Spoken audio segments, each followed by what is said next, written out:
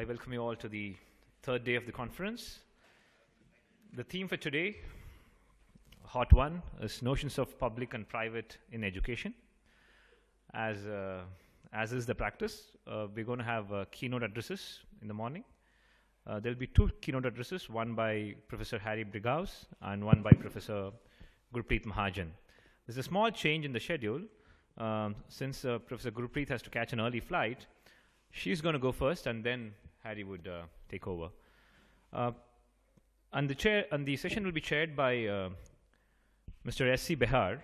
Mr. S.C. Behar was formerly with the Madhya Pradesh state government, and he's also part of the early educational reform movements in India. So I take pride in welcoming the speakers and the chair over to the dais. Please. Professor Gurpreet Mahajan is from Jawaharlal Nehru University, New Delhi. Her talk is titled Educating India, Public Goods and Private Enterprise, which will be followed by Professor Harry Brighouse talk from University of Wisconsin-Madison, USA, titled Why All Schools Are Public Schools.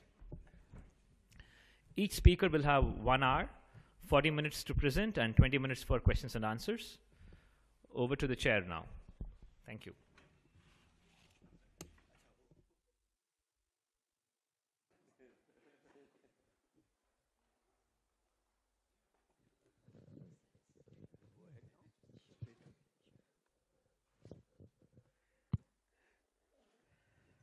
We'll start straight away. I'll request Gurpreet to start her presentation. 40 minutes.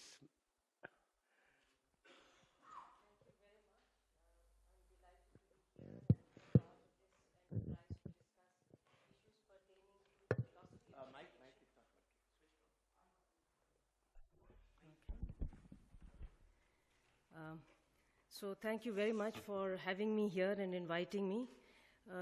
I have lost out due to treacherous weather and other factors, many of the presentations, and it seems the loss is all entirely mine. But here's an opportunity for me to share some thoughts and to get your reactions on this. So before I really begin and discuss a little bit more about public and private, I want to preface the discussion with 3 methodological and conceptual observations. The first is that we are using 2 categories, public and private.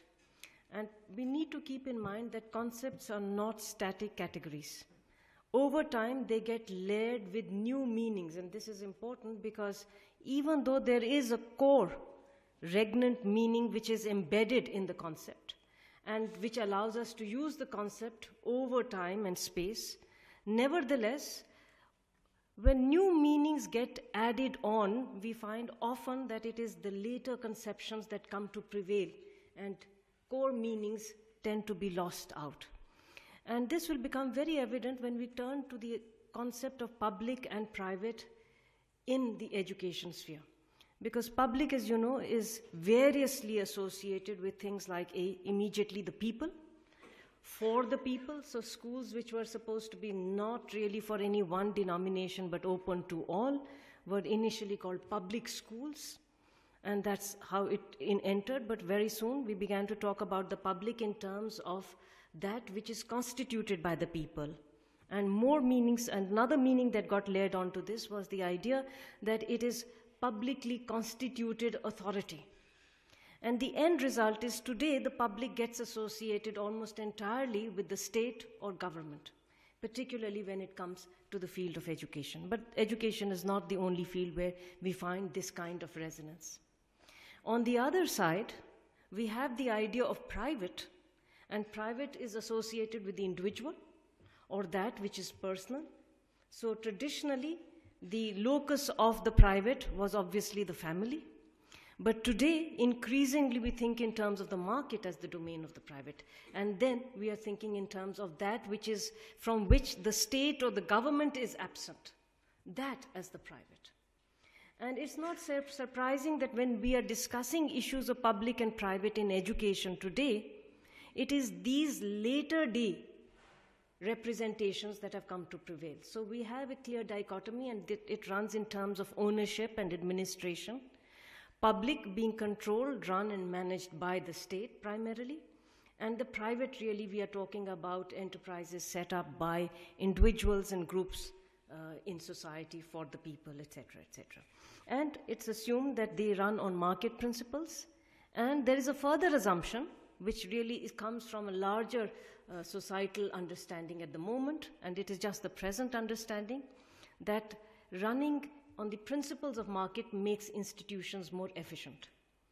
And on the other side, therefore, you'll find that success lies on the side of the private and failure on the side of the government. So that's one observation I had about the history of concepts that we need to take into account.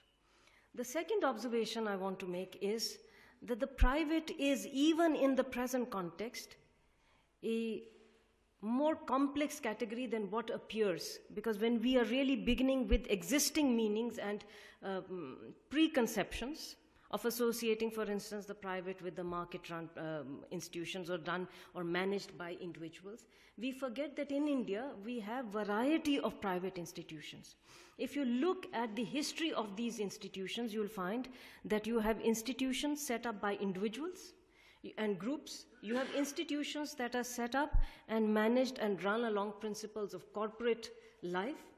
And then we have institutions which are run and managed by communities. There are also further, so you have community-run institutions which then can be designated as minority educational institutions, and that's a whole separate issue altogether. Within this differentiated sphere, we have aided private institutions and unaided private institutions. So we are really talking about a very complex and differentiated set of category, even under the rubric of the private. But again, this is not something that one might be able to dwell on. Another aspect I want to just flag, because again, when I'm going to speak, I'm going to talk about an undifferentiated, I'm just going to use the term private, almost bypassing all the differentiations that come in to make a certain kinds of points, and maybe the differentiation and issues can be brought in later during discussion. The third element I just want to flag here, just to be mindful of it, is that it is very difficult to talk about education in an undifferentiated way as a homogeneous category, because the issues and challenges that confront different stages of education, primary education, are different from secondary, and those are different from higher education. So the challenges are different, but for making a larger argument and for the day, I'm going to set aside these differentiations and talk about the public and private almost as if, in education, almost as if these were undifferentiated and fairly self-evident categories. The point I want to make is fairly straightforward and clear, to my mind at least, and that is that education is a public good. It's a public good not in the way that economists are used to thinking about public goods, but in terms merely of the fact that it is something which is valued, it is essential for leading a good life, and it is something which is good both for the individual and society. And because society, it is good also for the entire society, that we are thinking of it as a public good.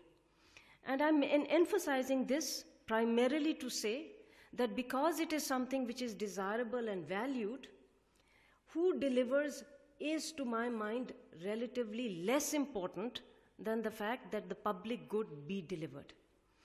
So who delivers is relatively less significant in my way of thinking. It's not necessary that because it is a public good, only public institutions should really be delivering it, and that we should not keep, because the assumption really is that we should not allow for-profit organizations really to be controlling and taking charge of education. I think that point of view is not very convincing, because if by keeping for-profit organizations out, we want to keep commercialization out, then I think we've missed the point. We are coming in too late. We are coming in too late because commercialization has already occurred in education, and it is manifest in a variety of different ways. We have to look at new universities, even public universities, centrally funded universities which are being set up, and you look at the choice of disciplines that are going to be taught and the focus that is going to be there, we can see quite clearly that they have been governed by principles of market and commerce. students themselves are opting for, and they're making choices along what is going to really lead them to a better paying job, for instance.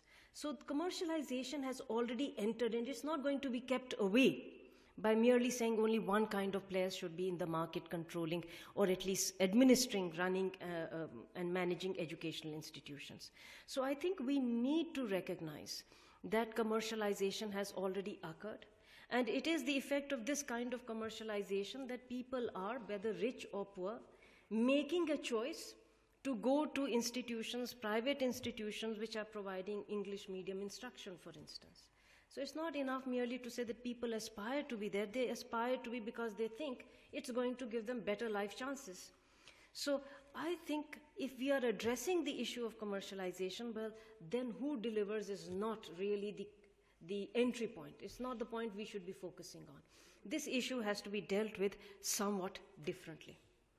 There is a second point that I want to emphasize here, and that is that when we are thinking of the public and the private, what we need really is to think not in terms of either or, because today when we bring in and we talk about public and private, inevitably we are thinking in terms of which is better, which should deliver, almost as if there is a choice between having one or the other. And I think what is necessary is to move away from this dichotomization, to move away from thinking in terms of either or scenario, and recognize that there has to be a relationship of complementarity between the two. The reason I'm emphasizing this are several, and I'll mention just 2 or 3 of them. The first is to recognize that even if we allow and say, let there be all kinds of different players in the available who are going to provide this public good to the people, we need to recognize that at the ground level, today, when it comes to primary school level education, government or government-like bodies are really the main providers of schooling and education at that level.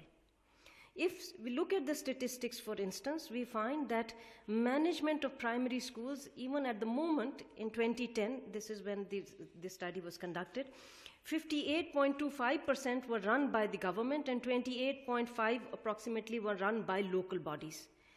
Private institutions only covered 12% of this field, of which private aided were 5.7% and the remaining 7.5% were with the other private non-aided institutions. The reality is that when it comes to primary education, the reliance is still overwhelmingly with government-run and administered institutions. So there is no substitute as yet for that. We find private players coming in at the secondary level, at the senior secondary level, and the higher level. If you look at the statistics, you'll find almost 23% of senior secondary schools are really run by private institutions. So they are coming in later. So we need first and foremost to recognize that the need of the hour, given the practical ground situation, is that we will need to think of a relationship of complementarity rather than an either-or situation. The second element is that an either-or scenario has been built on the assumption that the government public-run institutions have failed and people want to be in private institutions. I think there is a surface element of truth here, that the government has not really fulfilled the promise of providing education and fulfilling that need for everybody. But that is not to say that there has been no change. There has been a remarkable increase in expansion of the education sector, even the public education sector. And on the other side, we find large numbers of people aspiring to and going to private aided institutions at the primary, secondary levels and so on. And this is true across states. The states which are doing well and are regarded to be more developed, and even states which are not so developed, and across all categories of rich and poor. And if we look at some of the studies, nevertheless, the issue is that even though people are spending a lot of money to send children to these institutions, to these private educational institutions, the net result, the gains are not very significant. The gains are not very significant in the sense that they are not really getting what they went there for. Some of the studies pointed out that you find that 31% of the children in private schools cannot even read a simple paragraph. In Uttar Pradesh, for instance, where 43% of the students attended private schools, of these 43%, 15% dropped out before completing Standard 5, and of those who went along, 50% dropped out before completing class 10, another 43% before completing class 12. So the challenges are about the same. It's not as if the entry of the private sector has changed things dramatically, and that it has brought about either an increase in skills or a fall in school dropout rates. So the challenges are the same, and the challenges have to be met across the board in public institutions as well as private institutions. But these are only pragmatics of why I think we need to think of a relationship of complementarity. But there are other more compelling reasons than even pragmatics, which push us in that direction.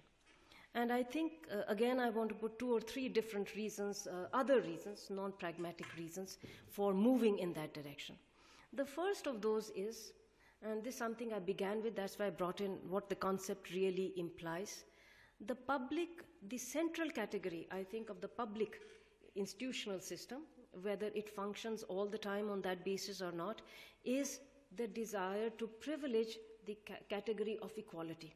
It's open to all in a much more than formal sense. It wants to make that more real and substantive. It may have succeeded or failed in it, but certainly equality is the central principle because of which we can name something as being public. On the other side, freedom, and in what you might want to associate that with creativity or innovation, those are the categories which are central to the private. And we might recognize here that if we want a good functioning and a system that delivers on the promise of human well-being, then we need to combine both these values. They can't be kept segregated. They cannot be retained in separate categories. One sector pursuing innovation and creativity, the other equality. The two qualities, the two values have to come together, and they have to complement each other, and both need to make space for the other. And that's where I think some kind of learning process has to be put in place in terms of experiences of one as well as the other. I say this looking at some of the challenges and looking at the functioning of some of the new institutions and private institutions that are coming up. And I'm not necessarily including the present one because some institutions may be working better than others. But certainly, equity and access to all, while it is formally guaranteed by all educational institutions, we know there are real problems. We know there are real problems, and they're evident if we look at the fact as to whom do these universities cater to, what kinds of disciplines do they focus on, where do they advertise, where do they get the catchment area, what strategies do they have to appeal to different neighborhoods, to different sections of society, to different communities, and so on and so forth. So we may find that there are failures on the side or limitations on the side of strategies that have been adopted by public institutions. But what are the alternatives? I don't think we are really looking at and even finding very innovative or creative ways of dealing with issues of equity along with that of creativity and freedom. And that's one of the lacunas that is present, and I think private institutions will need to focus a little bit more on that, and will need, therefore, to take on board some of the concerns that public institutions also have, because that is very, very essential if societies are to survive and do well. That is not all. I think if today the big challenge is, and because the private players are really, that's the market that is growing, and that is the sector which is coming with so much hope and potential, we need to put a little bit more pressure on that and see what it is really delivering and what it might be capable of and what are the challenges before it. I think if private institutions want to claim freedom and creativity and innovation on their side, then we will also need to see that what are the models that they are really following. It may be the case that in public institutions, these institutions have been weakened by either indifference on the one side or too much political intervention on the other. But does that mean, what is the alternative? Does that mean that running institutions on principles merely of market would be better? Or running institutions on the basis of corporate ethic would be better? I think this is a question that we need to ask. What kind of arrangement is best suited for education and the growth of innovation within education? One may have limited understanding of the world outside of the market and the corporate, but certainly one of the things one knows, having been in the education field and in part of an institution, is that one of the things that is valued within this sphere is a certain degree of space for chartering out your own agenda within the educational institutions. It's not an institution that is run by a core leadership or a core group of wise people or those who are efficient and successful. So not only is it a case that efficiency is not the only goal and surely not the primary goal that education should serve, but also that the manner in which we devise and function and in which the institution functions, the relationship that exists between the top leadership and the individual teachers, the relationship that exists at various levels of administration between the individual, these things have to be reconceptualized. And I am not sure whether the corporate model is really the appropriate model for that, and whether it gives the kind of space that might be needed for the growth of education as we envisage it.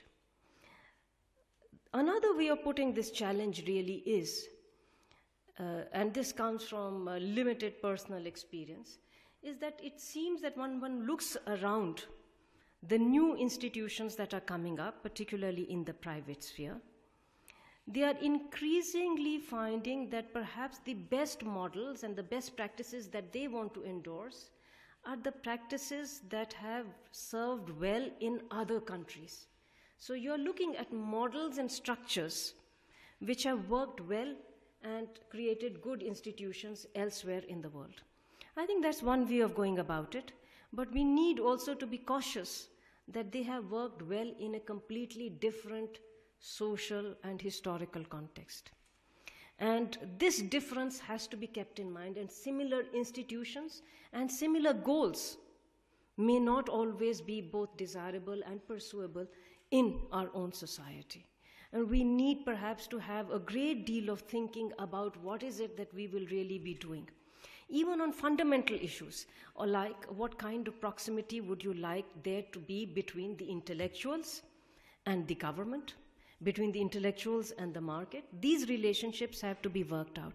And somewhere, the limited experience and even if fraught with difficulties and problems, the experience of public institutions will also need to be considered here as a viable model when we are thinking in terms of innovation and change. And this is why I think we need to think of a relationship of complementarity rather than an either or saying that has failed and this is succeeding.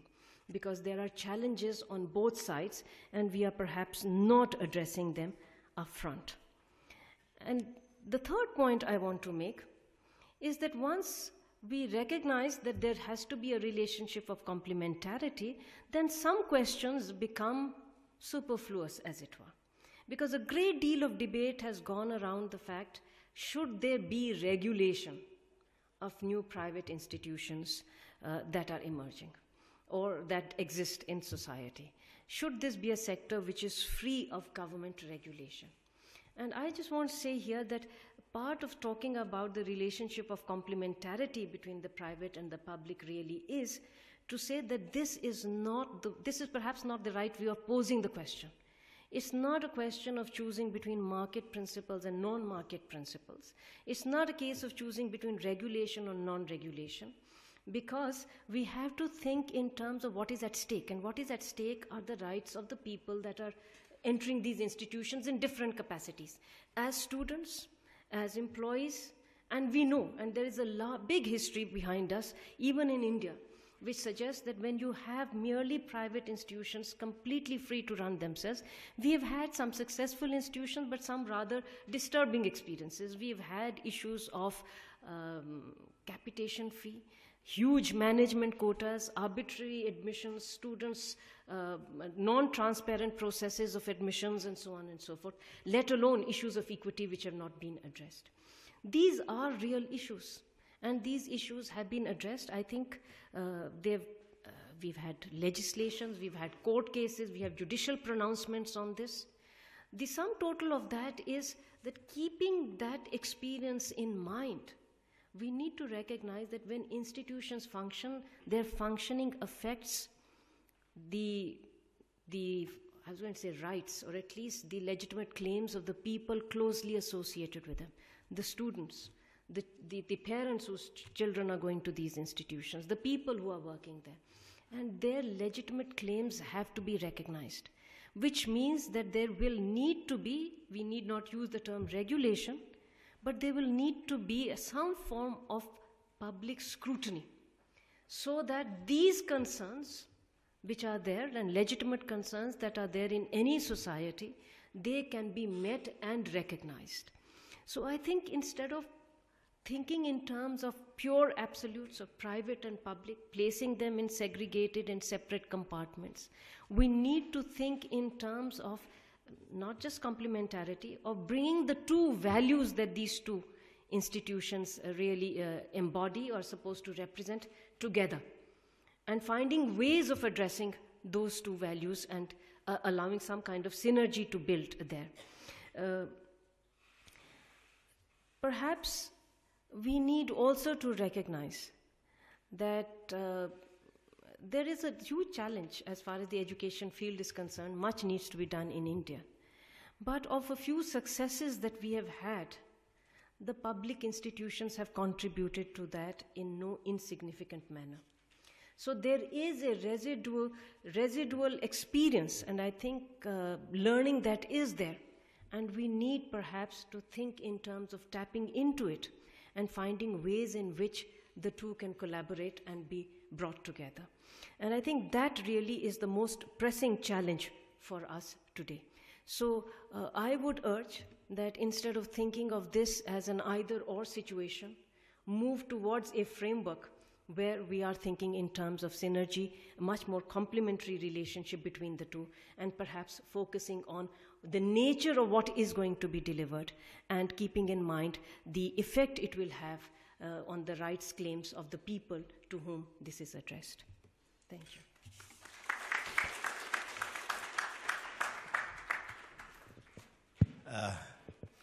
Very good, Gurpreet. You started by saying that you have a clear and straightforward thesis to present, and I think it is clear and straightforward. Crisp also, but not necessarily that everybody agrees. And I therefore now seek comments, questions, disagreements, agreements. Okay. There's a hand at the end. It's very good. Really.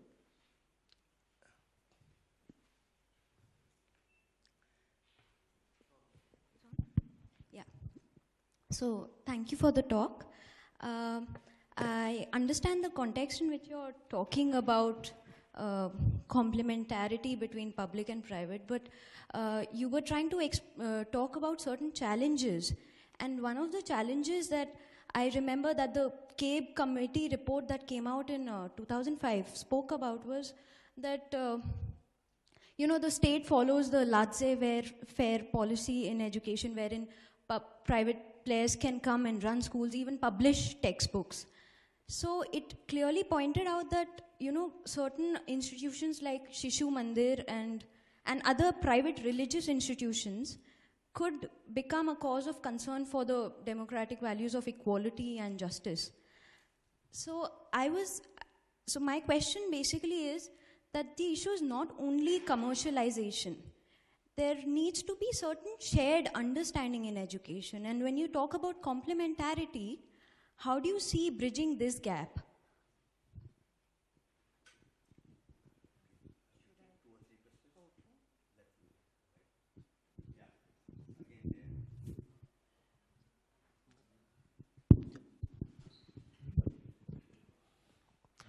Thank you, Gurpreet, for a very well-argued and very clear presentation. I have two small issues. One, the way you talked about commercialization. It seems that there are two aspects of commercialization. One is that a student goes to an institution with the hope that will get a good job, well-paid job, and therefore there is a commercial consideration in the student getting that education. But the another aspect of commercialization is making profit out of the institution, and the institution is being established primarily for the purpose of earning profit. So this second aspect, it seems that in your talk was more or less ignored, or maybe I didn't hear it. And the problem with public and private is more to do with the second aspect of commercialization. That also helps us in categorizing the private. There could be charitable private, there could be civil society private, and there could be commercial and profit-making private. So that's one thing. The second thing, I liked it very much, but I don't know how to do it. You are actually arguing for making the private do the public job of education well. So you are demanding from them that they have a conception of education with creativity and quality and as a public good which is beneficial for the society as a whole and the individual, and you want the private, and here I mean the private in the sense of profit-making private, to do this job which the government says and its responsibility that it will do. Now, that's a very attractive thesis, but how to do it and what are the possibilities of it? Thank you.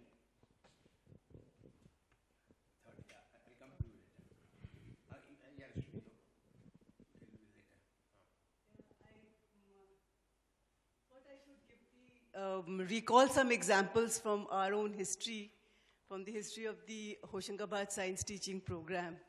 And it came to my mind as a result of what you pointed out regarding the complementarity. To come straight to the matter and to just give a few facts first, the Hoshangabad Science Teaching Program was something which Eklavya and erstwhile institutions like Kishore Bharti and Friends Rural Center had promoted. So it was a non-government initiative done in partnership with state government, right? So it's a public-private partnership in one sense for a public good, for enhancing the quality of public good. With the SCRT of Madhya Pradesh, which came in much later, 10 years later down the line. So NCRT, I'm saying. And NCRT, right. No, but that's not the point. I'm trying to bring in the role of the private schools in the running of this program. So all the schools in Hoshangabad district who were affiliated to the Madhya Pradesh Board of Secondary Education, the Madhya Pradesh Board, which included private schools and, of course, the government-run schools, all the schools who were affiliated to the Board of Madhya Pradesh had to take part in the Hoshangabad Science Teaching Program because that was, by government order, the science curriculum for class 6th, 7th, and 8th. Now you can imagine a situation that if any new private school also came up in the district at any point of time between 1972 and 2002, any new private school that came up, whether it wanted to or not, had to do the science curriculum, the new science curriculum, because it was being affiliated to the Madhya Pradesh Board. So in that sense, it was being forced to do it, but that forcing is part of the state's vision and oversight of the quality of public good that it wants to promote. So, and they had to send their teachers for training to the HSTP training camps. So government would give orders for all government school teachers to come, but since all schools were affiliated to the board, the orders would also go to all the private schools in the district, across the district. The government school teachers would be paid by the government, their TADA, to come and attend the training. The private school teachers had no payment made to reimburse their expenses to come for the training. They had to be reimbursed by the private management. Sometimes that created a problem, but nevertheless, the management was forced to send their teachers because they were affiliated to the board. In the examination, the questions would be asked based on the new curriculum, so they had to teach the new curriculum as well as was necessary. So they also made arrangements to send their teachers to these trainings. In these trainings and the monthly meetings which were held every month, teachers from both government and private schools came. Yeah. So just to conclude, that because of a general policy taken by the government, all the private and public schools together participated in creating and running a quality education program. So academic decisions about the curriculum, the textbook, the assessment of children, what are the benchmarks to be established, the feedback from the examination papers, and what should be done in the schools after that, the entire quality cycle was together collaboratively worked out by private and government school teachers. So I thought that gives many indications of how, what Rohit was asking, how this can actually be done, how private schools can actually be made to serve the purposes of enhancing a public good. Thanks.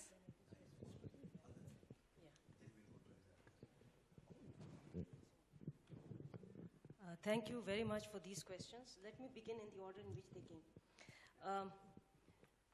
You know, the issue you are raising really affects what are referred to as, they're not all minority educational institutions, but they are certainly religious or linguistic groups set up educational institutions. And it's a tricky issue because Professor Gopal Guru is here, who was probably responsible in part for writing that CABE report. Nevertheless, I think in his presence I will say, and he knows my views on this, that the issue of shared understanding that we must impart is a difficult and a complicated one. Shared understanding determined by the content of that shared understanding has to be determined by whom. We may hit lucky to have Professor Gopal Guru there, but we may not hit lucky every time. It happens only once in a while. So the issue really is, this is one of the reasons why, and this was a concession to the minorities. This is not the time, but I might speak as to why we need that space for allowing institutions to be able to establish in part what their curriculums is. I think some part can be left to them, but I agree also with Rashmi that there are other elements that need to be brought in. There is another more fundamental issue here, because you can, if you say this about Shishu Mandir, the same will also go for all other minority educational institutions. So we cannot really choose between them. We need to give some space and autonomy. If we were discussing details of what kind of curriculum, we might be talking more about what should be the core that should be necessarily there, and what are the add-ons that can be left to various institutions to determine. But I think it would be extremely problematic and difficult to say that there is or should be a shared understanding, because that can run amok and be extremely majoritarian and oppressive towards various groups in society. So I would urge you to be a little cautious on that particular aspect when it comes to educational institutions. And I'm certainly not in favor of looking for a strong shared understanding.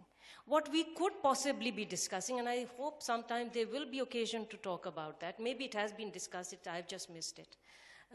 What is it that we want the education system to deliver? Are we preparing people, are we preparing students and people who come to these educational institutions for a job in the market? Are we preparing them for a life within society, a democratic society? Are we preparing them for a life within a democratic secular polity? Are we preparing them for service to the nation? These are alternatives, and we need to have a much more detailed discussion about what is the end or goal that we are seeking to serve here. Okay? So I think that's when this question will be answered. Rohitji, thank you for those questions. Let me just say, you're right. One aspect of commercialization is building skills, and obviously everybody wants better prospects in life, and that's okay. And the other aspect, as you say, is, are they running these institutions for profit? You know this better than I do, that this is a very hazy distinction. And the way it has worked in India, we have had educational institutions all running for non-profit, and yet were really doing other kinds of things. and capitation fee is just one of them, or controlling through management quotas admissions of students and therefore who can come in and who will get the benefit of those professional degrees. These are ways in which you are bringing by subterfuge the same thing. Then there is the larger issue of getting land at concession rates and so on and so forth. So I think there is something to be said out there that we are only doing it for profit, etc. But profit is built into this enterprise in some form or the other. It's just that the form that profit takes is not always the same, not just money. Thank you. Yeah, please. Yeah, thank you for your presentation. I had just two small questions. First was, it seems that your argument could also work in favor of those propagating like school choice theories, because it seems that, you know, like what we can basically say that government does not have any need of business of being in education. And what it can actually, because it has to promote equality, it can just fund those initiatives and people can choose where they want to go. So I think there is a slippery slope there in the argument. Or am I reading it wrongly? And the second argument is like, I think you brushed aside too quickly the argument from economics about public goods, because it's the intrinsic nature of the goods again. And when we talk about education, we are talking about non-excludability and non-rivalrous. So it seems if you build in the private already, I think, and this was also somewhat similar to what Rohit ji was also asking, it seems that already, like, you know, any kind of private initiative, be it community-oriented, be it any kind, it will be either rivalrous or it will be like, you know, it excludes certain others. So I think that's where we need probably a more different, probably a bit more explanation there. Thank you. Again, behind.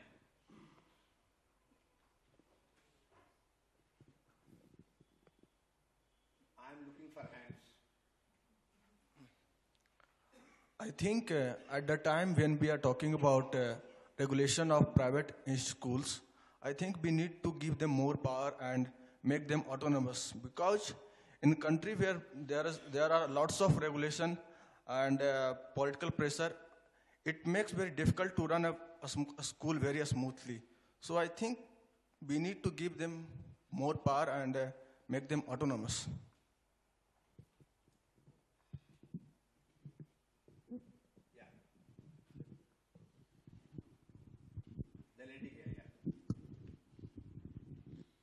Good morning, ma'am.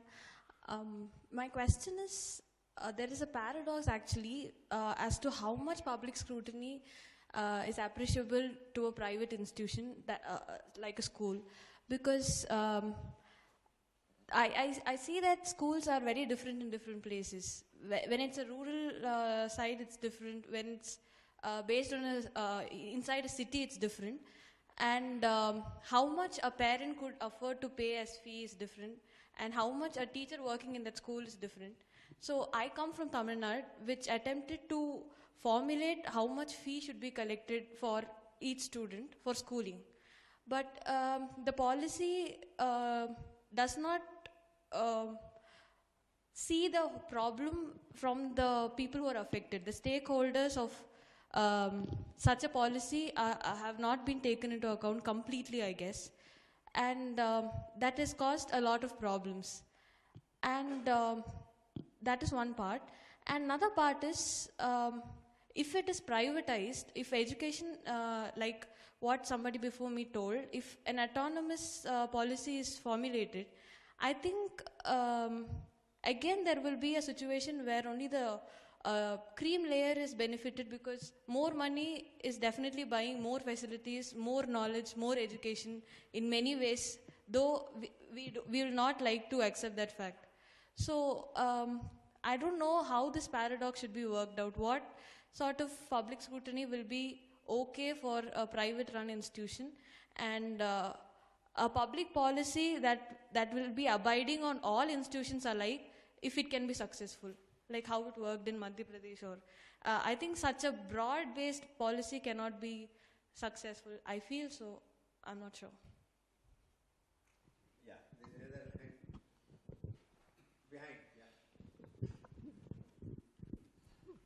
Thank you, Gurpreet, for your excellent talk.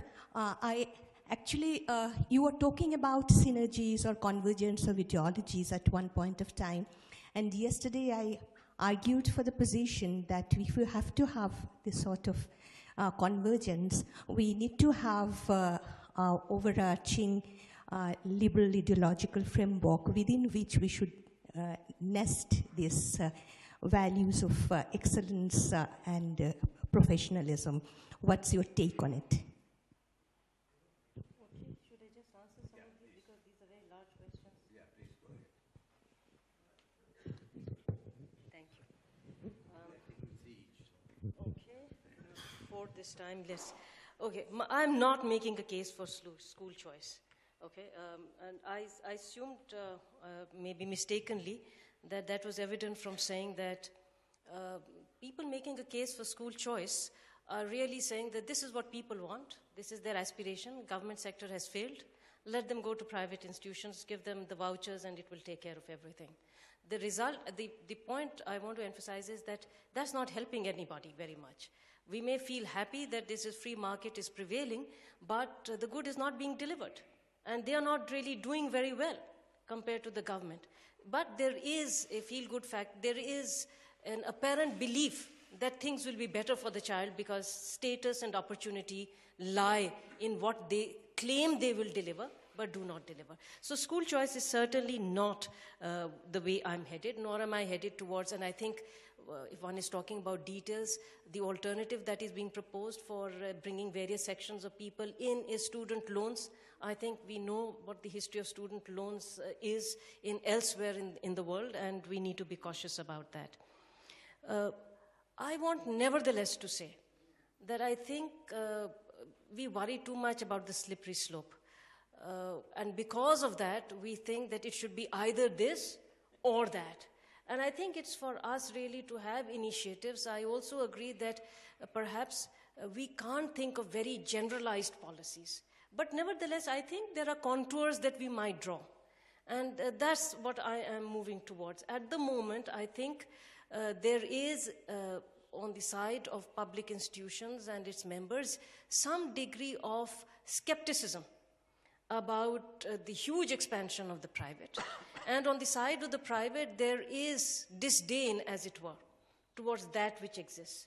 And I think both these attitudes need to be corrected. That's the kind of complementarity I had in mind, because that disdain doesn't help you in learning from the lived experiences and the sedimented experiences and learning that has come about in these institutions. They may not have abided by it for various reasons, but there is a residual amount of learning there which we need to tap.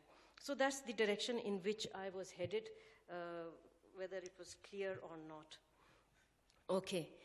We've had now two contradictory kinds of points of view, and obviously depending on where you are situated and what your experience is, you want either public scrutiny or autonomy. I think when the functioning of a school or a university or a college affects large segments of the population in terms of can they get admission here? What happens if people working in these institutions are just arbitrarily dismissed?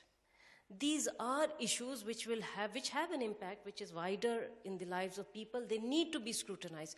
So those are elements in terms of even the functioning and the basic ground rules that are set in terms of having people admitting students, employees relationship, employer-employee relationships, we will need to have some degree of scrutiny there. We need also scrutiny to make sure that the excesses that we have seen in the past, which were supposed to be corrected through judicial interventions, as I said in the case of capitation fees, etc., that those don't set in again. At the moment, we have huge problems, a lot of new private institutions, colleges, other kinds of diploma courses coming up, but really not being able to hold on a track to sustain teachers, sometimes having no infrastructure, sometimes because they're not willing and able to pay regular salaries. I'm just saying everything, all these things matter. And eventually, if you want to build a strong educational institution, whatever its origin and its basis might be, you will need to have some degree of scrutiny. And again, I don't have time, but there is a difference we might make between scrutiny and regulation. Where you are setting the norm and saying only do this. But I think what they do will need to be subject to the fact that does it fulfill the basic expectations and claims and rights that people might possibly have vis-a-vis that particular institution. So that's what I'm going for. I think there is claim also to recognize it's again a troubled issue of how much can we have the same degree of scrutiny for aided and unaided institutions? I think if education is a public good, you will need some degree of scrutiny for both.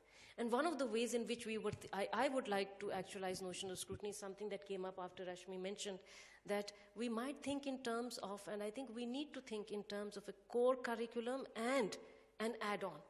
And I think there is a minimum core that we should be thinking of, which all institutions deliver. And over and beyond that, there could possibly be autonomy.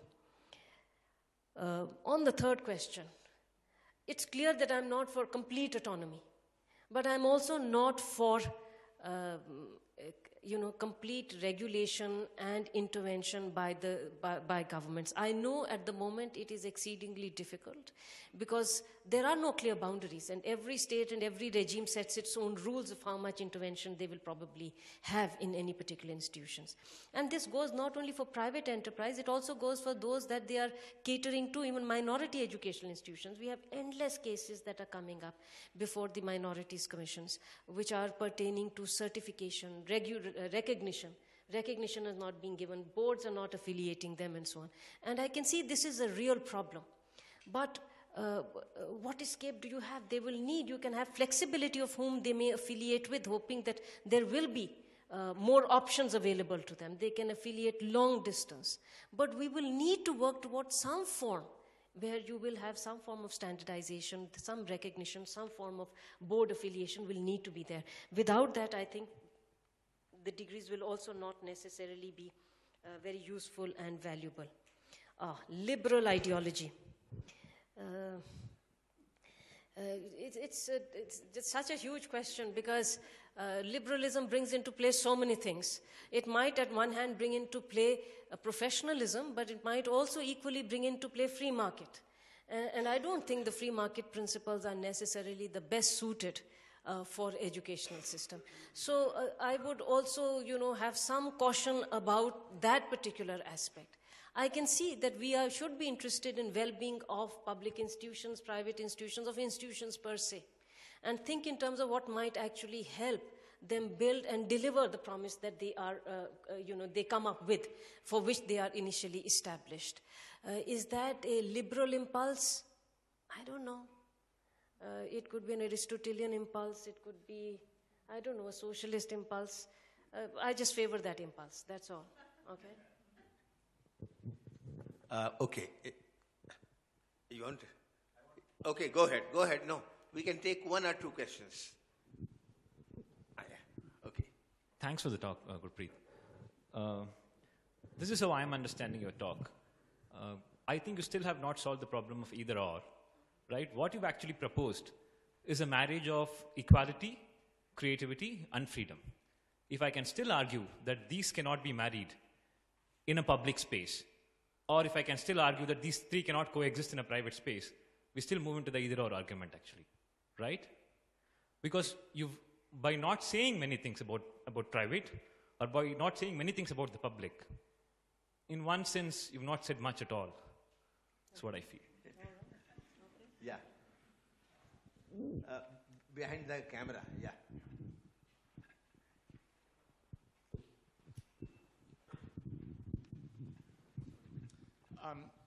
I'm wondering if you have anything further to say about the distinction between scrutiny and regulation. It strikes me as extremely important.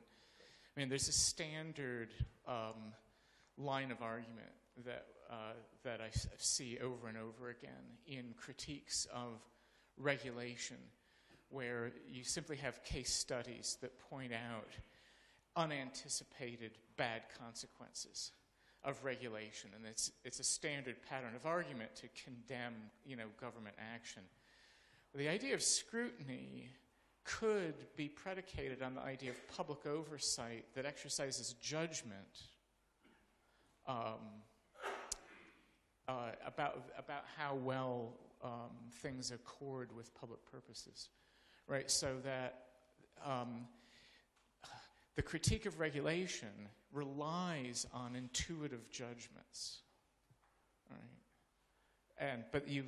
So if you're offering us a notion of scrutiny as relying on judgments and not on rules that could have unanticipated consequences, that's intriguing and important. And I think it's the idea of scrutiny and I'm going to totally surprise you with this, in Plato's Laws, which is a work of a vast architecture of law, but you've got laws that specify a role for public oversight and scrutiny.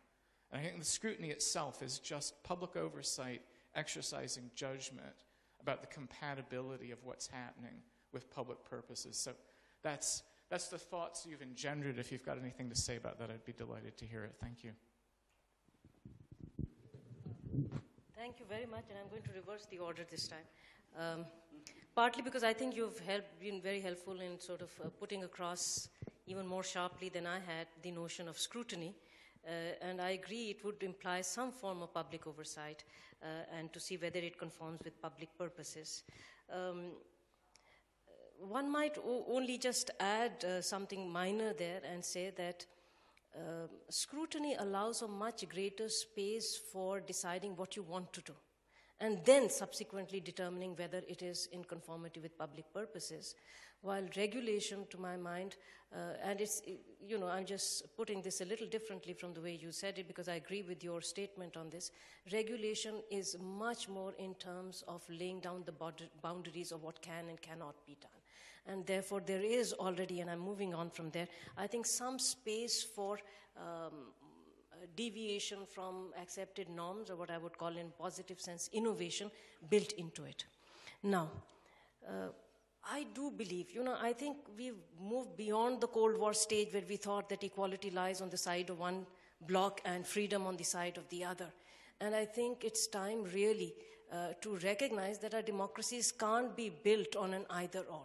And I see nothing intrinsic because the private here definitely in India is not only governed by the market, and certainly not only, and I think they're open to the suggestion that, or they need to consider the suggestion, and some do consider the suggestion, that market is not the operating or guiding principle of that private. The private is a differentiated category, so there could be some which are guided by that, in which certainly equality will not be the primary consideration. But my understanding also is that if they function and continue to function, and if more and more function along those lines, they will not be able to survive because there will be a lot of popular opposition against that. We forget that these institutions are functioning within a larger societal context, and in India, no time to say this, but I'm just going to put it in one phrase. I think the central category of our democratic system is equality between groups. We may not like it. This is the central category, and institutions will need to bring more of that. If I emphasize the need to do it, and it's not going to be easy, we don't have time to discuss how we might move in that direction, but it needs to be done. First and foremost, simple things. They need to find ways in which they are going to appeal. Their encashment area is going to come from different communities and groups, regions, different neighborhoods. There are so many different ways of thinking about it. But is there thinking? And I think that's the direction one is thinking in terms of. It's not just abstract principles of equality and freedom. It is concretely that if you are really experimenting with something new and you want to deliver to people, you have to find ways in which you are going to bring in people from different neighborhoods, localities, regions, zones, many ways of communities. So you have to pick and choose. And then we could be thinking in terms more concretely about are we really moving in that direction or not. Because I'm not even putting on the table the option, because public institutions have already opted for one way of dealing with that. And that's reservations. And I don't see private institutions moving in that direction, despite everything. But I'm saying, but they need nevertheless to consider how they are going to really address and bring in people. Consider new means of doing that. And that's really what it's going to be about. that you will have to find new ways in which you will bring people from different groups and societies, regions, into your institution, build that element, and then I think creativity will in itself flourish, and it will be there despite the challenges. Very good. With this debate, let us give a big hand to this very good presentation. And now we will listen why all schools are public schools, and there is no need to have any debate on public and private from Harry. No, that's not really true. So, as Gurpreet was talking, I was just sort of thinking, you know, it can only go downhill when they get to hear me, and what you're going to think. I'm assuming this is going to work for me. I do have a PowerPoint, but what you're going to thanks. That's exactly what I wanted to happen. I think what you're going to hear is going to make you think that somehow I managed to read her paper a week ago and stole a bunch of her ideas, but wasn't really able to. Just synergy. Yeah, maybe it is synergy. But like I say, it's going to seem like I wasn't able to give the clarity and substance to them that you did. But maybe I've got something to say. Maybe I've got something to add. I don't know. Here, let me get my talk.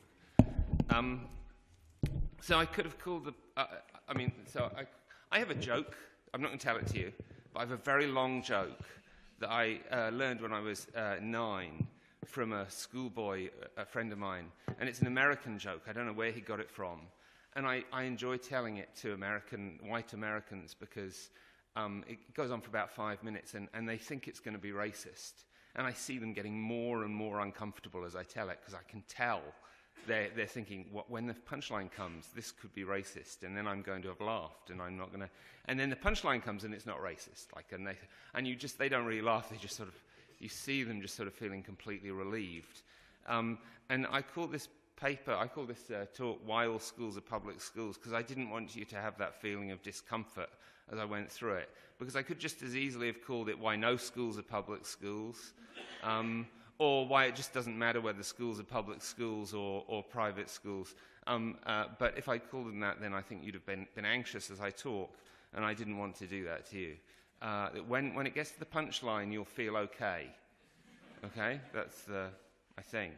But the ideas here, and it's very preliminary, but the ideas here come out of really 3 sets of experiences of mine.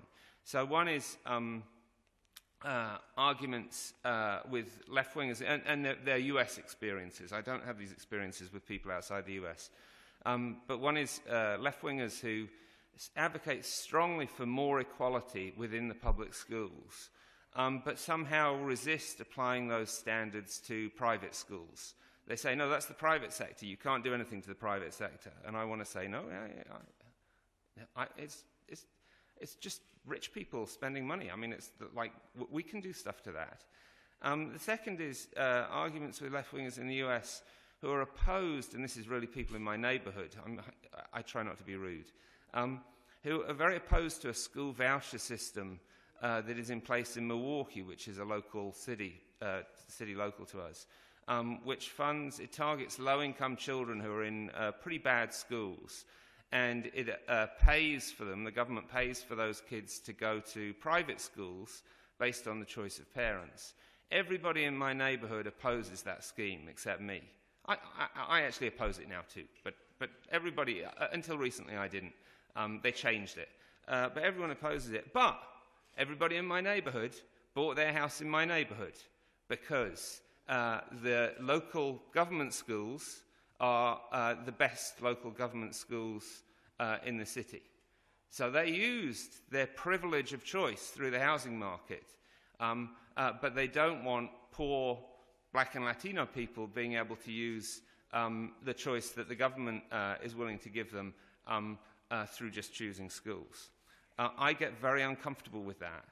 And the final thing, and I'll come back to this in a minute, is the difficulty that people have in deciding whether charter schools, so I'll describe charter schools in a moment, but deciding whether charter schools is a special kind of school that are run by non-profits and sometimes by for-profits, but mildly regulated and paid for entirely by the government. Deciding whether those charter schools are public schools or private schools. Often what people do is they just call them charter schools to avoid it. And I guess the payoff is I don't care whether they're private schools or public schools. It just doesn't matter to me whether they're public or private. What matters to me is what contribution they make to achieving the goals, the public goals that we should have for the system. All right, I'm going to skip. I can tell that I'm going to go too long unless I do some skipping, so let's skip that. So here's the standard way I think that people, certainly in the UK and the US, or certainly in the US, make between public and private schools. They think, well, public schools are government-funded, government-provided, and the government decides what students go to which schools. Whereas with private schools, they're privately funded, usually by by tuition, privately provided. There's a private provider, which isn't the government, and they have full discretion on admissions. They can let anybody they want in, and they can rule anybody they want out. Now, of course, already you will see that this definition of the public is already a bit uncomfortable, because the government sort of allocates students to public schools, but it sort of doesn't, right? What the government doesn't do is say, it doesn't matter where you live, your kid is going to go to the school we tell you it's going to go to. What the government does is it says, if you can buy a house in the neighbourhood which has the best public schools in the city, then you get to go there. And if you can't afford a house, or if you're renting and your landlord kicks you out, then we decide where your kids go to school. We decide. But for upper middle class and middle class parents, they get to decide where their kids go to school within this framework that we've set up. Okay. Don't worry about that. That's just going to happen all the time. So there are some unclear cases, and there always have been unclear cases. The voucher schools that I mentioned are unclear cases with the distinction I've just given. Direct grant schools, those are schools that we no longer have in the UK, but I've lived in the UK and the US, so I sort of jump back and forth. Direct grant schools were schools which were privately run, but they got direct grants. Some kids went because their parents paid the fees, but some kids passed exams and the government would pay for them. And the government would pay for them regardless of whether the parents could afford the fees or not. If you passed the exams, you got to go, and if you didn't pass the exams, you got to go if your parents could pay. Assisted places scheme was very similar. Almost all Dutch schools don't fit this. In the Netherlands, something like 87% of children attend schools which are run by private foundations, but paid for with government money. And regulated actually quite stringently by the government in terms of the kinds of curriculum they have. So already we've got unclear cases. Let's look at charter schools. Charter schools are sort of one of my animating concerns. So we have, do I have the percentage? No, I don't. 2.5 million children in the US, I think this is 2013, attend charter schools. There are 6,400 schools. They're in 42 states, though they are very heavily concentrated in some states and especially in some cities. Almost all the children in New Orleans now go to charter schools. Milwaukee, Chicago have become very large charter areas. And these are schools which are run, as I said, sometimes by non-profits and sometimes by for-profit companies. And are subject to regulation which is not the same regulation as the rest of the public schools, what I'm going to refer to as traditional public schools, not the same regulations as traditional public schools, Because there are 42 states, there are 42 sets of regulations. That is 42 sets of departures from the regulations of the 42 states. And in fact, in some states, including my own, there are two kinds of charter schools. So we actually have one kind of charter school is regulated one way, another kind is regulated another way. What they have in common is that they're regulated more lightly. They have more freedom, more autonomy than traditional public schools do. Oh, gosh. Okay, so I've said all that. Good. And there's one rule which is really neat, and it's really neat because it allows them to be studied quite rigorously. That is, it actually opens them to rigorous scrutiny, which is that they must admit by lottery. If you have 100 places and you have 150 children applying for those places, you are not allowed to choose which ones come. What you do is you put 150 names in a pot. I'm sure they do it by computer, but imagine that you have 150 names in a pot and you draw out 100 names randomly, and then they're the ones who come to your school, right? You are not allowed to decide. Now, of course, you will say, and you're absolutely right, anybody who knows anything about marketing knows that there are ways of skewing the pool. And there are ways of skewing the pool, and most schools I know of do some of that. Interestingly, some schools try and skew the pool so that they've got really more advantaged, well-off kids. Others, a very small number in inner cities, try and skew the pool so that they pretty much only get disadvantaged kids, because that's part of their social mission, right? Whether they skew the pool or not, the great thing about lottery is it means that you can compare, if you've got the money, you can track the performance of the kids who are in the school, and you can track the performance of the kids who didn't go to the school but were in the lottery, and you can compare what happens to them, right? And that enables you to say something about what the effects of being in that school rather than a traditional public school are. I'm not going to say anything about those studies, actually. Well, I'll say one thing about the study. So I just say I'm not a partisan in this debate about charter schools. It's a raging debate. Most of the people I know are strongly opposed to charter schools of all kinds. Some of the people I know are strongly in favour of charter schools of pretty much all kinds. And I'm in neither camp. But I have scrutinised the literature on charter schools pretty in more detail than I think is proper for somebody who has a life. And my read of the evidence is that on average charter schools don't do any better or any worse than the traditional public schools, except they seem to do a little bit better for low-income and Black and Latino kids. Just a little bit better. Not enough that you'd bet the house on them, right? But just a little bit better on average. Okay. So, what I want to do now, I've not been keeping my own time, so I'm relying on you to do that. I've done 15 minutes now. I've done 15, so I've got about another 20. Yeah, another 15 minutes. Good. I'll try not to use the whole 20. So, what I'm going to do is I'm going to describe 4 schools to you, and this is a kind of intuition pump, right? I'm trying to get you to think about what makes a school public and what makes a school not public. And by the way, there'll be a 5th school later. The 5th school, these 4 schools are all actually based on real schools. The 5th school is a total fantasy. So, let's start with St. James School. I'm going to leave them up very short time. There's a lot of words on the board, but I'll just quickly go through them. The first one is St. James. It's located in a city with a substantial Muslim population. It's got a governing body, four local Roman Catholic Church, 1 from the local mosque, 4 from the city council, 2 parents elected by the PTO. Same curricular requirements as all government-funded schools. It's totally government-funded, this school. And the students have daily prayer sessions, but parents can opt them out of them.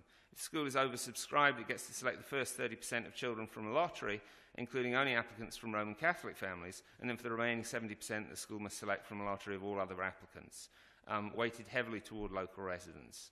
The city schools have a 30% free and reduced lunch. That's free and reduced lunch. That's the not frankly, not very good, but it's the proxy that people use in these studies and in talking about schooling for poverty.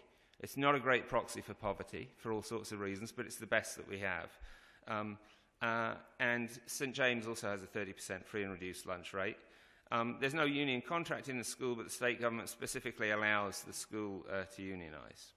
So some charter schools, you're not allowed to unionise. And actually soon in my own state of Wisconsin, next year, no teachers will be allowed to unionise at all. They've removed the law has been changed so that teachers, public servants other than firefighters and police officers are not allowed to unionise. They left the police officers and firefighters, they left them the permission because they thought that then they would support the bill, which they didn't, which is good for them.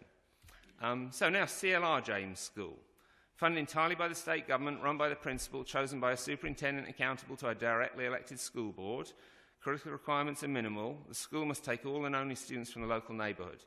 The district has a 30% free and reduced lunch rate for elementary. CLR James has a 3% free and reduced lunch rate. Teachers and non-management staff are represented by a closed shop union. Now, Bob James School. Run by a private, non-profit foundation devoted to music education, obviously, because it's Bob James School. It's entirely secular, but a school of choice in a system in which all schools are funded through vouchers. This is a voucher school. And every parent's required to enter the lottery. Students are selected by lottery. The city has a 30% free and reduced lunch rate, so does Bob James School. And there's a curriculum that determines pretty much, I mean, this is the core versus the extras. So the idea is that the core curriculum takes up 60% of the school day, and then you're allowed to do other things. And it must report student outcomes. Final one, for the moment, is Sally James School. If there's anybody English in the audience, and they can get all 4 of these, I'll be really impressed. Everybody English in the audience will get the 5th one, what the names mean. So, funded through philanthropic donations and tuition fees charged to families, run by a non-profit. It's required to abide by a curriculum that determines 60% of the school day, consistently oversubscribed, and it doesn't expand, but it selects on a lottery weighted to produce socioeconomic mix like that of the city in which it is located. So it has a free and reduced lunch rate of 30%. And those children are funded through generous philanthropy, right? It does not try and skew its pool. It tries to get a complete mix, a mix that is just like that of the city that it inhabits. And it makes sure that those children get funded. And it's inspected by government inspectors, faces fines and possibly closure if its value-added outcomes fall below a certain level. Okay, so we've got 4 schools there. I'm sorry, I should have done a handout, really, and then you could have spent your time just sort of staring at them. But I didn't. So when I present this, these to Americans who are broadly in favour of public schools, they think, they identify CLR James as the only public school. The rest of them are not public schools because they're not run by the government. But CLR James, if that's true, if CLR James is the only public school, public has no normative significance at all. Because what CLR James actually does is it serves the interests of the more advantaged, quite deliberately serves the interests of the more advantaged people in the city. And I will tell you what has happened in that district. I promise you this is what's happened in the district, and I promise you, because this is based on a real school in a real district, and so I know exactly what's happened. There's a neighbouring school which has a 70% free and reduced lunch rate. Right? A neighbouring school has a 70% free and reduced lunch rate.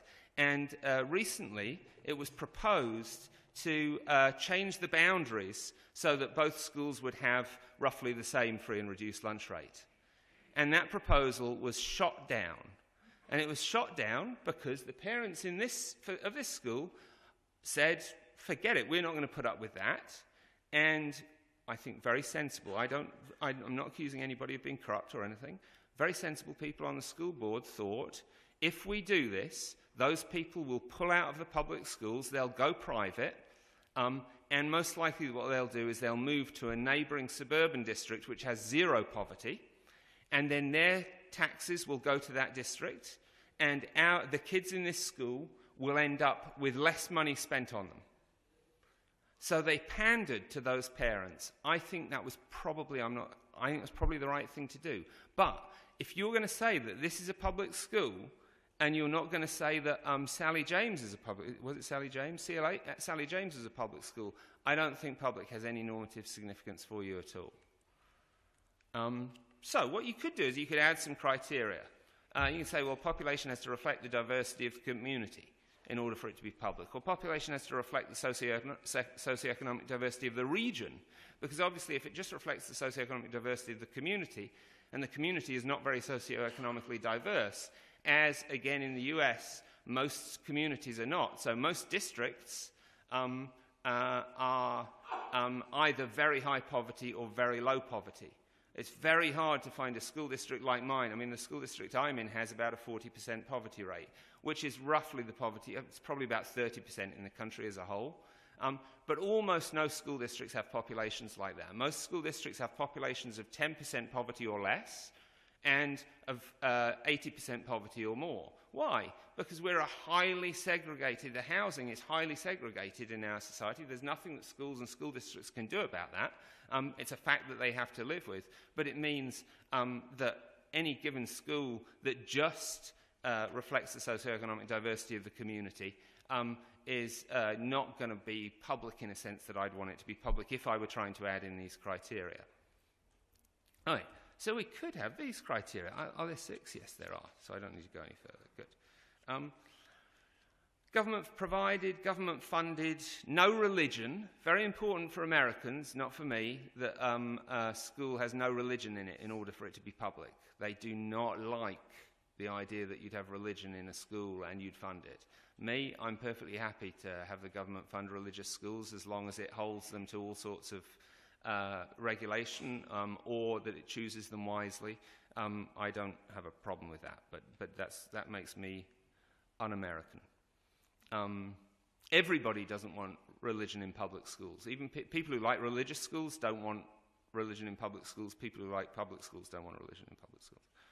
No discretion over admissions, reflects diversity, is equally good for all demographic groups. So just to say that last condition, so you might have a pretty representative school, and actually my children, my eldest has just graduated from high school, and she attended a school, a high school which was about 40% free and reduced lunch. So you might think, well, you know, at least Brighouse, good old Brighouse, he sends his kid to a representative school, you know. No, that's not true. It's a school which neglects the education of the 40% of kids who are on free and reduced lunch. Those kids are at the school, sure, but they're assigned the least good teachers. They're assigned the most inexperienced teachers. They're not in the same classes as the kids who...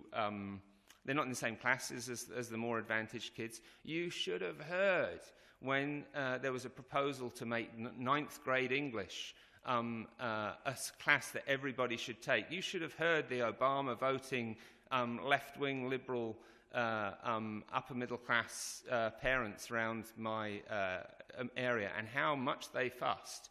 No, we can't have 9th grade English be we need electives, we need Shakespeare, because if you have Shakespeare, then your kid can choose into Shakespeare, and you know the poor kids won't choose into Shakespeare, and then you get to have your kid not be in classes with the poor kids, but you don't have to admit that what you're doing is segregating, right, because you've done it through choice. Am I starting to rant? Sorry, I do rant a bit, but I try not to. Okay, so let's go to Sidney James School. Come on, who knows who Sidney James is? Carry on. Yes, that's right, Sidney James, the great Sidney James. So it's fully government funded, it's managed by central government and civil servants, it abides by national curriculum, its population is drafted from the local region, it reflects exactly the diversity of that region, which in turn perfectly is representative of the entire country's population, and it's equally good for all well-defined demographic groups, right? It might not be as good for the people who play cricket as it is for the people who play American football, but, you know, free and reduced lunch, boys, girls, race, you name it, any sensible, cricket. that is a demographic group, but any sensibly defined demographic group, equally good for all of them. So Sydney James gets to be a public school on my 6 criteria. The big problem with that is that then no school's a public school, because Sydney James School is a fantasy school. Okay? I mean, there might be a school like that somewhere among the, whatever it is, 100,000 schools in the US. So there might be one public school in the US according to these criteria. And I promise you it's not called Sydney James School if it is. But no, there are no public schools according to this. So this is why one of the thoughts that you might have is, well, that's why I could have given it the title, No Schools Are Public Schools. But why aren't the last 3 criteria enough? Why isn't no discretion over admissions, reflects diversity, equally good for all demographic groups enough? Why do we need government-provided, government-funded, and let's forget about no religion?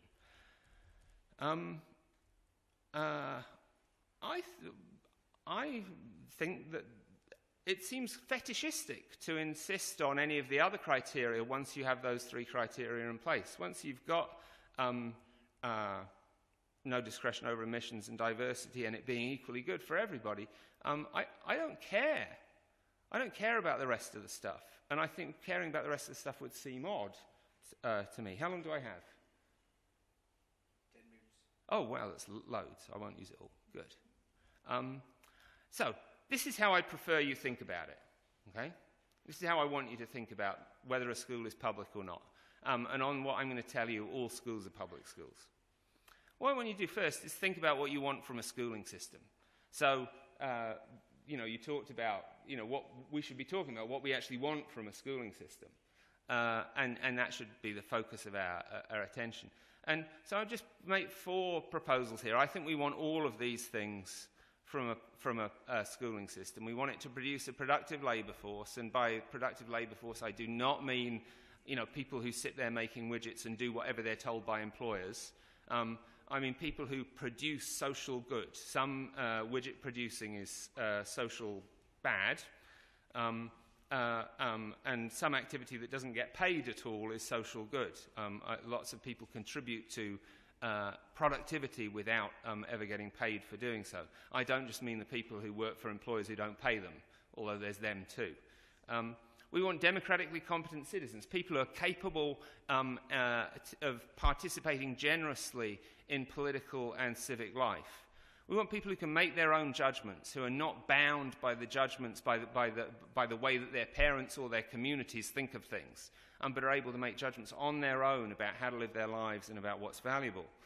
And we want a system, I think this is really important, we want a system that contributes to social justice in the right kind of way. And I have written lots of things about this, but 4 words are good enough, really. It benefits the less advantaged. 5 words. It prioritizes benefit of the less advantaged.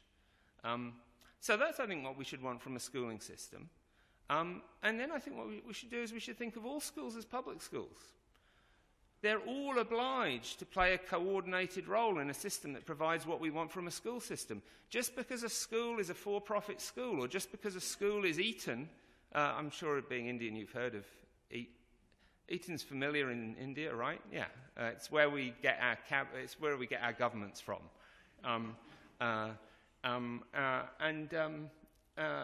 it doesn't make any, especially if it's Eton, where we get our governments from. I mean, it better bloody well be playing a coordinated role in a system that provides what we want from a school system. It better be taking those kids who we're going to stupidly make our government and turning them into people who are capable of really delivering and serving the population. It doesn't do that.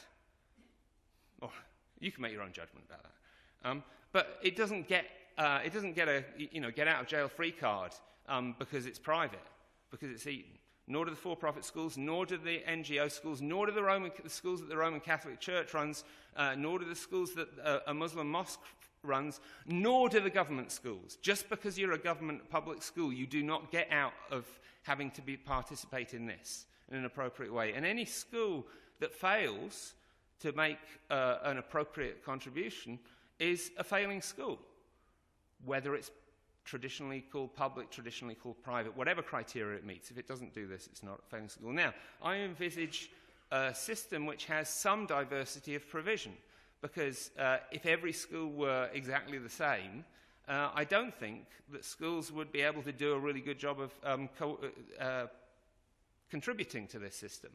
I expect diversity of provision because I think you need diversity in order to spark innovation, in order to get the dissemination of good practices, etc.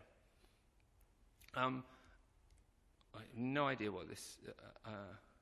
yeah, so, okay, so you might say all schools are public schools, or you might say whether a school is public or private is not the interesting issue. It's how well it serves the public purposes for education. That's what we want to be focused on. Now, I'm not denying that there are private purposes, that there are private interests at stake. There are private interests at stake, and they're important. Children and parents have an interest in schools not disrupting their relationships, their familial relationships. They have an interest in, parents have an interest in sharing values with their children. Schools that try to take children away from their parents culturally are doing something prima facie wrong. If their parents are, Nazis in the Ku Klux Klan, then maybe it's doing the right thing. But there is a bad thing going along with the right thing it's doing. By and large, it's doing the wrong thing. And children have interests in being educated and becoming independent, which are private interests. They have a private interest that, as well as the public having an interest. But that doesn't make any difference to the private-public divide. Because, first of all, many of children's private interests are included in the way that I've defined the public interests, purposes of education. And the other is that these interests, these private interests, are as urgent among those who cannot afford private schooling as they are among those who can afford private schooling. In fact, by and large, they're more urgent for those who can't afford private schooling than they are for those who can afford private schooling, right? Because people who can't afford private schooling, by and large, are more vulnerable to various kinds of bad things happening to their private interests than people who can afford private schooling. And so I don't think that... I think private interests have to be attended to properly by all schools, but public and private. Okay, so I'm going to finish with my concluding comment. I can't remember what it is, but I know it'll be interesting. No, it isn't really. All schools are obliged to serve public legitimate purposes. All schools are obliged to serve legitimate private purposes, and that's without regard to who funds, regulates, or chooses them. So I want to focus on what schools do, on whether they contribute appropriately to the public mission, and think hard about that. And whether we call them public or private isn't so important. The reason I said that the punchline should make you feel less anxious, what I'm saying is that even if you have private schools that you do not fund and you just allow there to be private schools, they're still open to scrutiny and regulation. They're open to scrutiny and regulation. You should regulate and scrutinize them in the best way that you can in order to ensure they're contributing appropriately to the public goals. And you should do that to public schools too.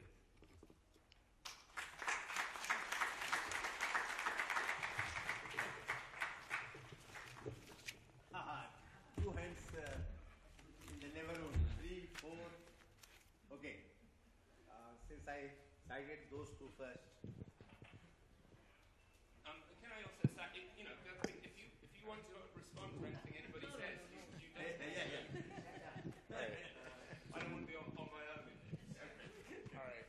And if I want to respond. And you too. Yeah. Any of the three.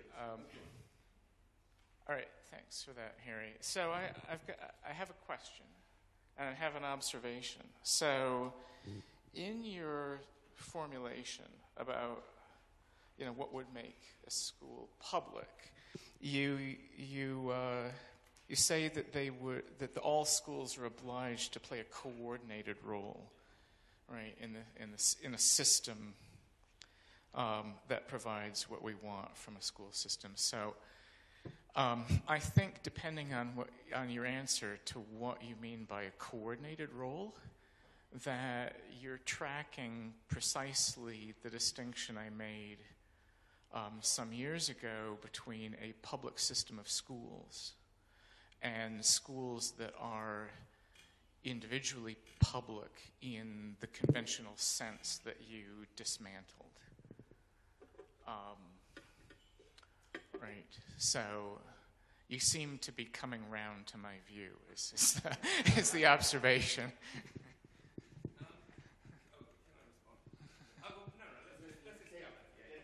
You need a mic.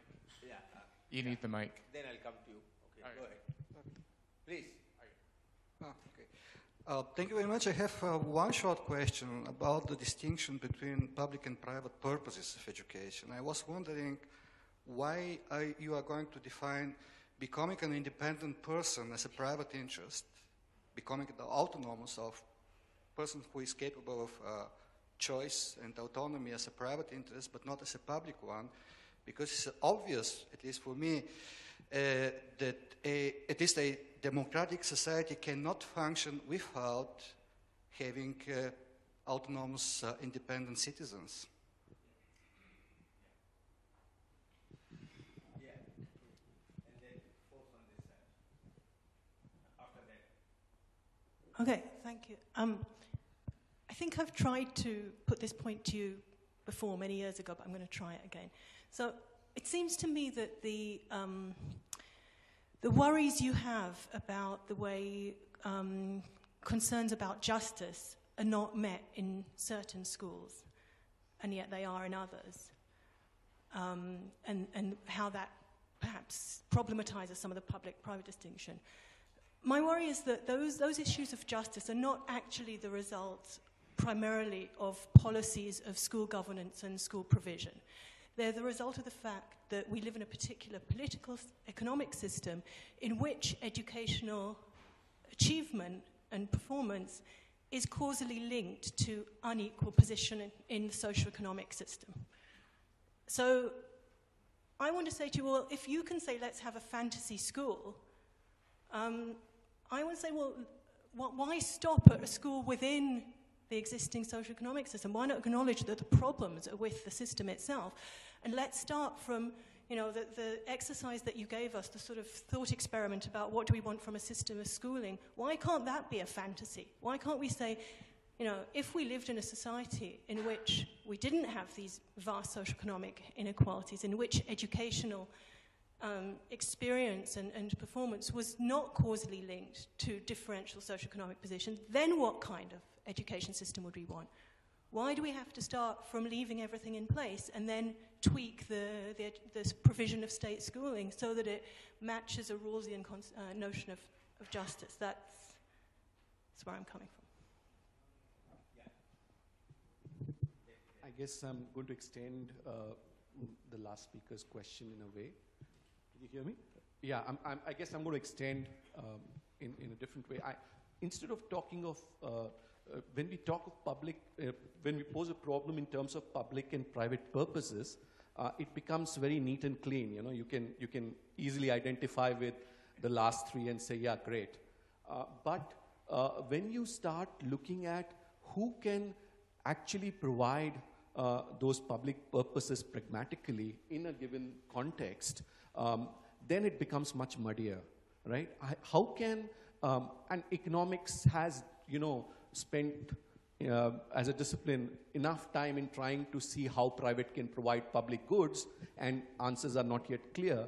How can you expect a system or a way of doing things which is genetically programmed for profits and market share and competition and such, which are antithesis in a sense of the public good, you know, serve public purposes without convoluting too many things? So I'm going to go in reverse order just because I don't want, yours is the question I'm most likely to forget because I didn't write it down properly. So my answer to that is just, I mean, I think Gurpreet answered that earlier. So first of all, I am very skeptical that for-profit schools can play, can or would, certainly in the US, maybe in other places, context matters, but in the US I'm very skeptical that they can play any sort of role in a system that does what I want the system to do. Okay, so that's for exactly the reasons that you give, right? But profit is built into the whole system, right? People have to purchase land to build schools on. They contract with building companies to build the schools. They contract with textbook companies to buy the textbooks. It's not as though profit is sort of not involved in the enterprise at all. It is involved in the enterprise. And teachers and principals quite properly have their own private interests as well as their interest in doing their job well, right? So teachers quite properly have an interest in not working an 80-hour week, right? It's quite reasonable for them not to want to do that. And in the margins, there is going to be a conflict between private and public interests there. I say that as somebody who lives with somebody who works in schools and, you know, at times certainly has been working 80-hour weeks. It's not good for you, but it might be good for the schools that you do it.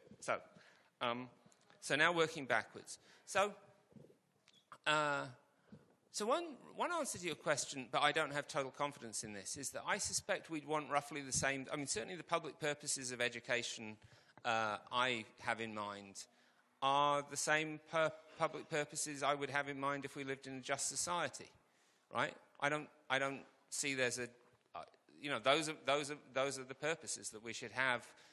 Maybe not regardless completely of society, but certainly in a society that was just, I would want those things to be achieved.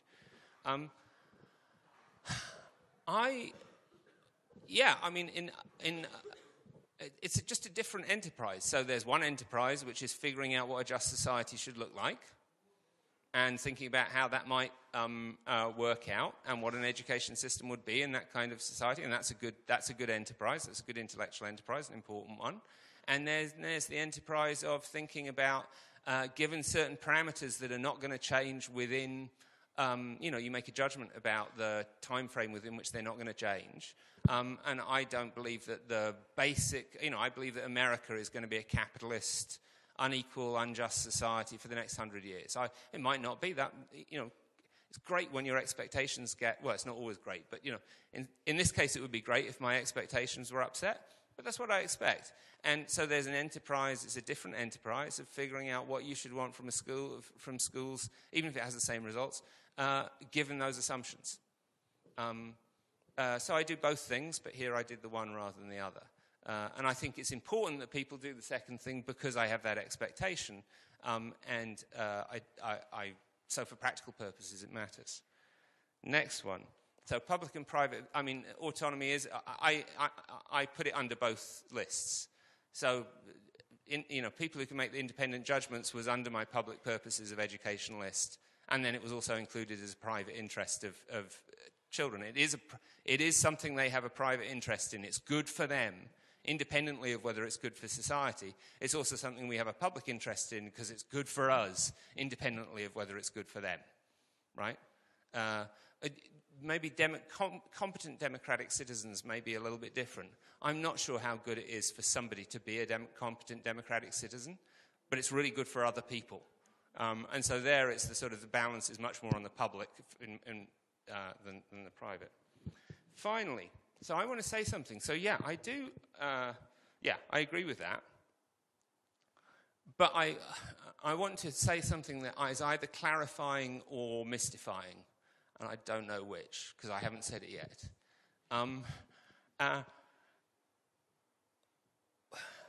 There's one sort of model on which you think, okay, we've got a coordinating agent, which is coordinating things, and then my role is to play. What I should do is I should play the role that I'm best suited to within that coordinated system.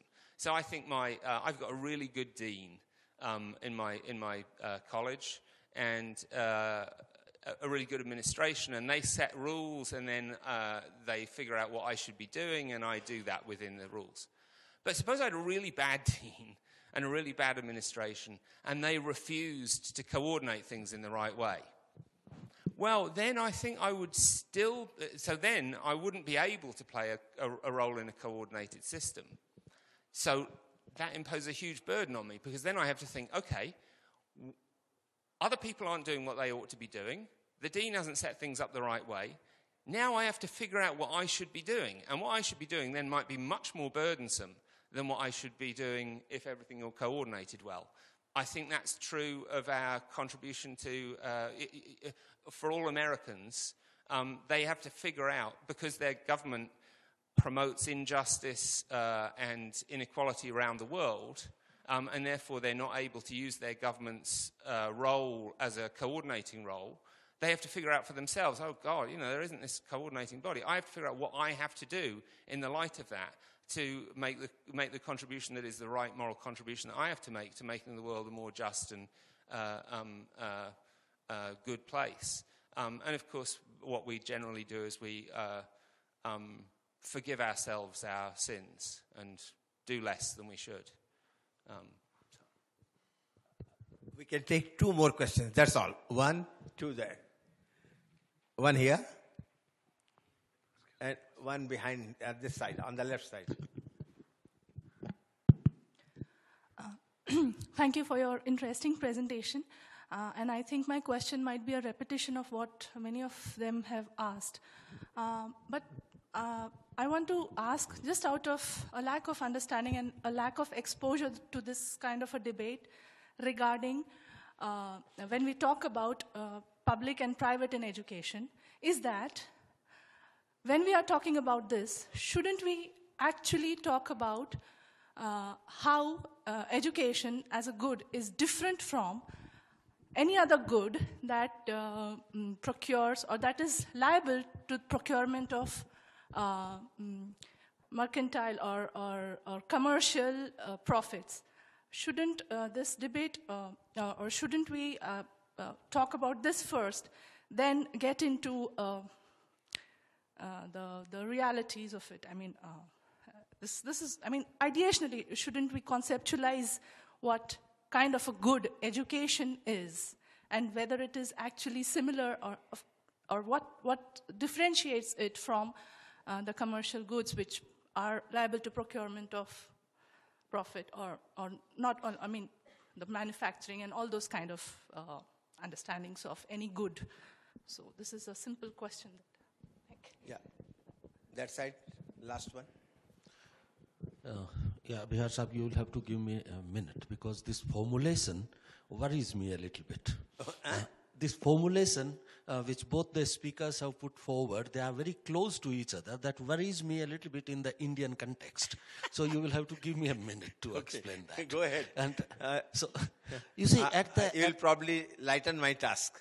Go ahead. You see, at the level of sort of principles, if public and for-profit market, and I am emphasizing that, for-profit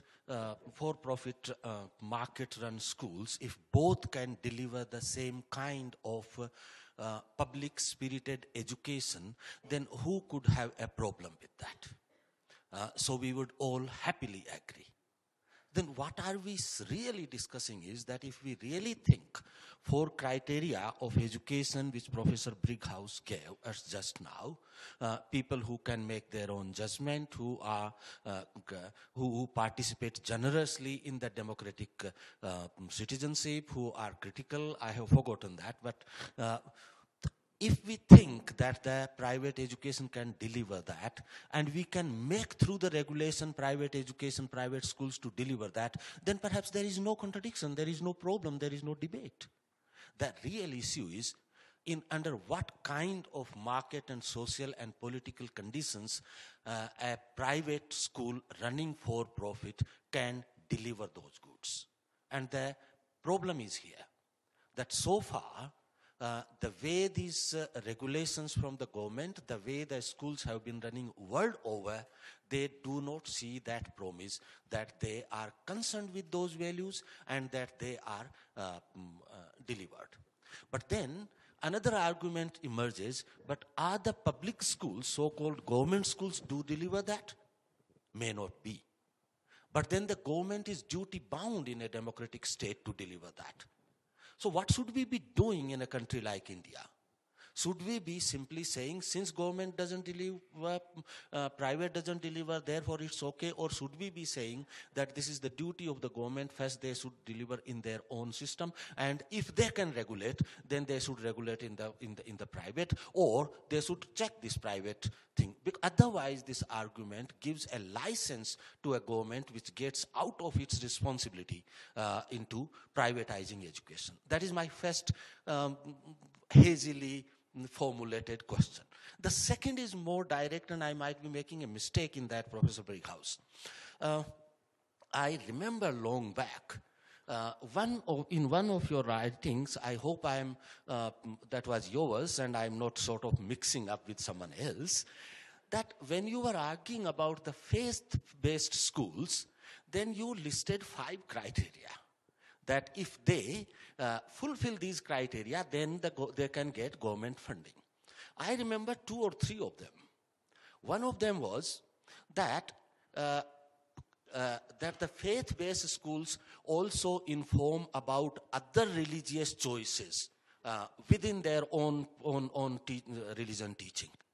So which means that if I'm running a Hindu school, if I want to get government funding, then I should also inform my students about the Islamic teaching or Christian teaching or Sikh teaching or both teaching. That's number 1. Another, you said that they should imagine a community of believers which is open, which means that one can enter, I can become a Hindu, and I can get out. I say, I'm no more a Hindu, I'm a Christian or Muslim or whatever, or I'm atheist. So, now you said that this is all right if the school is religious schools. But isn't it contradiction in terms? Religious schools actually do not inform about the other religious choices, and many of them are not open in this sense.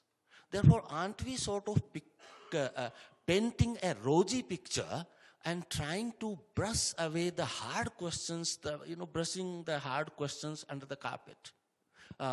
Sorry, Bihar Sahib, I took a long time, but I thought this is needed to be said. Thank you.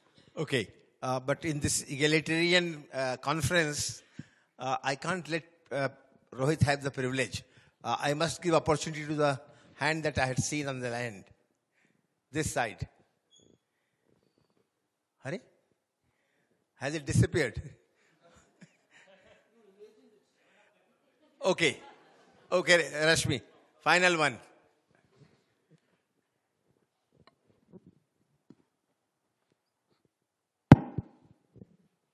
I'd like you to talk a little more about how schools can play their role in making competent democratic citizenship. Through what measures they do that, apart from teaching things like maybe civics or political studies. Is it in the management of the schools, the internal functioning of the schools, that students should get to play the role of democratic participants in managing an institution? Is that also not important? What is your view of that? Okay. So I'll go in reverse order again, so I remember everything. So on that, it depends on the school and it depends on the kids who are in it. So I'll just give you so in general, yes. I think it's much more than civics, much more than the academics. It has to do with how people operate within the school. But if you have a school so I have a friend who teaches at Harvard, and he says there are 2 kinds of student. There are students who think that they're more important than everybody else, and there are students who think they're not as important as everybody else. Now, how you treat the students who think they're not as important as everybody else is different from how you treat the students who think they're more important than anybody else, because they need to learn different lessons. The ones who don't think they're as important, and I have a lot of those students who don't think they're as important as everybody else, they need to learn that they are, right? And how you manage that and treat that is different from the ones who feel entitled and don't question their own privilege. They need to learn different lessons. So that's the first thing. Religious schools. Yeah, I mean, maybe this is just sort of a general worry. I was talking quickly, okay? Religious schools that are deeply sectarian can't, I think, play the role. They can't fulfill these public purposes. There are, in my experience, by and large, Church of England schools in the UK are open in the way that I would like them to be. In my experience, certain Catholic schools in the US are open in the way that I require. But plenty of schools are not. But also plenty of non-religious schools are not. So plenty of non-religious schools in the US are not open about, they expect children to come in loving football and loving Coke and loving, capitalism, and they have them leave believing all that. And it's essentially, there's a commercial religion which they're expected to be part of, and they continue to be part of. So maybe religious schools are on average worse, less likely to be able to play the role. Maybe they're much less likely, and that's a contextual judgment. So that's, I don't want to open things up too much for them. So then my other comment, can I do one last comment, which I think answers both the questions, or at least so my answer to your question, where are you? Well, is no, I don't think so. So what I think is that you have to do what I did first, and then what you do is you think about whether education is the kind of good that is liable to work well in market situations. And I think that the answer to that is not a difficult one. So I think markets are inevitable. You're never going to get completely rid of markets, but I think markets are pretty much inimical to the realization of the goods of education. And exactly because it is a very different kind of good than, say, orange juice, right? And maybe it's just a difference in preference. Like, you prefer to do the thing that I prefer to do second first, and I prefer to do the thing that you want to do first second. The way my mind works is I start with what I did, and then I move on to what you're saying. And I think that helps with Rohit's worries. I mean, you're clearly. I think the principles are not going to. The deep first principles are not going to refer directly to institutions. They're not going to refer directly to institutional forms. You find the principles, and then you look at institutional forms, and you ask how likely those institutional forms are to serve the principles. I mean, that's what I do. Again, it's maybe a matter of preference, And yes, some institutional forms are going to be better, and some institutional forms are going to be worse. And I want to have that argument, but I also want to be very clear that governments don't always do these things well either. My advice is don't give away the house. I don't know what my advice is because I don't know what the right metaphor is, but my advice is no. Once you give things over to the private sector, it's really, really hard to get them back.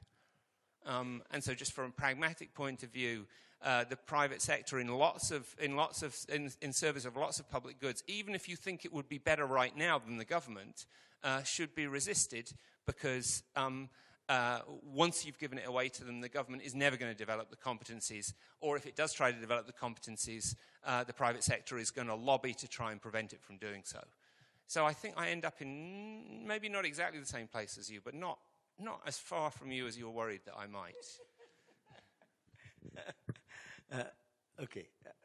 In fact, your question will require discussion later. Okay. Yeah, because you want to elaborate. Very good. I think we have been having two very creative presentations. I'm deliberately using the word creative presentation. It's creative a way of saying I don't agree with them.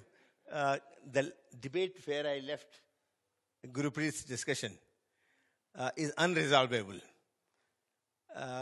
And there's similar debate in your presentation, which Rohit now has raised. Gurpreet has been able to find in this whole controversial terrain a path by talking about education from primary to, and she clearly said that there is no differentiation made, so she is using all. If it were only elementary, maybe she would have made a different presentation.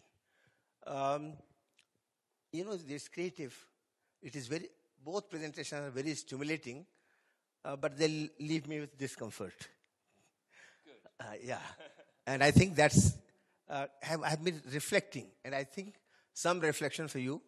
If the subject were notion of private and public in an unequal society, looking for moving towards an egalitarian social order, which is the national goal. By using the word public, somehow the national goal or societal goal, that has been left out. So if that were the presentation, what I'm going to reflect in the next tea break is what would be different in your presentations, both, if the subject were that. Okay, I think for these creative presentations, they deserve a big hand.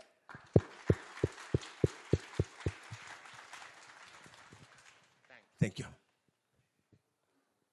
Thanks to both of you and all of you. On the chair. The war is not over yet, so you can come back after tea and we'll resume the debate. Thanks.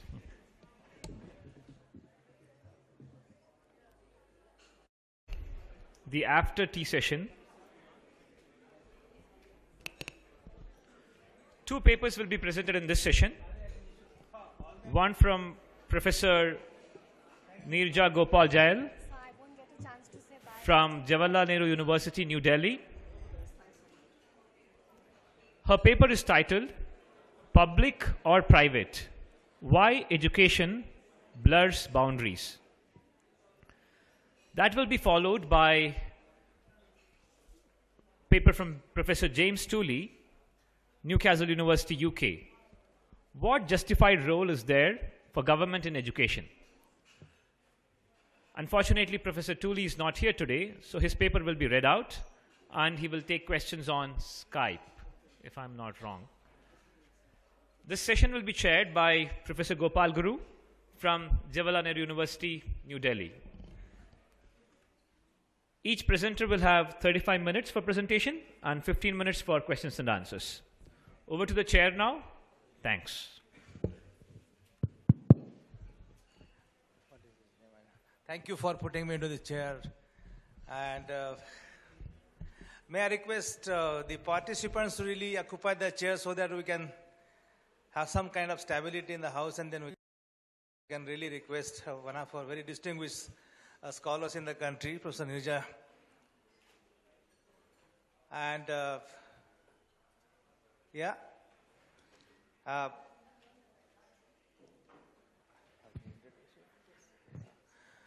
So I don't need to introduce Neerja. He has been shaping our intellectual imagination in this country by talking to us directly and writing wonderful books.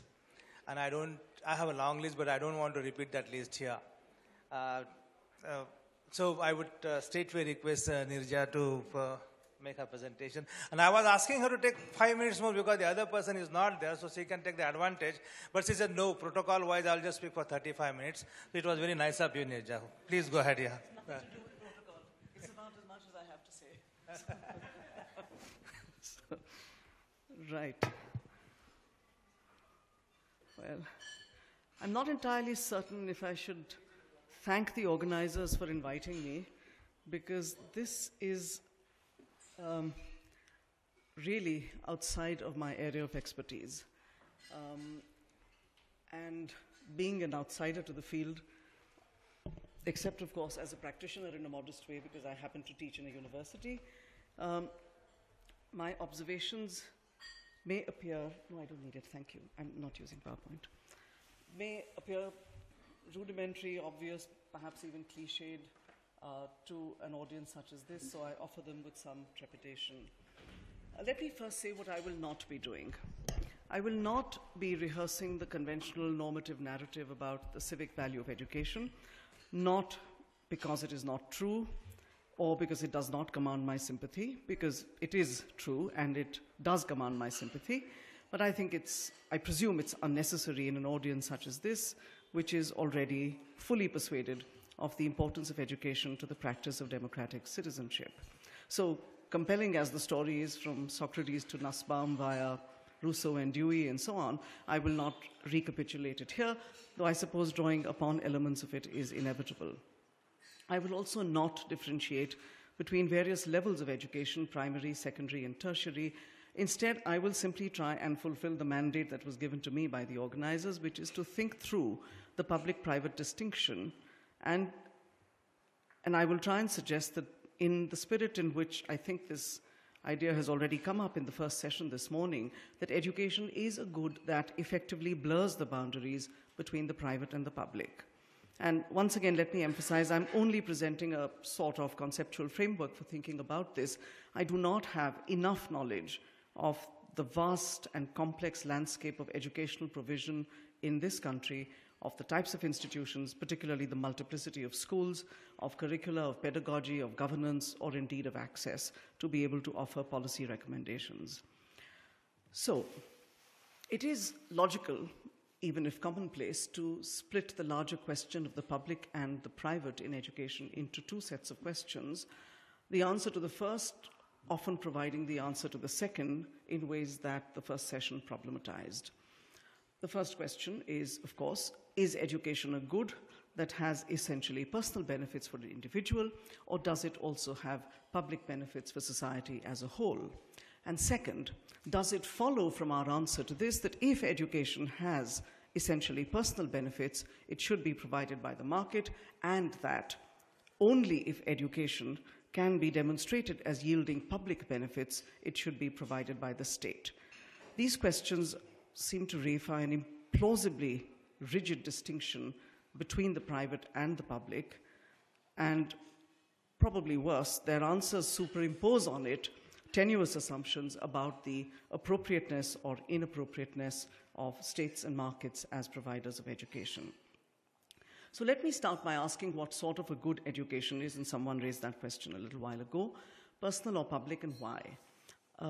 Some of you may remember, or maybe not, a book called The Sociological Imagination by C. Wright Mills, in which he exhorted social scientists to incorporate in their object of study not just public issues, but also what he called personal troubles. In fact, he argued there that we must relate personal troubles to the larger historical and social structures, because many personal troubles cannot be understood or solved merely as troubles, must be seen as public issues, as problems of what he called history-making. And one of the examples that Mills gave can, I think, be convincingly adapted to our own central question. He said, and I'm sort of going to paraphrase his quote more or less, he said, when in a city of 100,000 people, only one man is unemployed, that is his personal trouble, and for the relief of that personal trouble, we look to the character of the man, his skills, the opportunities available to him, and so on. But when you have a nation of 50 million people, in which 15 million are unemployed, that is a public issue. And we can't hope to find a solution to that within the range of opportunities open to any one individual, because the very structure of opportunities in that society can be said to have collapsed. So if you want to state the problem correctly, you want the range of possible solutions, this requires us to consider, and again, this is a point that came up in the question, in a question in the last session, the economic and political institutions of the society, and not merely the personal situation and character of a scatter of individuals. So substitute education for employment in Mills's example, and I think we have a fair sense that the private trouble of lacking an education may plausibly be viewed as a public issue of some importance. But there's another sense in which we could think about this, following T.H. Marshall, as simultaneously a private right and a public duty. In his famous book, Citizenship and Social Class, published in 1950, Marshall described education as a service of a unique kind. And what he said here was about, of course, education in relation to citizenship, that when the state guarantees that all children shall be educated, it has the requirements and nature of citizenship definitely in mind. It is trying to stimulate the growth of citizens in the making. We may disagree with what states actually have in mind, but that's another issue. So fundamentally, Marshall wanted us to regard education not as the right of the child to go to school, but as the right of the adult citizen to have been educated. And he goes on to say, we have here a personal right combined with a public duty to exercise the right.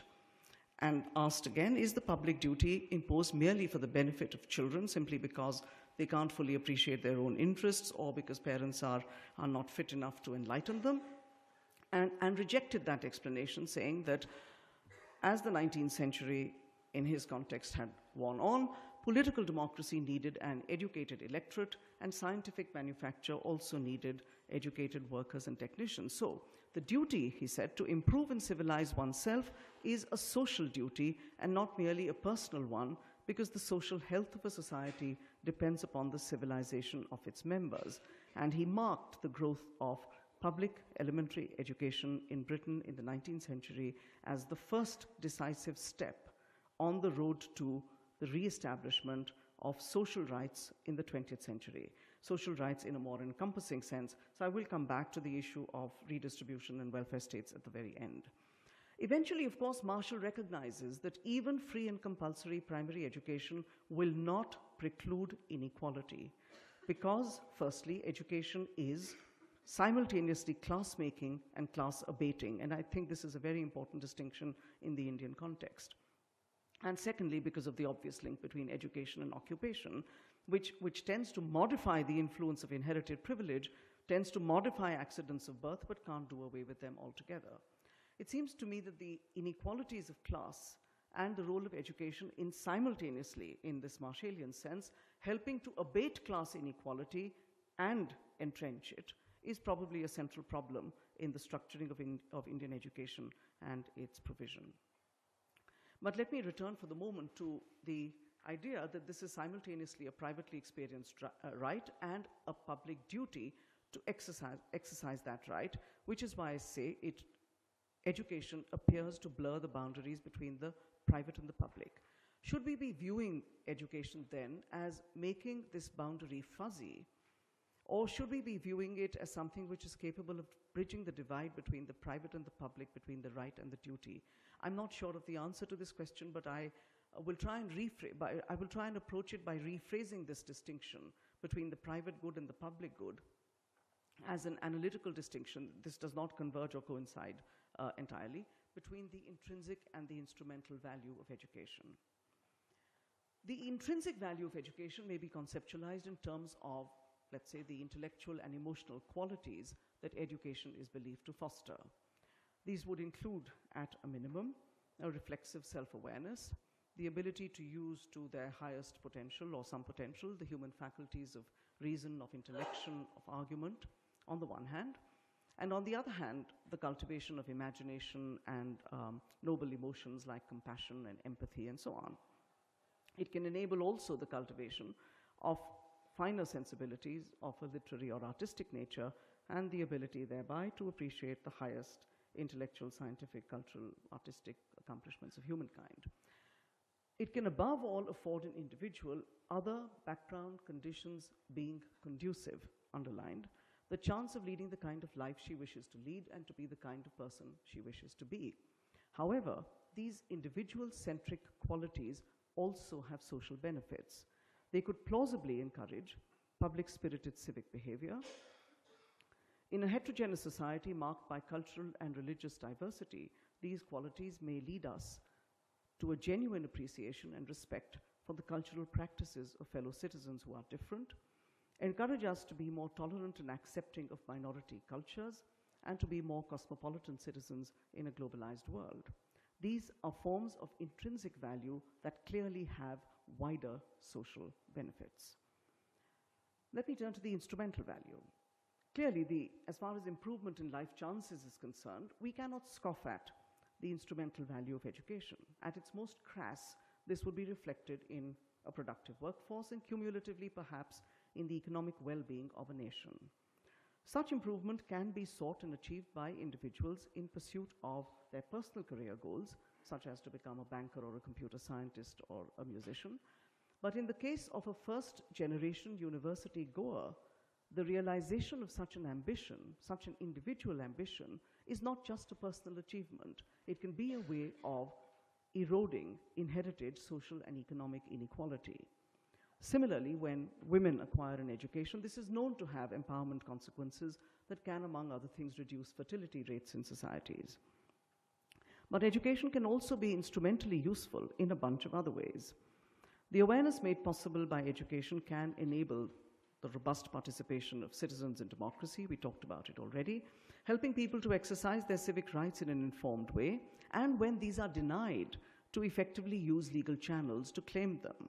Now, all of these, one might say, are things that strengthen a democracy, and this is a desirable goal, but they can also be seen not just instrumentally. They can also be seen as beneficial for individuals who possess rights in formal and legal terms, but are often denied these rights in reality. Education can be a factor that helps citizens, whether as individuals or as members of a collectivity, to claim their legal rights. As such, education not just blurs the boundaries between the public and the private, it is a good that has both intrinsic and instrumental value, both of which are experienced both in individual terms and as social goods. For this reason, something that is adjudged as having instrumental value need not be viewed as a more appropriate object of private provision rather than public provision, whether this is in individual or social terms, that is, whether it leads to better economic opportunities for an individual or it improves the growth rate in the economy. This does not, neither necessarily makes it a more appropriate object of private provision than of public provision. In India, we often encounter the reverse argument. The popular view of education as chiefly a form of certification for employment tends to ignore the intrinsic value of education, and this too was signaled in the previous session, ignores the intrinsic value of education even as it rhetorically embraces the idea that it is something the state ought to provide. In other words, something that is seen as instrumentally useful for private goals demands public provision.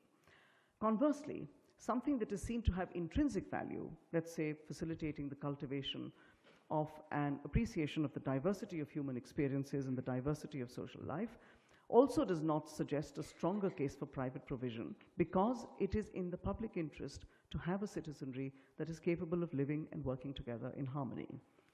This is why to say that a good possesses both intrinsic and instrumental value does not necessarily, once again, prejudge the question of whether the market or the state is the most appropriate provider of it. I know that there are people who would agree that education has both intrinsic and instrumental value, but simply argue that the state is not the most efficient agency to provide it. In other words, it is not necessary that those who believe that the state should not be funding education are arguing that it isn't an intrinsic good. They could only be arguing that it is inefficient for the state to do so. But to my mind, and I do not know enough about this, but it doesn't seem to be enough to ask what is the most efficient or the most inexpensive way of delivering education, because education is not like water or electricity, in which the technical design, the economies, and the mechanisms of delivery are reasonable, or even remotely reasonable guarantors of provision. Even the definition of what is in this sector, I believe, called learning outcomes, are and should be contested. The question is as much one of state provision or funding or regulation of education as of what the content of such education should be. And I wonder if it is so easy to separate the question of the content of education from the question of who provides it.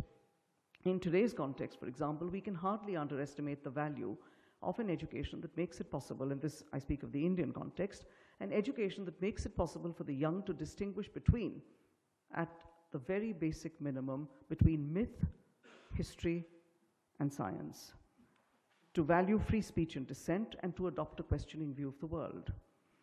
So I've tried to argue that education seems to be a unique good, a private good with a public purpose, or a public good that also confers personal benefits, and one that possesses both intrinsic and instrumental value. Let me recall and requote Marshall here. The duty, once again, to improve and civilize oneself is therefore a social duty and not merely a personal one, because the social health of a society depends upon the civilization of its members. We'll leave the question of civilization aside. But for Marshall, education was a core element of social citizenship, and as I said before, he saw the growth of free and elementary public education in Britain in the 19th century as the first step towards the establishment of a broader canvas of social rights in the 20th. It's interesting that in India, we are wont to think of education as a right. We've campaigned for it. We won the battle. We have a right to education, which has been constitutionalized. We've seen it as a normatively justifiable entitlement. But it's interesting that the countries that actually made education a central object of social provision did not construct it as a social right, simply as an element of social policy, as an integral part of what a welfare state should do. And I'm going to spend a few minutes on welfare spending and education. Gopal, how am I doing for time? Oh no, I don't need 15 minutes, much less. Okay. Even as such, I think its value has been differently estimated in different places. To develop on this issue of how the value of education has been conceptualized in empirical and comparative terms, I would like to spend, as I said, a few minutes on the question of public spending on education and how this has been thought about in relation to other types of welfare spending in different welfare state regimes, obviously in the global north.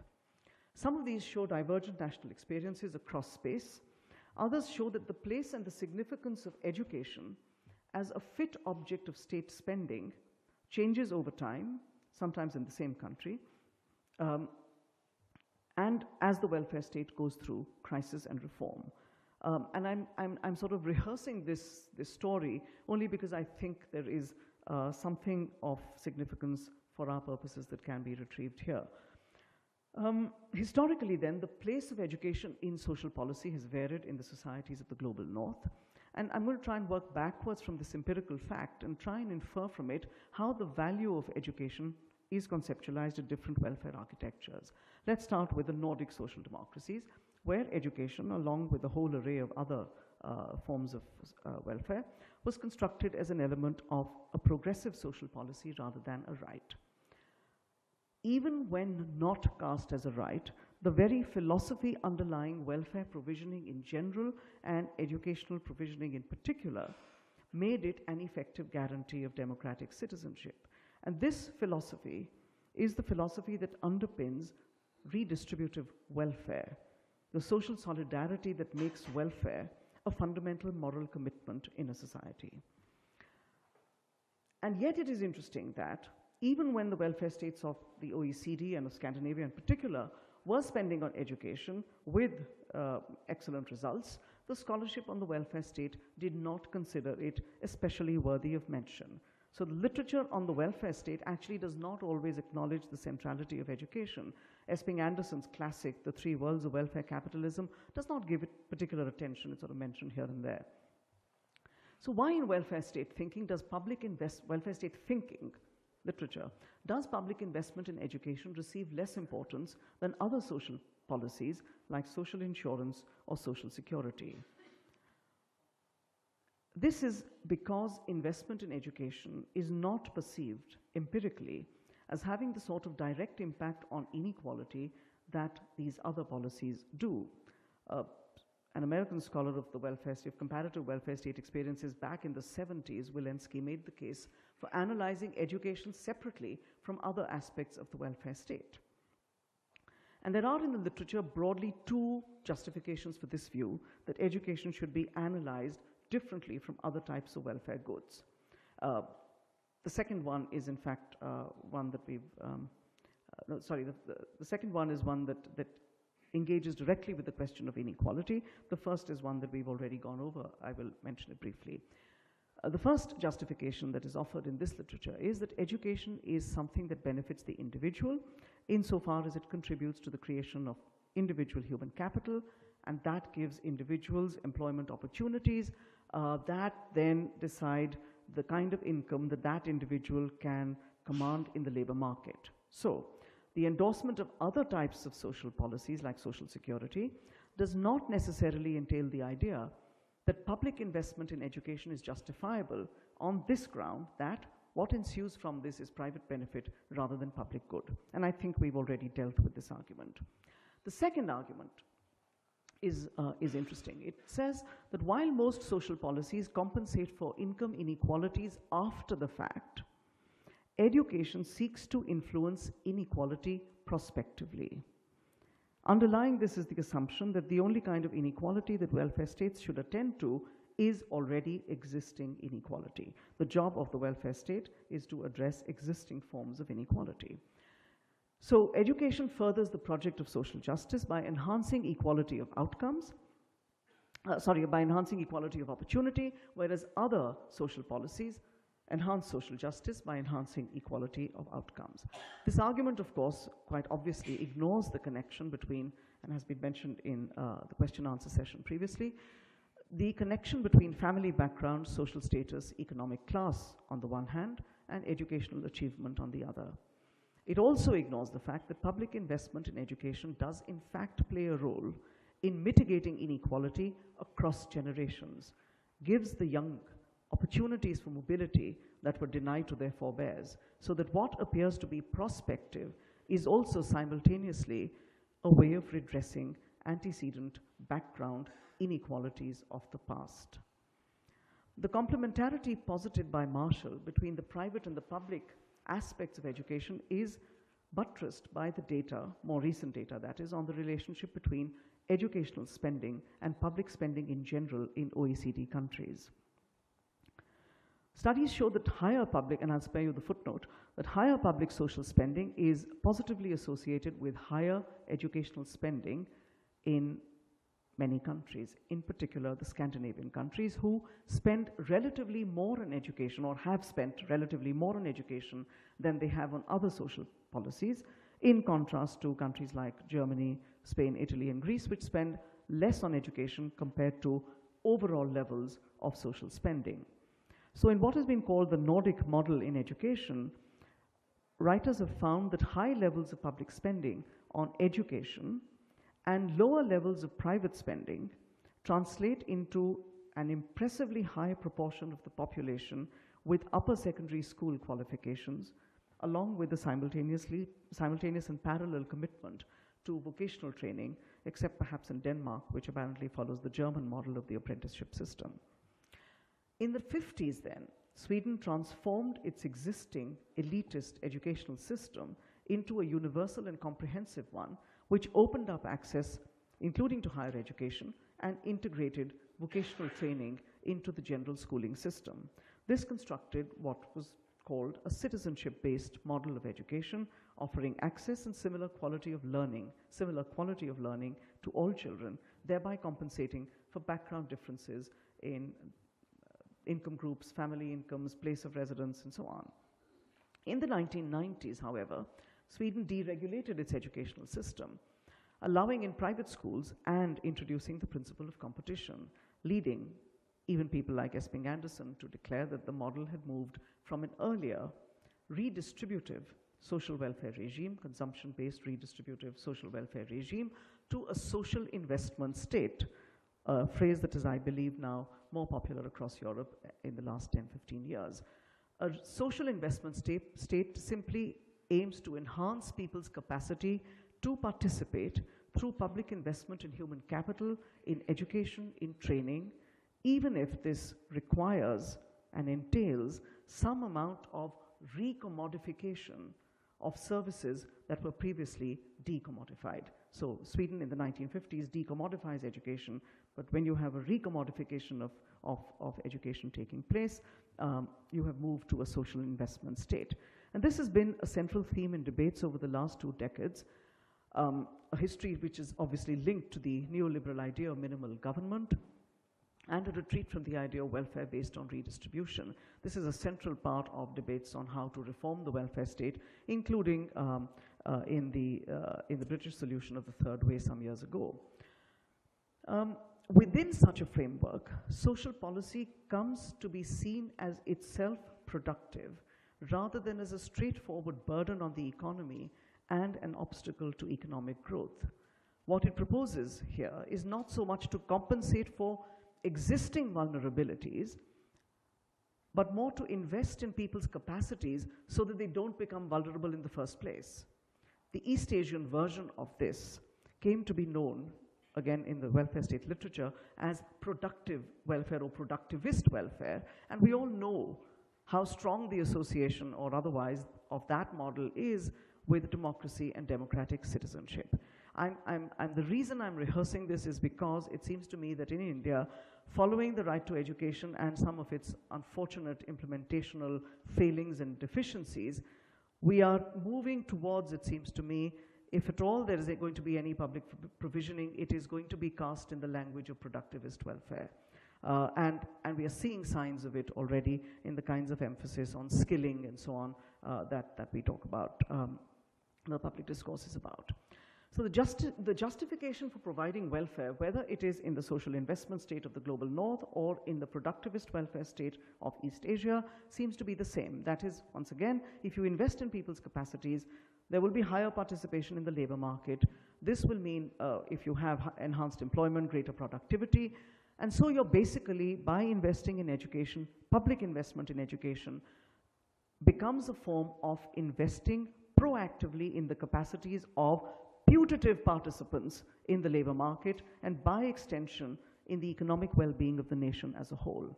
Interestingly, Marshall himself had appraised such an approach to education. He said, you know, this belongs to the 19th century because this was a way in which capitalist employers could be provided with more productive workers. Higher education was simply a means, he said, an instrument to increase the power of the nation to compete with its industrial rivals at the time. So the argument against productivist approaches to welfare and state spending justified only in productivist terms is something I think we, at least in India, need to be alert to going forward. And you know, the echoes of this critique that Marshall made, of course Marx made it much before Marshall perhaps, but is there even in sort of in arguments about how this is a form of investment in the child as a worker citizen of the future, not as a democratic citizen of the future. It certainly represents a shift from a certain understanding of welfare underpinned by arguments about redistribution, which are in turn underpinned by assumptions about social solidarity, that we're willing to pay taxes in order that this good is more widely available, equally available as an opportunity to everyone. But the new view of education in the framework of productivist welfare or social investment states is purely instrumental. It completely forsakes any view of education as having any intrinsic value. The attribution of only instrumental value will yield policy prescriptions that are compatible with the social investment state rather than a redistributive welfare state. It will privilege the imparting of education that is useful to the economic well-being of the nation. That is to say, we're already familiar with the interest in funding education, especially when it's private institutions, in funding courses and degrees that have a clear offtake in the labor market, whether it's law or engineering or computer science or whatever. There is a certain push in that direction, and there are parts of the country in which we have seen science education actually, taking a precedence over humanities and social science education, which tends to fall behind and is often even stigmatized. So the privileging of the imparting of education that is useful to the economic well-being of the nation, rather than the imparting of forms of education that don't have a direct economic contribution in any obvious sense, but do equip young citizens in the making with, let us say, at the minimum, democratic values of tolerance and compassion and civic behavior with an egalitarian sensibility. Also an intellectual orientation that encourages them to think for themselves, to question received wisdom, to make, as Professor Brighouse said, to make their own judgments. And an education that fosters such qualities can arguably be more effectively realized within the framework of a redistributive welfare state that is committed to the nurturing of democratic citizens. Mr. Behar said in his closing comment, that is in a sense the national goal, but it's a goal that we really observe more in the breach than in the compliance. Thank you. Thank you very much.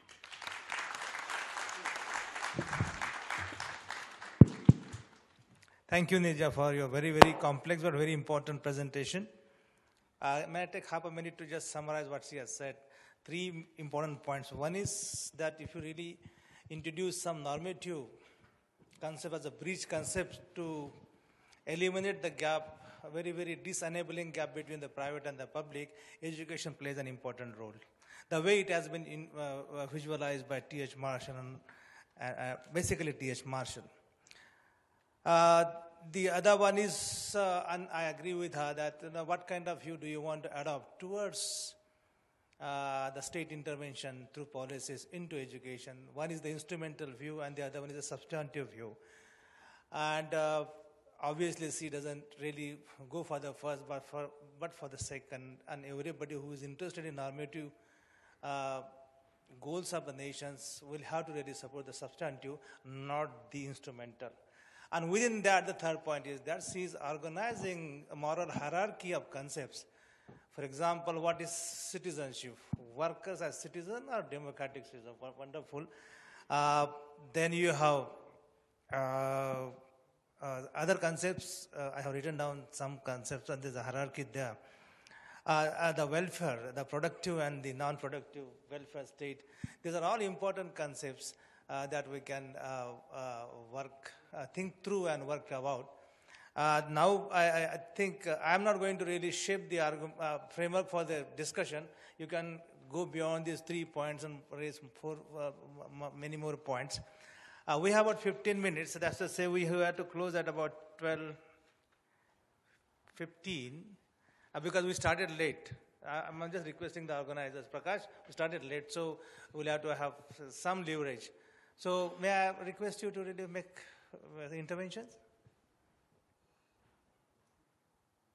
Yes, please. Mic there. We will take 3 questions in a group and then we can request Nirja to respond. Oh, thank you for your paper. It was, I really got a lot out of it. I've been living in Sweden for 11 years, so I've seen all of those changes come to pass. And part of it has to do with the sort of the profit, the for-profit. I mean, it came up in the earlier discussion. That's been, you know, there are some school districts, in the Stockholm area, for instance, where almost all schools are for-profit schools, which has had a devastating impact on teachers' salaries, teachers' professionalism, all of those kinds of things, because the bottom line is they need to they need to make money for their investors. And the other debilitating sort of effect of this has been the severe curtailment of adult education. And so that has fallen totally off the track. So basically, if you haven't figured out what you're going to do by the time you're 14, 15 years of age, it's very hard to get back on the track to re-educate yourself. So it's becoming a real problem. But part of the reason why I'm sort of introducing these things has to do with making a distinction between schooling and education. And investment in schooling seems to be what we've been talking about, both in the earlier talks this morning and to some degree in what you're addressing here. And I'm wondering, from your perspective here in India, is there a way of investing in education that goes beyond, perhaps, investment in schools? And what would that entail? Thank you.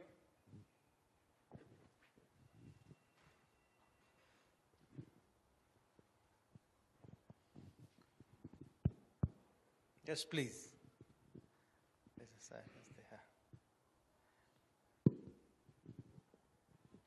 No hand? Please answer the questions in the... So I'm probably not, I presume this is an empirical question, right? So as I said at the very start, I'm really not the best person to be taking empirical questions because I don't work in this field. I do work on citizenship, but I don't work on education per se. So, but as a sort of, as a hopefully slightly informed citizen, I would say in response to you that the question of the public and the private and the multiple types of provision that you have, quasi-public, quasi-private, public-private partnerships as well now, increasingly, this is a landscape that has come to be sort of quite a long time ago. So you had private and public provisioning simultaneously existent in this country, including NGO provisioning and so on, existing for quite some time. It is in the higher education sector where we are beginning to see the emergence now of private universities, which is what I was referring to when I said legal education, engineering education, certain types of education which have labor market implications. So the irony is that the right to education in India comes to be constitutionalized and recognized at a time when the landscape is already so complex with so many multiple types of institutions that, in effect, one of the problems that arises is who do you have a right against? You have a right on the state, but the actual provisioning is so diffuse that there are multiple what they call duty bearers, the multiplicity of duty bearers who are mostly keen on avoiding that duty altogether. Many of them are in court. At least in Delhi, many of these private schools actually went to court, not wanting to take in children from what are officially called economically weaker sections. It's EWS category of students, poorer students, basically. So the right comes to life at a time when public, private, and multiple other types of provisioning is already around. So what it actually means to have a right with an obligation resting on someone is rather unclear. But I actually think that this probably needs, your question needs an answer from someone who has more expertise in the field of education than I do. But I take very well the point you made about not collapsing the distinction between schooling and education, absolutely. Yes, please, yeah. Thank you for the wonderful lecture, ma'am. Being a student, I have many doubts actually.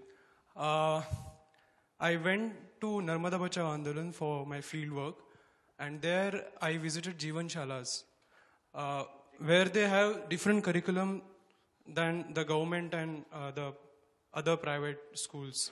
So my question is, how do you think about this community-led education? Because they don't get any funding from the private corporates or something. The community itself, the villagers itself, pays for that education, and which leads them to children get good education and they use that in their day-to-day life. So how do you see that, ma'am? Thank you. First, second, and the third. You have to see the hands, sir, please. This person.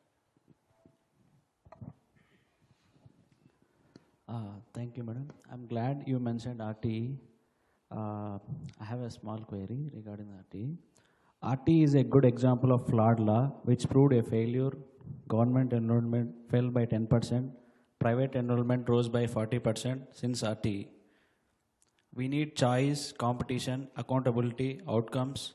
We require comprehensive, viable, effective, affordable model on education.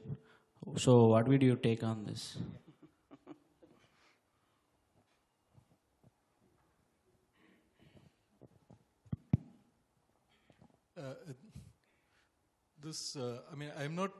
I'm a bit tentative about this question because I'm not sure how closely it relates to your talk, but anyway, I'll ask it. I think in order to understand the distinction between private and public schools and so on, and the goals of education in relation to this distinction, we've been the discourse is infused almost completely with the language of providing certain capacities, capabilities, individual resources, if you like.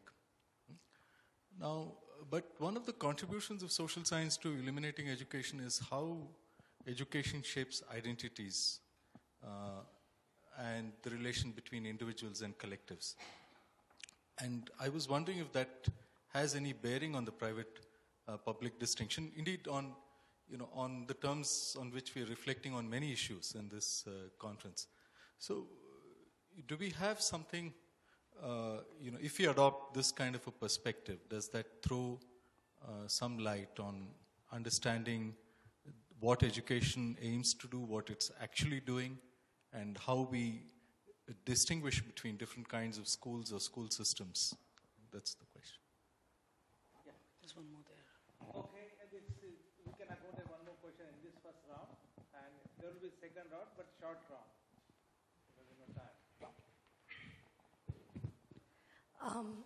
I'm also sort of working through this question in my mind. If you considered any welfare provisioning as something that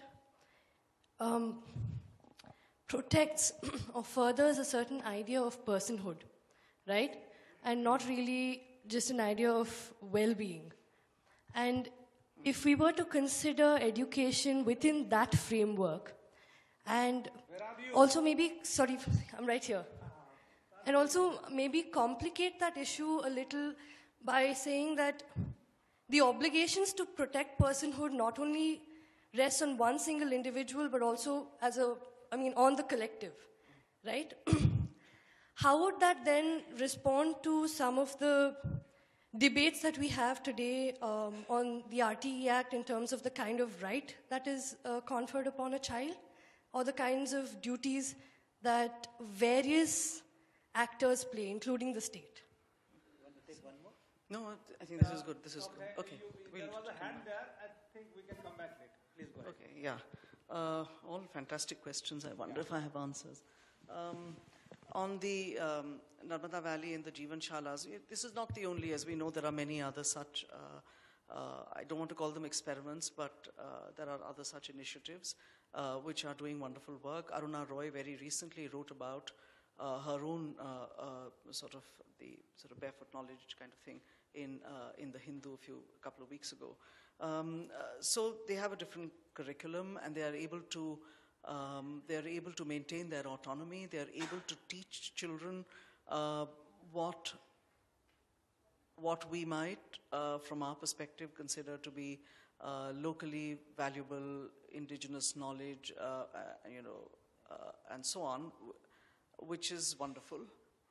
But I don't know whether the parents of those children would want that kind of education for them, and what beyond. And I don't know whether those children also, when they grow up, where do they actually go? What kind of work do they do?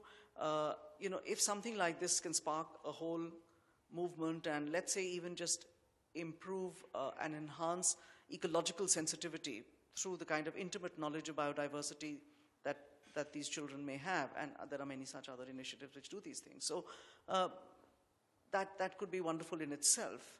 But if it is the choice of the child and of the parent, and if it is a choice that the child, when an adult citizen, continues to stand by, I see nothing wrong with it. Yeah, but okay. Sorry about the fraud law. Well, yeah, what can I say? You've given a whole dissertation on the subject of education. I think accountability is very important, but you're right about private enrollment, which is why I disagree. In fact, there was some statistics we heard earlier in the day, which suggested that private enrollment was not rising. But I haven't seen the statistics from the ASER 2014, but ASER 2013 clearly shows that more than 50% kids have. In rural India have more than a 50% component of their education that is private. So even if they go to a public school, they have private tuition in the afternoon, or else before the age of 6 preschool, they are getting private education in some form. So even the component, and they showed this astonishingly, that report showed that this percentage was higher, if I remember right, in West Bengal and Tripura. The point is that the private is never far away. In school education, the private and the public are often quite mixed together. Even if you're going to a public school, you also may have a private component to your education. So how fraught the law is, I can't say. I can say that the intention was probably good, but the law does focus mainly on access, on providing access, enrollment, and infrastructure. The compliance seems to be in terms of infrastructural compliance, playgrounds, libraries, toilets and things like that, which are essential. But perhaps the law, as far as I know, the right to education does not guarantee a right to any specific content of education. I think it refers to quality, but without actually saying what quality is. So that, I think, is the point of contest in our society. How do we determine quality of education? What do we mean by it? Which brings me straight away to the question that you very rightly raised on capacities, capabilities, and the shaping of identities. And I think that is for me, that's a very important part of what education can teach. Do we have do we learn to look at each other as equal citizens through an educational system, or do we not? Does that egalitarian impulse translate into a solidarity that we are willing to express through the payment of taxes for public services to be improved and better? I know that there's not only a funding constraint that prevents government-provided education from being better than it is. I know it's not only about funds, but that moral quality of solidarity and that egalitarian perspective is to me a core, but the difficulty of achieving that is also the biggest difficulty of our society and of our educational system, which is why I took the question for Professor Brighouse from here very seriously. I mean, our educational system is deeply, deeply class structured. It's a class hierarchy which operates and is expressed through education. So what you learn is also going to be structured in that way. Yeah? So not just, how fast you learn, how quickly you can read a paragraph or a story, or how quickly you can do numbers. That too is structured in this way. But that part, perhaps organizations, that work on the ground with people can help to change, can help to modify. So lots and lots of non-governmental organizations which work from the most noble sort of intentions to transform those practices on the ground, that is wonderful. But that still does not take care of the basic structure, which is, if you like it or not, it is a class hierarchy that it expresses. So, what the hope or what the grounds for hope or optimism are there, I have no idea. I cannot say. And finally, the question at the back there about furthering a sense of personhood and not just well-being. Absolutely, I couldn't agree with you more. And I think my answer would be the same as I just gave to the other question, that it demands some sort of sensitivity to society and to the collective, rather than to look at oneself as if the way you put it is the kind of personhood we are shaping. I think that's the kind of personhood that we ought to be shaping through any educational system.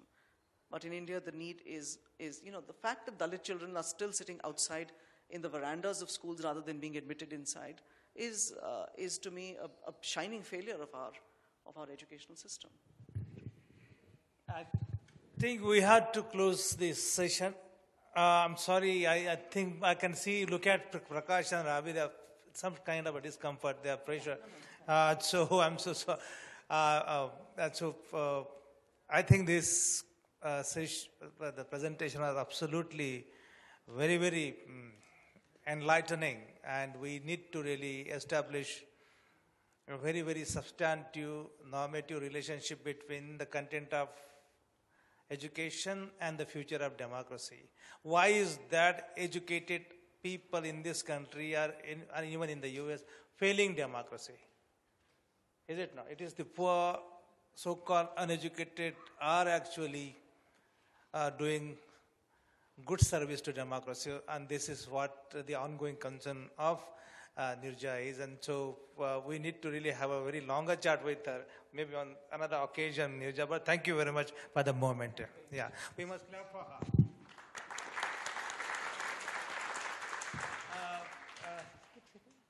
Yeah, keep sitting, because I shouldn't be alone here, because the other person is not here, so I want you to be around. So, Prakash, you are doing? Okay, thank you. Would you please announce the title and everything? Yeah. So my discomfort was from having to read a paper in public, which I've merely read twice. Not so much about the time. So we received the paper, edited, summarized paper from Professor James Tooley. So I'm just going to read it, and I think I've estimated it will take around 35 minutes for me to read it. It is titled, "What Justified Role is There for Government in Education? The Case for Grassroots Privatization." Introduction. In various published writings, Professor Richard Pring has focused on the role of government in education, and his writing will be used as the springboard for what follows. In Privatization in Education, he warned about the inappropriateness of the market metaphor for education, a dangerously misleading analogy for understanding educational processes and for directing educational policies. He returned to this theme in the name of the book is The Life and Death of Secondary Education for All. The way Pring uses the term privatization in common with most other commentators, is to mean the assigning by government of services to private rather than government control or ownership. That is, it is a top-down approach. So, for the privatization of education, it is governments that bring about reforms such as parental choice, contracting out, and universal vouchers, which will have the effect of denationalizing education. However, there is another possible usage of the term which I have coined in developing countries and emerging economies across the world. There is a bottom-up or grassroots privatization taking place, where the people themselves, not the state, often against the wishes of the state, are engaged in reassigning education to private rather than state control and ownership. It is privatization de facto rather than de jure. In this paper, I explore if Pring's objections are also applicable to this grassroots privatization. There will only be time to look at two of his major objections regarding education as a public good and accountability. The kinds of arguments applied here are likely to be applicable to other objections raised. What I hope to do is to show that grassroots privatization is not subject to Pring's objections, that in the context discussed, privatization de facto might not be such a bad thing after all, certainly better than any alternative. Pring ends his latest book with a brief Rawlsian-style thought experiment. What sort of arrangements would you create if, in quotes, from behind the veil of ignorance, you did not know what position you were to have in society, that of the many young people, poor, vulnerable, and disadvantaged, or that of the much fewer, very rich and privileged? He writes that we would not choose arrangements where education for all is subject to choice on an open market, nor one where schools and education services are opportunities for private profit. Instead, we would choose one with a return to the tradition of public services and values, and its values. In this chapter, I first outline some brief findings of my recent research showing how grassroots privatization is working in practice. I then explored two of Pring's theoretical objections to privatization to see if they could apply to this phenomenon in particular.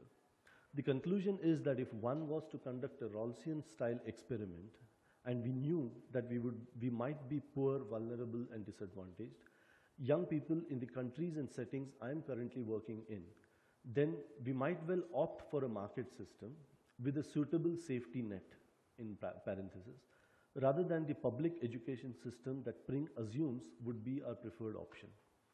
Whether or not this has implications for privatization in more general terms will be left hanging. The second section, it's titled The Revolution of Low-Cost Private Schools. The revolution of low-cost private education is taking place across much of the world. Far from being a phenomenon that only serves the middle classes and above, my research has shown private schools burgeoning in poor communities across sub-Saharan Africa, Asia, and Latin America. The main initial body of the research, funded by the John Templeton Foundation, explored slums, shanty towns, and poor peri-urban communities in India, Kenya, Ghana, and Nigeria, as well as rural communities in India and China. My teams typically found that the vast majority of school children, 64% to 75%, in urban and peri-urban communities were attending low-cost private schools, while a significant minority of children, around 25% to 30% in rural communities, were similarly attending the schools. On quality, we tested a total of 24,000 children in mathematics, English, and one other subject, and found that children in the low-cost private schools significantly outperformed those in government schools, even after controlling for family background variables and possible selectivity biases. The private schools appeared to be doing this for a lower per pupil cost, at least as far as teacher salaries were concerned. The Beautiful Tree, it's a book by Tooley, 2009, summarizes this research and suggests that these schools have a valuable contribution to make to moving towards education for all. More recently, I have extended this research, again funded by the John Templeton Foundation, to some of the world's most disadvantaged communities in conflict-affected states in Africa, Sierra Leone, Liberia, and South Sudan. In the slums of Monrovia, which is in Liberia, For instance, fully 71% of children are in private schools, while only 8% use government schools. The remaining 21% are out of school. Moreover, my research has also shown that there are considerable numbers of low-cost private schools which are affordable to families living on the internationally accepted poverty lines. Here I have followed Lewin, 2007, a critic of my views on low-cost private schools, and explored affordability of private schools, stipulating that families should not spend more than 10% of their total expenditure on fees and all other costs of schooling, including books, uniforms, stationery, transport, etc. Our study in the slums of Liberia, for instance, showed that around 1/4 of the private schools found were affordable to the poorest families in this way. In our South Sudan study, 1/5 of the private proprietor for profit, in parentheses, private schools were affordable to families on average consumption levels of those living below the national poverty line. Research shows an overriding parental preference for private schools. A typical finding, and for others, see Tooley and Longfield 2015b, comes from Harma's research in rural India. She reports there is a near universal preference for private schools, with 94.4% of parents saying they preferred private over public schools.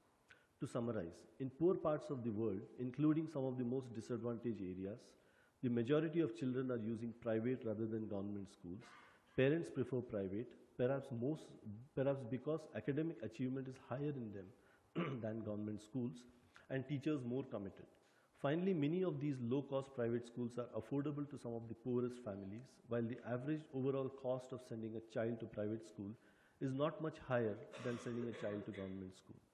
To return to Pring's thought experiment, if we were behind the veil of ignorance and aware of such realities of life in the world beyond the veil, then I suggest, not knowing where we might end up, we would not be as sanguine as Pring is about public education, but would rather be pleased that the privatized alternative is available. From behind the veil, a privatized system of education, at least in certain contexts, would seem a desirable option given the realities that exist in these contexts. However, we would probably want one caveat here, that we would want to know that if our families were the very poorest of the poor, unable to afford even low fees, then there could be some assistance to enable us to attend private schools.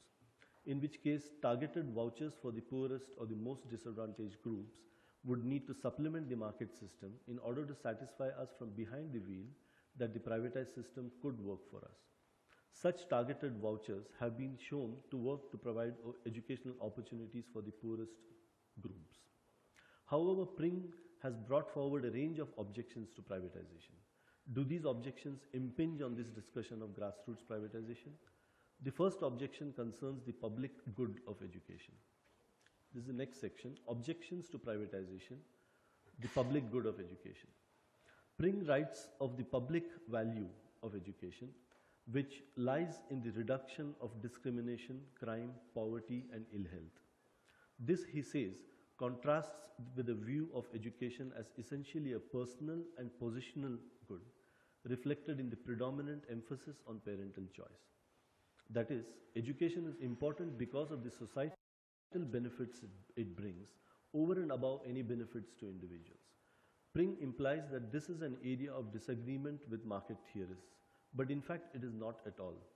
Indeed, these societal benefits, historically, were one of the two sets of justifications given by classical liberal theorists for governments to intervene in education, the other being the protection of minors principle. In classical liberal circles, these societal benefits tend to be called neighborhood effects or externalities.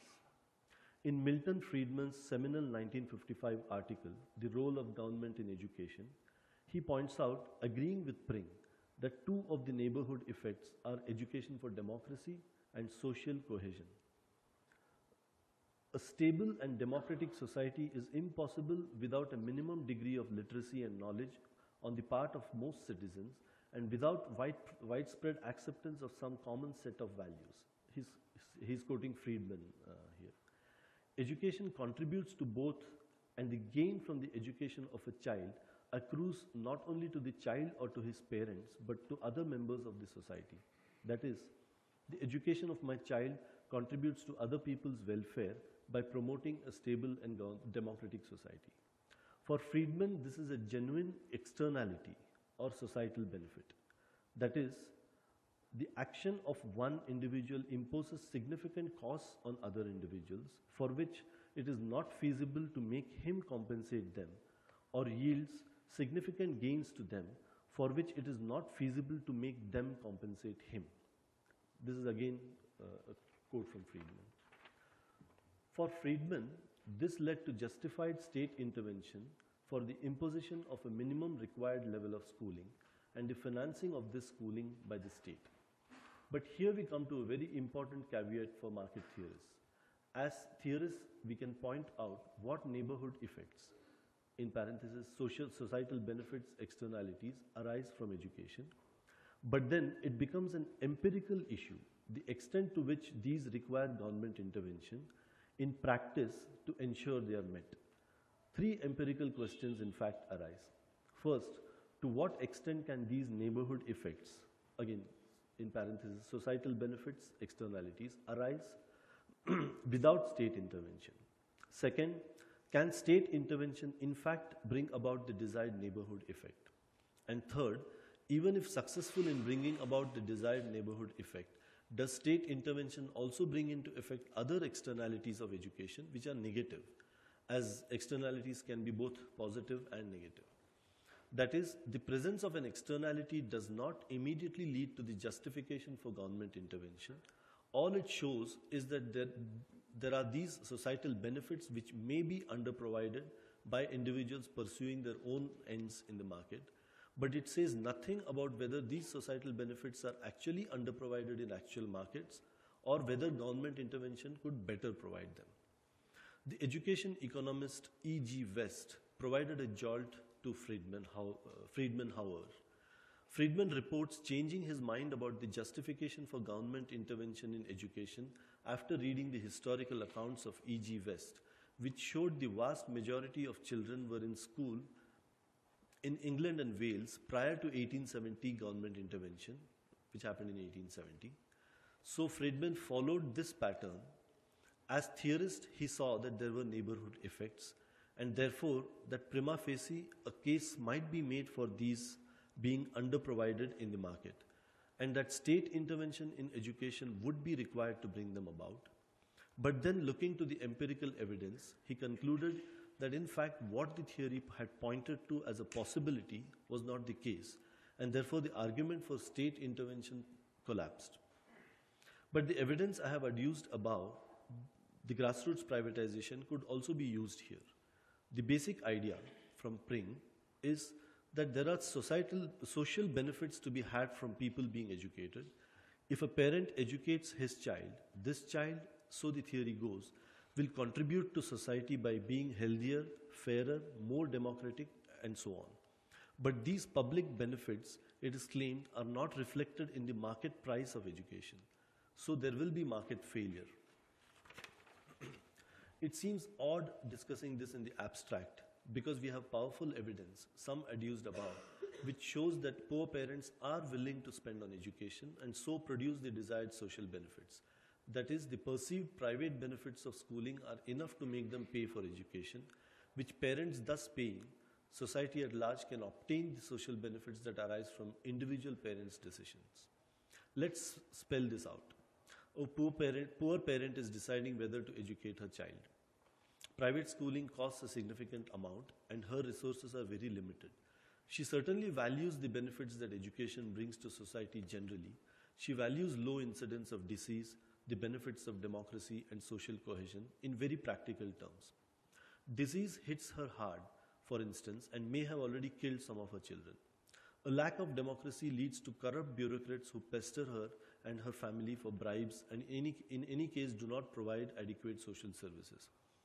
A lack of social cohesion leads to civil strife, which adversely affect her family and livelihood. Clearly, she would benefit from every child, including her own, being educated. But weighing it all, she decides not to educate her child because she chooses to allocate her resources to different ends. She can, in quotes, free ride on others getting educated, so some social benefits may come her way. but every other person in the same boat and will make the same calculations. So in fact, society won't get educated at all, and so no one will benefit. That, in my interpretation, is the perceived problem of collective action that troubles Pring, albeit in a setting different from ones he has considered in his writings. But is it really that problematic? Surely not, because the poor parent also knows that there are private benefits from being educated, especially for a poor person, as it is one of the best routes out of poverty. And the child will not only be able to get a middle-class job with education, but will also likely assist her parent as she gets older. So instead of the pessimistic conclusions reached by Pring, a much more favorable outcome emerges.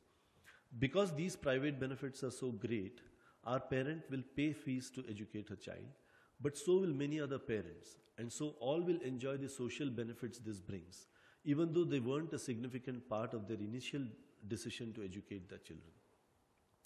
That education is also a private good doesn't seem to be an area of disagreement between Pring and market theorists. Pring writes, societies institute systems of schooling as much for the general good of society as for the personal good of individuals. After all, the two are intrinsically linked. This is emphasized. This is a quote from Pring. The key points seem to be the cost of schooling and the value of the private benefits. It is a mistake to blatantly assume that the cost of schooling will be so high and the private benefits so low that parents will decide not to educate their children. The only way to address the issue is not in the abstract, but by looking at the evidence and seeing whether poor parents are actually willing to spend on education and so produce the desired social benefits. The evidence adduced in my research seems to show that poor parents are prepared to pay for schooling. Furthermore, since the quality of education in parent-funded private schools exceeds that provided by the government sector, the corollary social benefits of education are commensurately greater as well.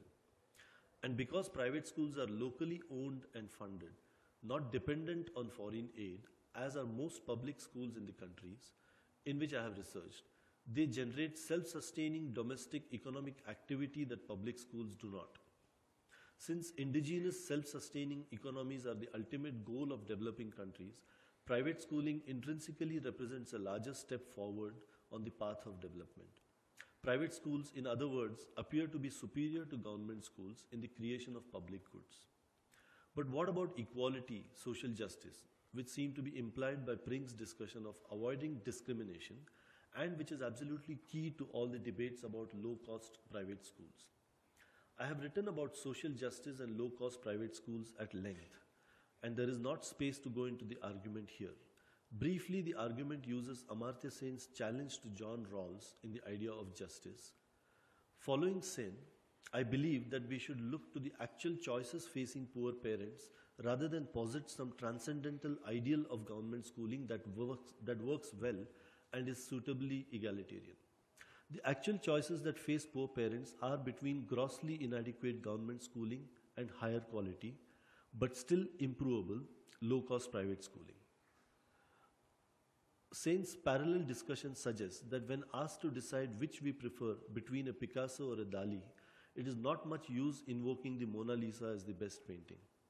Similarly, if the choice is between inadequate government schooling and higher quality low-cost private schooling, then it's not much help invoking adequate and egalitarian government schooling as the preferred option.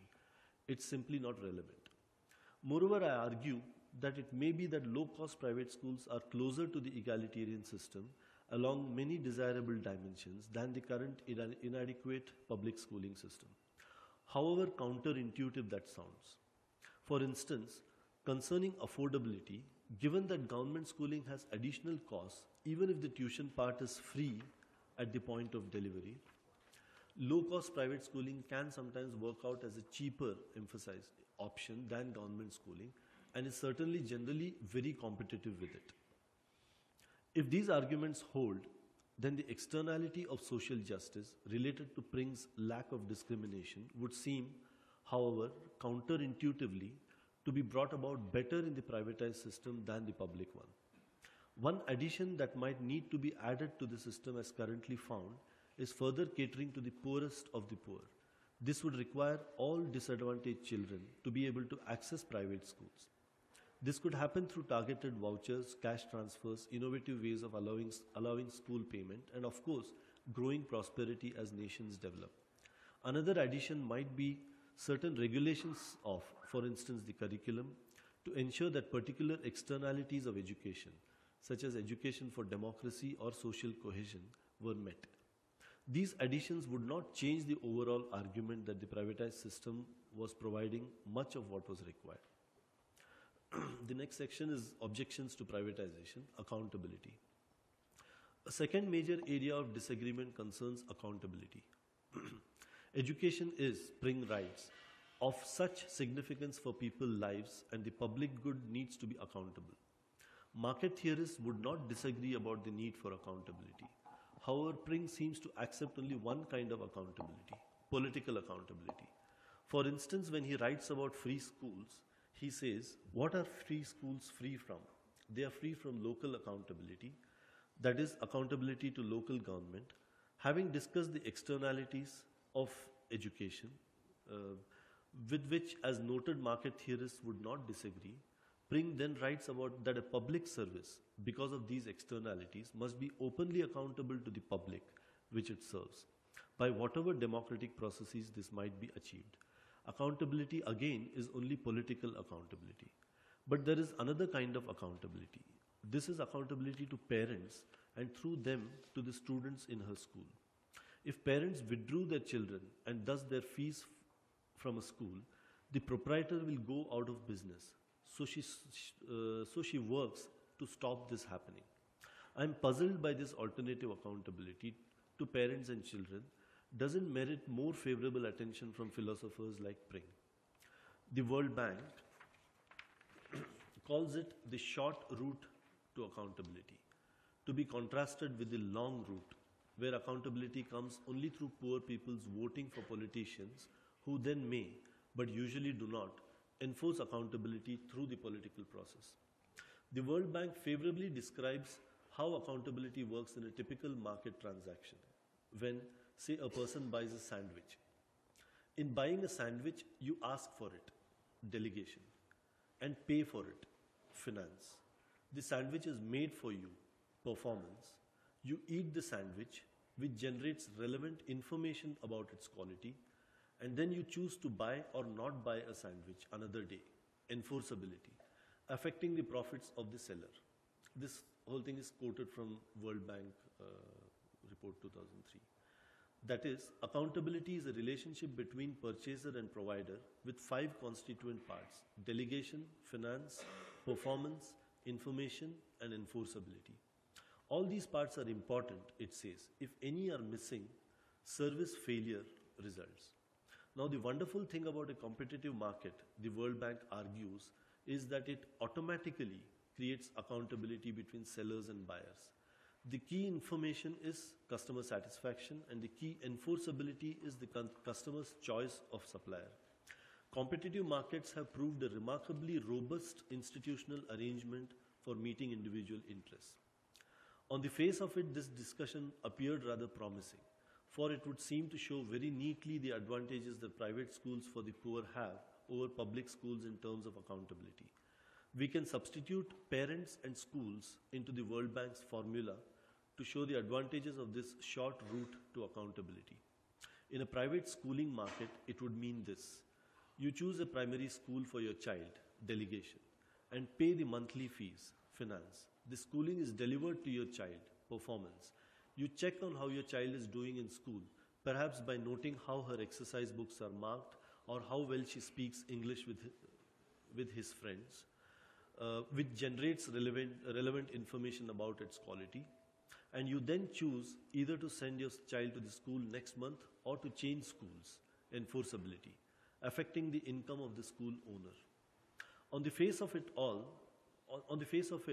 all the accountability stages appear to work well. In a government school system, however, the accountability system wouldn't function at all well. In sending your child to the local state school, you do not choose the school, you do not choose that school, uncertain delegation. And someone else pays for it, no finance. The schooling is delivered to your child, performance. You check on how your child is doing in school, perhaps by noting how her exercise books are marked or how well he speaks English with his friends, which generates relevant information about its quality.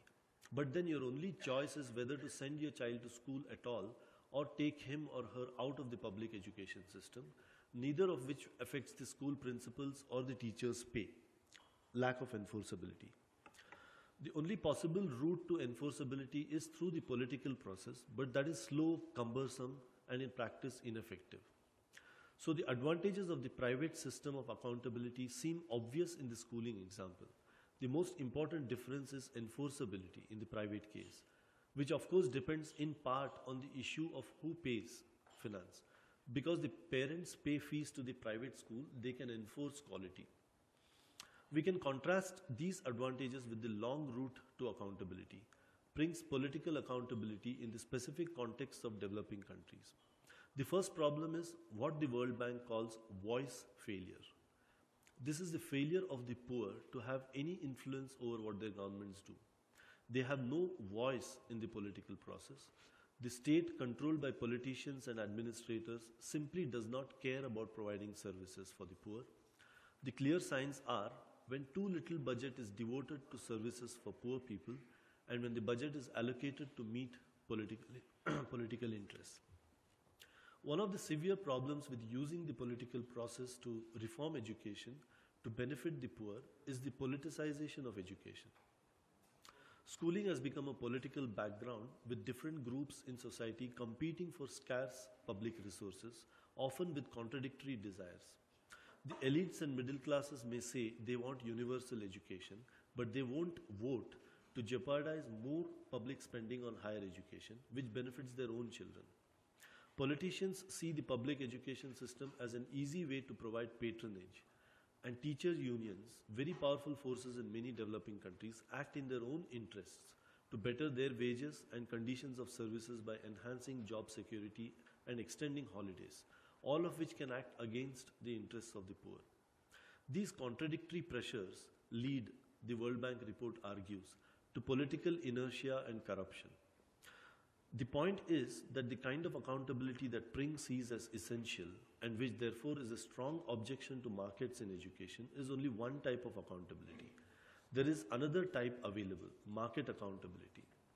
At least in the context of the developing countries where the grassroots privatization of education is occurring, this appears to have many more desirable facets. Again, we can return to our thought experiment behind the veil of ignorance. Knowing such basic facts about the way the world is operating, it is not obvious that we would prefer political to market accountability if we did not know where we would end up in the world. The final conclusion. This paper first summarized evidence of one kind of privatization of education, grassroots privatization, where the people themselves are opting for private rather than government provision. The evidence showed that low-cost private schools are serving the vast majority of the poor in urban developing country contexts, and that these private schools are outperforming government schools, whilst still being affordable to poor families. Supplemented with a targeted voucher system for the poorest of the poor, it was suggested that there could be a prima facie case for thinking that from behind a veil of ignorance, we might be very pleased that such educational privatization existed. But what of Pring's objection to privatization in general? Would these apply to this kind of privatization in particular? First, that education is in some senses a public good and has societal benefits is not disputed by market theorists. In fact, such considerations led one notable market theorist, Milton Friedman, to suggest government funding of education through vouchers. But education also has private benefits.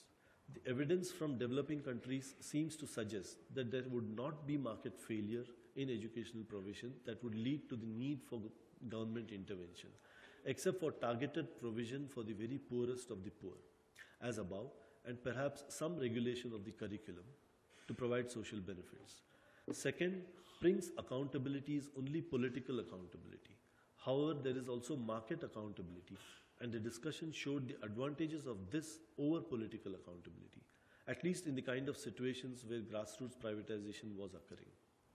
These considerations suggested that these major disagreements of Pring to privatization might not apply, when focused on grassroots privatization in certain developing country contexts. If we were discussing in the abstract from behind a veil of ignorance, what kinds of educational provision would be desirable? Knowing certain realities about the world in which we would be thrust beyond the veil, the privatized alternative would seem much more desirable than the public alternative that in other contexts Pring suggests would be our preferred option. That's the end of the paper.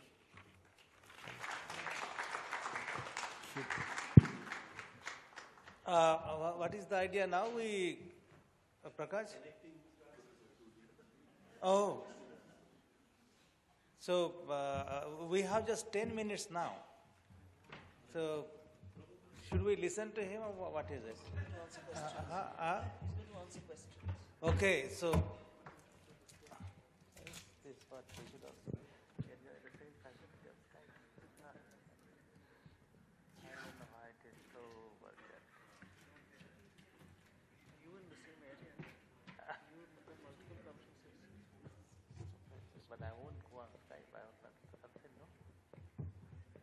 Face to face is so important. So Prakash, tell me how to handle this.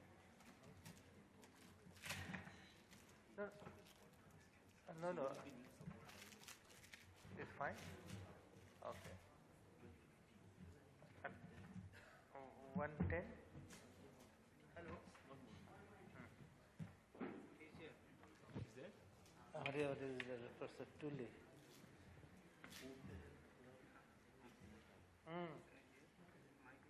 You want to start? Yeah, where do I sit? Both of us sit here?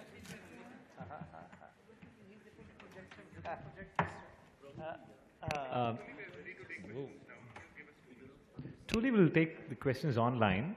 Just that people will have to come here near the computer, ask a question, then go back and sit in your place.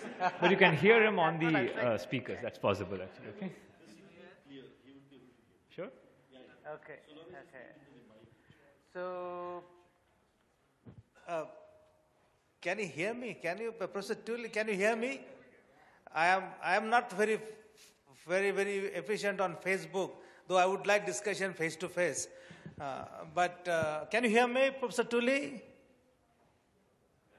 No. Can you hear me? Let me do some performance now.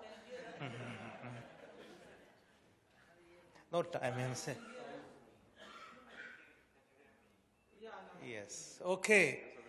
My name is Gopal Guru and I am chairing this session. And thank you very much for writing a very thought-provoking paper for this conference. I'm inviting some of my friends to engage with you on the paper that was presented on behalf of you by Prakash. Can you hear me? Can you hear us? I can hear you, but I can't hear the audience, I'm afraid. Okay, so if you can repeat the question, maybe. Okay, let's go fast to the questions. So who wants to ask question? Yes, there.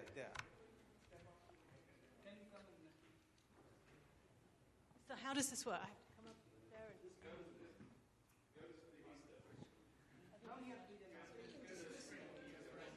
No, he can't hear if I... Come and speak here, so we will speak. Hello? Hello, yes. Yes, so can you hear us now? So somebody I can hear you, yes. Yes, I can hear you. Tell me. So, okay. Hi, James. Hello. So, Who's that? Judith Suisa. Good. Hi. Hello. I gather you didn't get a chance to hear Harry Brighouse's paper, which was in the previous session. What was interesting to me, given the disagreements you and Harry have had in the past about private and public schooling, was the similarities between your paper. Okay. As I see it, both of you assume that the capitalist system and what you keep referring to as the poor are basically here to stay. The main difference is that Harry wants to mitigate the effects of socioeconomic structural inequality on children's educational opportunities through regulation by the state, whereas you seem to think that the so-called interests of the poor can be equally served by the private market. Now, my problem with this is that I think the interests of the poor are not to be poor. Those are the interests of the poor. And that's not going to happen unless the system itself is changed. So while I'm all in favor, like you, of grassroots educational initiatives that come from the bottom up, and there's a long history of those in radical education, as you know, my question is, do the educational experiments set up by some such grassroots initiative, do they reflect the unequal competitive values of the capitalist system and all its structural inequalities, or do they try and reflect and enact and teach different values of solidarity, fraternity, equality? Do they challenge the structural inequality of the market, which you seem to just take with you behind the veil of ignorance? That's my rather long question. And thank you for that. And can I just apologize for not being there? I really wanted to be there with you very much. There were circumstances completely beyond my control, which have meant that I couldn't come. So please accept my apologies. I'd lined up some visits to low-cost private schools for those who wanted to come and see them, and now I can't take you.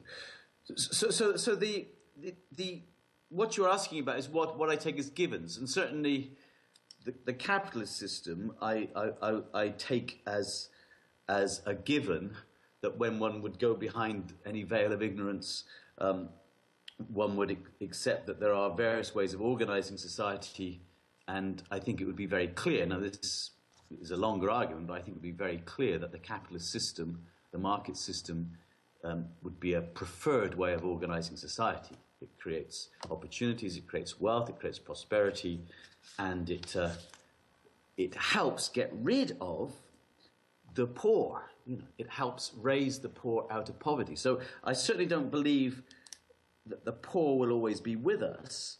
I mean, I do try and avoid using that phrase. I don't know how cautious I was in this particular paper, but you know, but there will be people who are poorer and more disadvantaged, and those people are best served, I think, through the market system. As you say, I didn't hear Harry's paper. It's great that we're converging on something. I am very dubious, I suppose, about the role of government in regulating anything, but regulating the market of education. And my work, as you know, is not so much in America and Britain anymore. It is in countries like India, where you are now, and other countries. And there, I think, you know, you see many more difficulties. You see it much more starkly laid out how the problems there are in allowing government to regulate a system and assuming that the high ideals can just be translated into practice that will help poor. Don't know if that helps.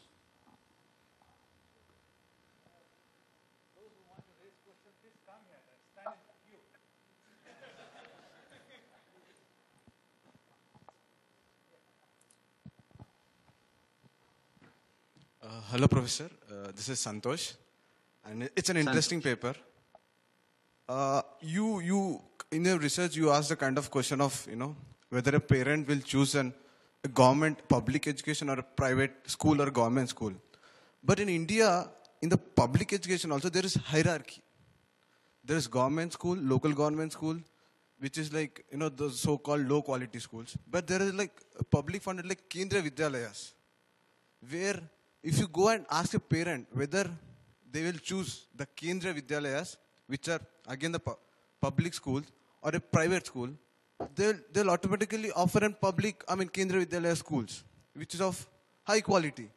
So how do you see this hierarchy in the public education and in the private education? So this is my just a curious question.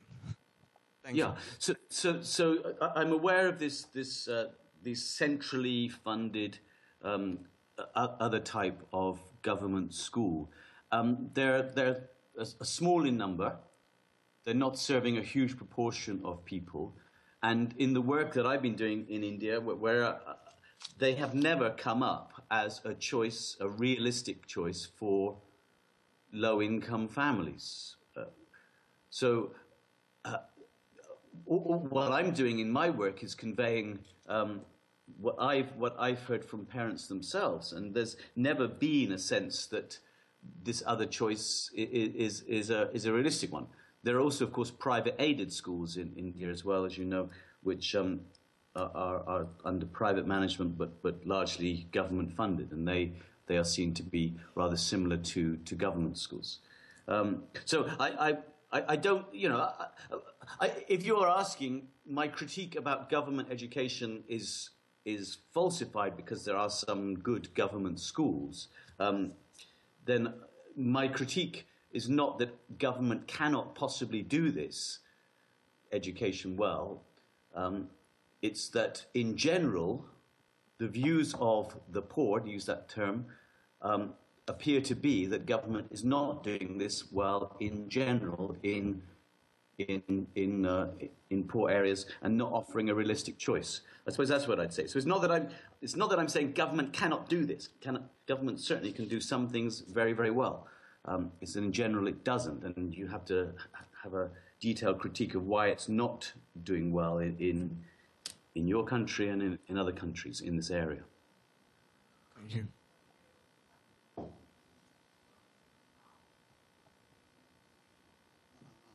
Thank you, Professor, for this interesting paper.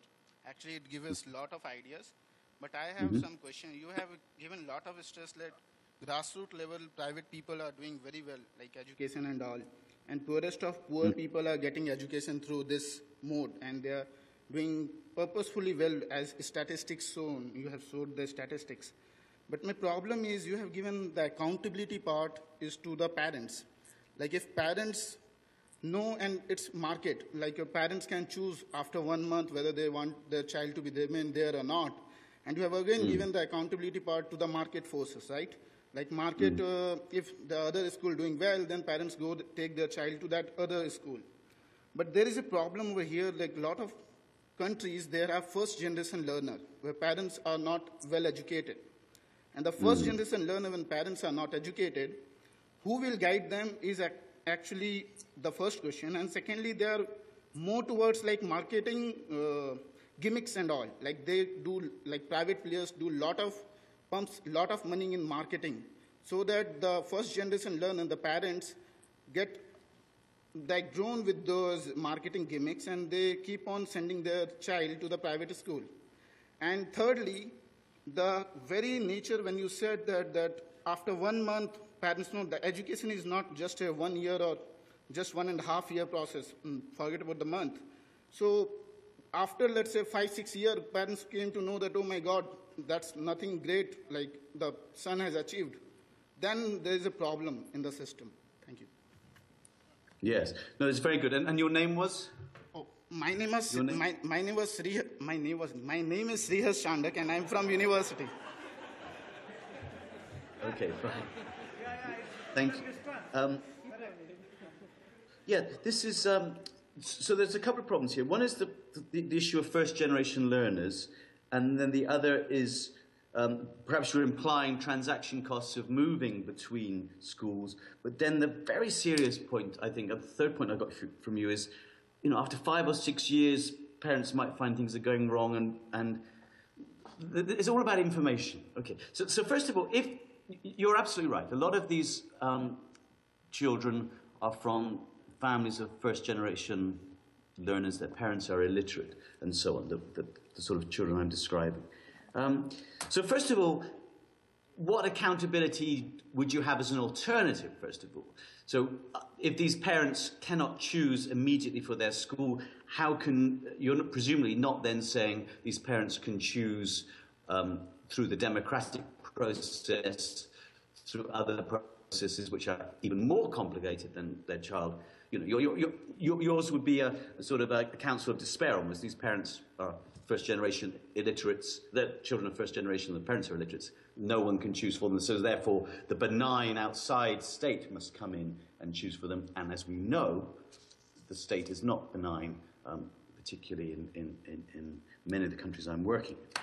So that's the first point. The second point is, particularly when you're talking about primary schooling, it's in my view, it's not rocket science, okay? There are many proxy methods parents can use to see if the school is reaching a required standard.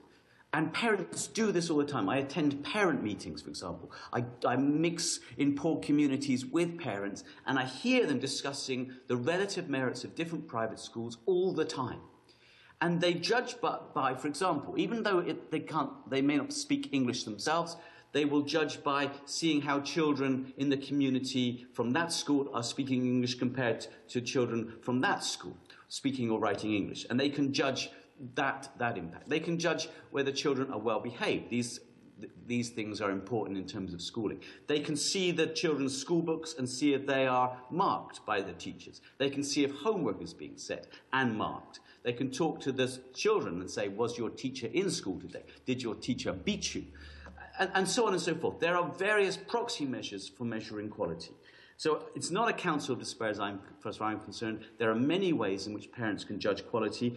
And there are also organizations now, like Grey Matters Capital in Hyderabad, and others. There's one in Bangalore, I've forgotten the name of it, which is working to develop additional information for parents in terms of how well the schools are doing in terms of ACER grades and so on and so forth. But I think you've really hit on something very important. This whole thing of 5 or 6 years down the line. And this is, what do parents do about quality? And this, to me, is a problem of government regulation. So this brings me back to discussions with perhaps Harry. For me, the important issue in India, the only public exams, certainly in states I know, are at class 10 and class 12. This is sanctioned by the government. This is, in a sense, then, the official view that the only way you can publicly assess the quality of education is through exams at class 10 and class 12. And that allows private schools, this is something I concede readily, that allows them to be complacent because the examination, the public examination, is very far off and not proximate. So I am greatly in favour of, and one of my ambitions in the next 5 or 10 years is to try and see if I can get something like this going, of some much more proximate way of allowing parents and children to see publicly how their progress is compared to others in key subjects, and to enable them to really keep the school's quality as a focus, and not just assume that only in class 10 and 12 can you be publicly assessed. So I think you've hit on an important point, but I think it's an argument against the sort of government regulation which allows schools to be complacent. I've argued this in an article where I reviewed Banerjee and Duflo's Poor Economics. I can send that to you if you're interested. Thank you. There's only one question we can accommodate now before we close for lunch. Please come over. One more? Okay, so we can take 2. Prakash, is it okay? We take 2? There's a remote control there. I have to ask. You can also come here. Hello, Professor Tulip. Hello there. What's your good name? My name is Anshu Mala. You can say Anshu. Your paper has gotten me a bit mixed up.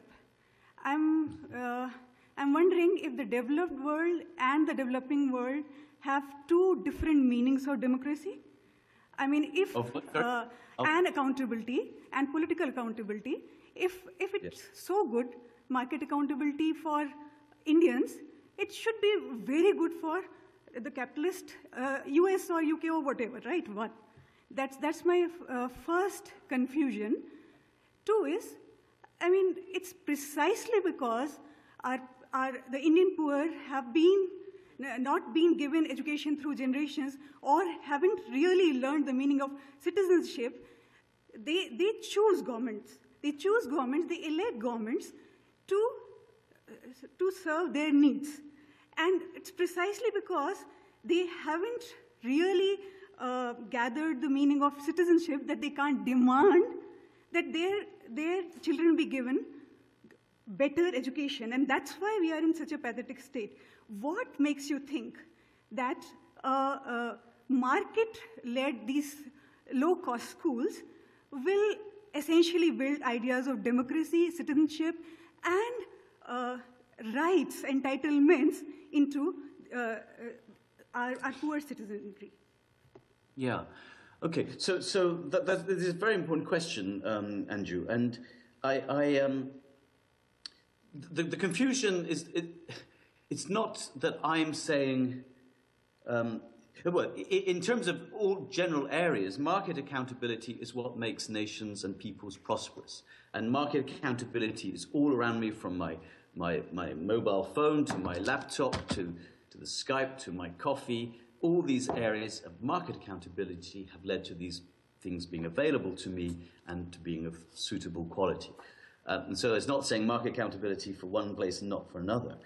And incidentally, lest anyone should think that I'm jumping on this low-cost bandwagon and saying the low-cost private school bandwagon, and it's somehow an imperial or colonial or neo-colonial imposition.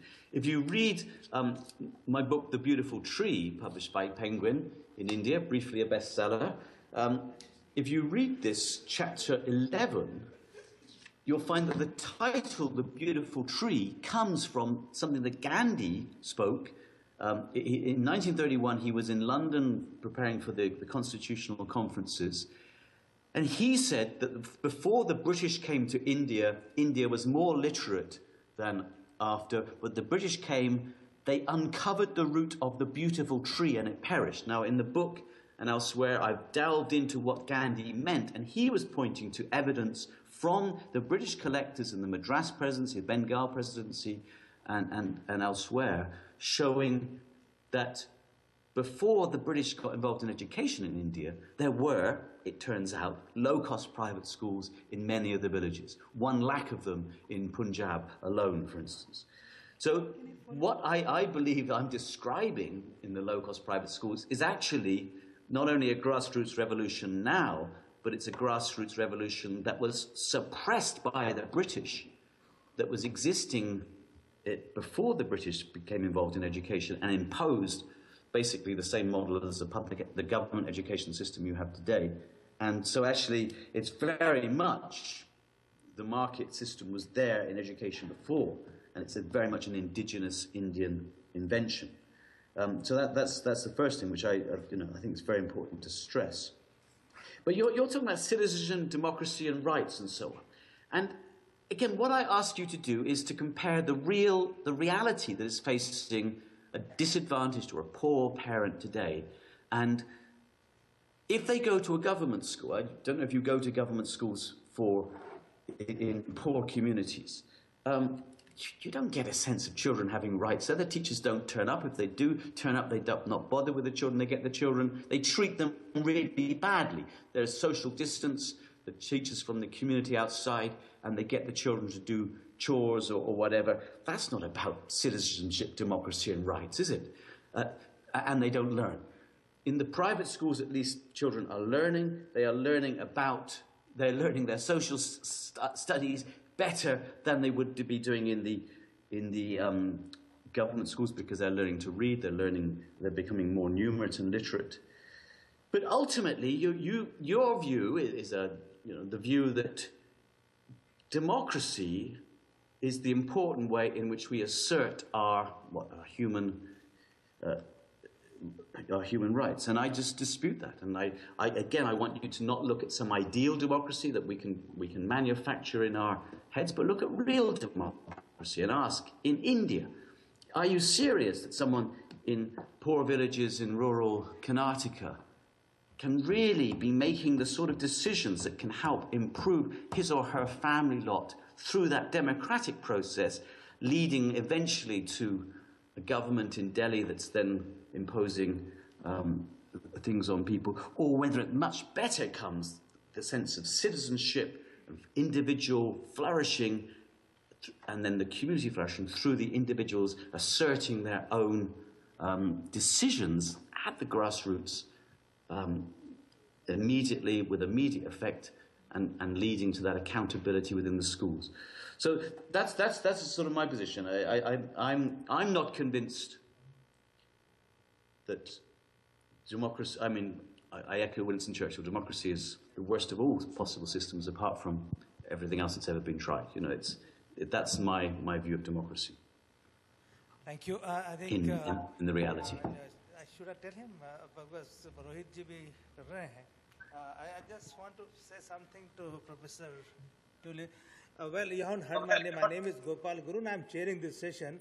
Whereas you had your breakfast, we are going to have a lunch after some time. But there are weighty questions waiting for us. So there will be 2 more questions to you, sir, and you can respond accordingly. Okay? Thank you. Yeah.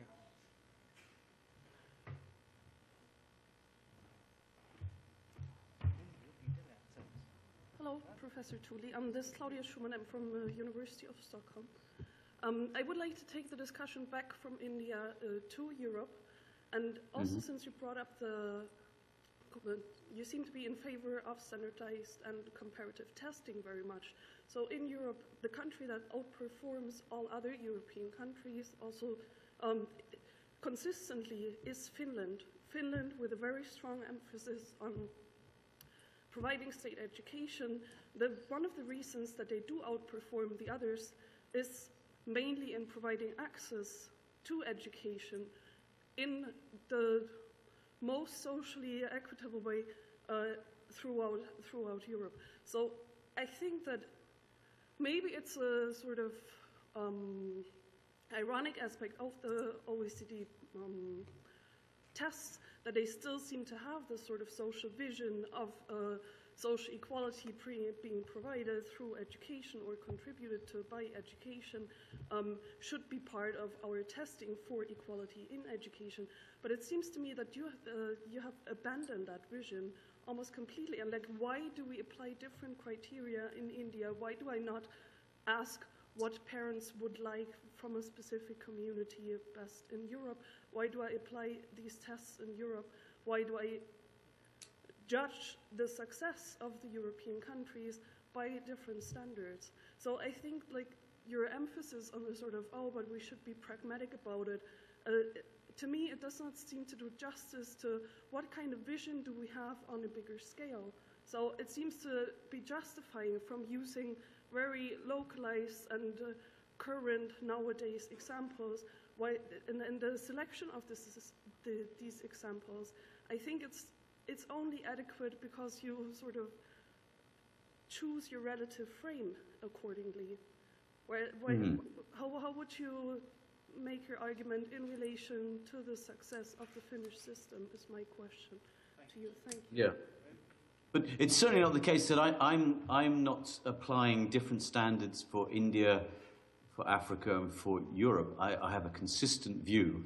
It's just I don't do much work in Europe and America now. So let's get that out of the way for a start. The Finnish example is interesting, isn't it? Because these are, on the PISA tests, the OECD tests, you say, Finland came top a while back. You also know that in the last tests it's dropped dramatically. Did you know that? It's dropped dramatically to 12th or something like that. So there's something odd going on in Finland. You know, it was top and now it's well below others. But Finland, you know, these countries, Finland is almost totally homogeneous society. I think something like, you'll tell me the figures, but 95% of 14-year-olds are baptized in the Lutheran Church, or confirmed in the Lutheran Church. Very homogeneous, and they've done well in these tests. But I'm not sure what the argument is here. You're saying that government can get things right. Well, I know government can get things right. Governments all over the world do things in a very powerful and strong ways very often. So government seems to, in Finland, at least for a few years, got children to perform well at PISA tests. So what? My argument, which I've given elsewhere, is to say even if government is doing well somewhere, does that rule out the possibility that the market can do it even better? If you go into Finnish schools, there's not much innovation going on there. Finland does very badly in the TIMSS test, for example, which tests more abstract ideas in mathematics and science rather than PISA, which is very practical, everyday mathematics interpretation, numerical interpretation. Maybe the Finnish system is an example of what's going well in a certain homogeneous, small society in Europe. It doesn't, to me, it's not saying that that's.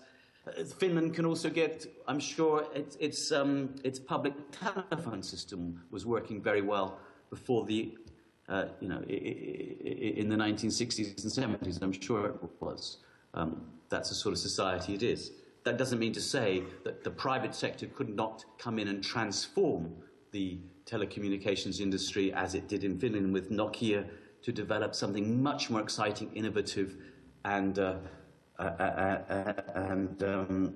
transformative for the people taking part. So that's my argument about education. I mean, the other country that does very well is South Korea in the PISA tests, and that is an example of where the public, the government education system, children typically or very often sleep during that because the real work is done in the private crammers in the evenings. Again, it's a system that doesn't really, is not really transferable, I don't think. So I don't engage in what might be called PISA envy of Finland, no.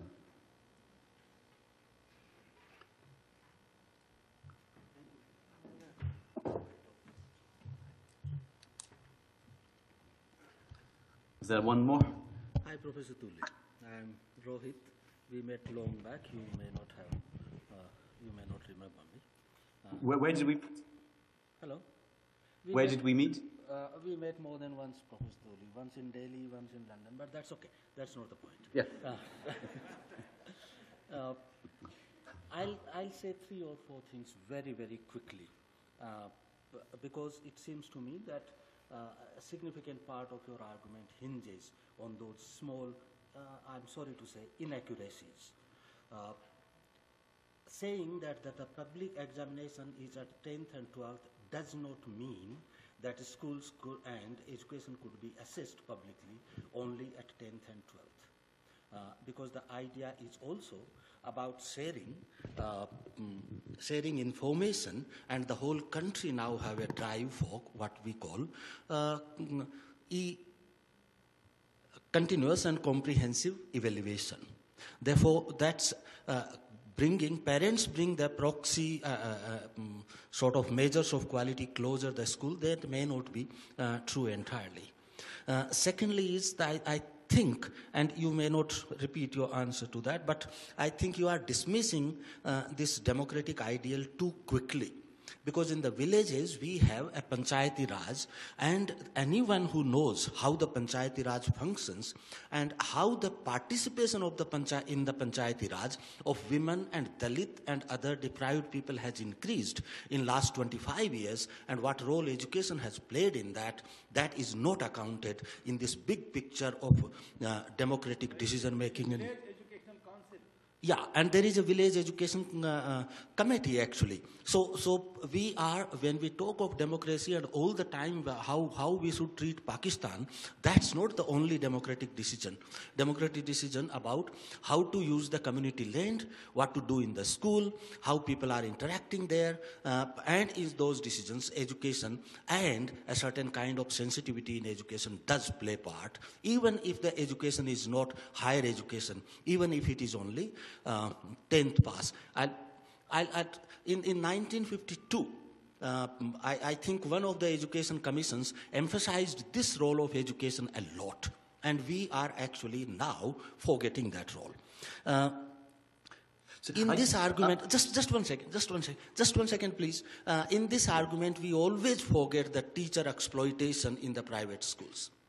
Few days back, there was a report in newspaper how teachers are money is transferred to their account, and then they have to take the cash out and deposit it back in the school. We forget that. One little thing is that Professor Brighouse made an argument about this market being accountable in telephones, etc. My telephone is not working very well, I can throw it out. But my child is not doing well in the school, I cannot actually take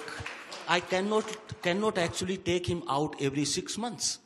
So school choice cannot be changed so frequently, and therefore market does not feel that punch. And the last thing, Professor Thuli, I would say is, we do know that India was literate before Britishers came. But let's please remember, we don't have any literature on pedagogy written in that time. We don't have any literature written on educational theory. And that beautiful tree of Dharampalji never taught Indian citizens to question inequality and caste. In this country, which was highly illiterate, casteism was never questioned in that education. So if the private education hands us the similar kind of education which does not teach us how to question the power structures and casteism and status of women, then even if we all become literate in that, I think there is something missing. Thank you very much. Thank you. And I'm sorry, I missed your first point, I think, but let me come back in reverse order, and I might sort of have got it. But I mean, your last point again. What I'm doing for many of these questions is pleading for people to talk about the realities on the ground that are choices facing particularly disadvantaged parents now. And you're talking about an education that allows people to question and to challenge authority. Are you seriously suggesting that can come from a government school in a poor area and that it can't come from a private school? Well, I can tell you one way it can come from the private school and not the government school is if the private school is allowing people to be literate and numerate. Those are the basis for that sort of critical approach you've described. If you're in a school where teachers don't turn up and nothing much is going on apart from your being put down because of the social distance from the teachers, you're not going to get that approach coming at all. So the reality, now in an ideal system, yes, we can picture an ideal system where that's not the case. But I want to address real choices that are facing people now. You mentioned the transaction costs of changing schools every 6 months and so on. And you're absolutely right. And I forgot to mention this for an earlier series. I think his question earlier. The issue here is, this is called the right of exit in a market, isn't it?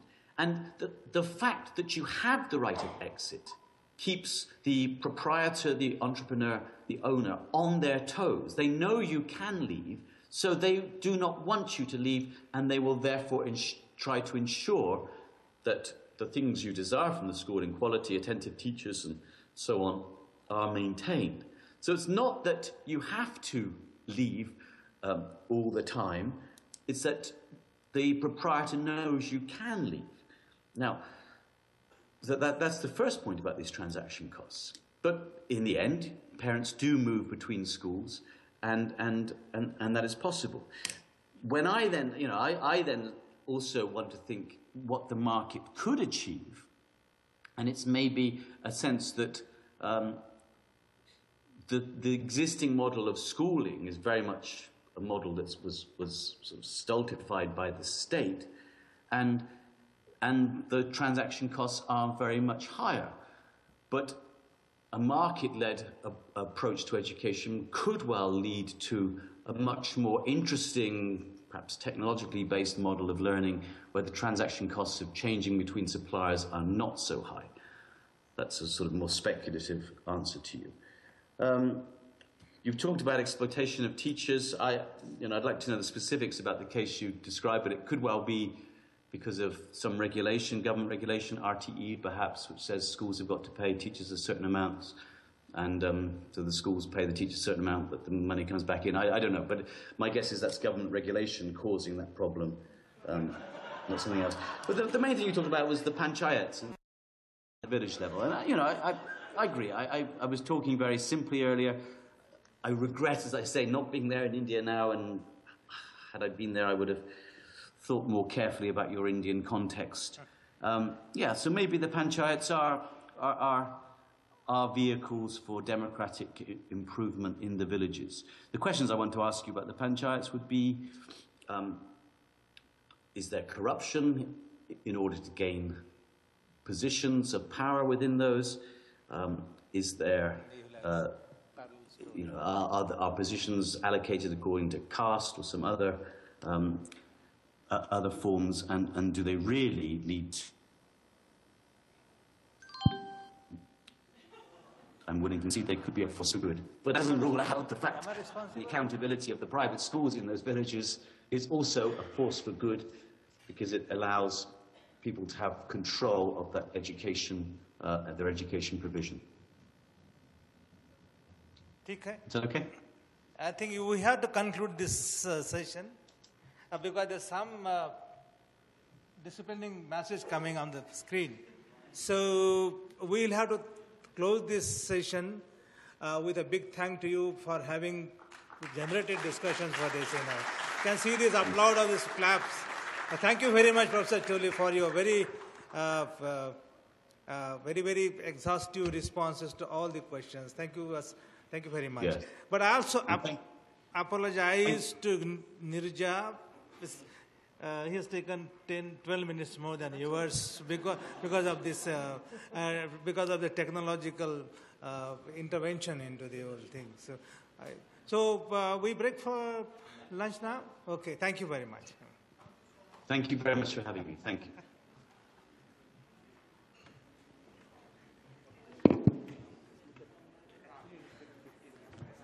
Nepal, and from Udit Bhatia, Oxford University, UK. Asim Siddiqui will present on authenticity of teaching and learning, perspectives from art education. Udit Bhatia will speak on minority educational rights and the Indian Supreme Court, a case of contextual secularism. This session will be chaired by Professor Ravi Subramaniam from Homi Bhabha Center for Science Education, Mumbai. I now invite the speakers and the chair over to the dais.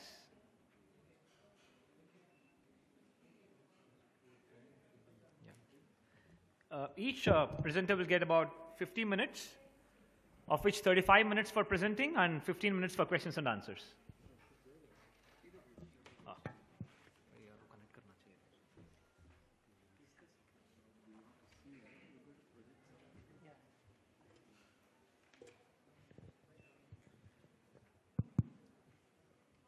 Good afternoon to everyone. I take this opportunity to thank the organizers for inviting me to the conference, also to chair this session. I'm very happy to do that. And looking forward to these two very interesting sounding presentations. The first is by Asim Siddiqui. So without further ado, we'll start. So the total time is 50 minutes, and you can take, I believe, 35 minutes. And we'll leave the rest of the time for questions and answers. Yeah. This one, right? Yeah.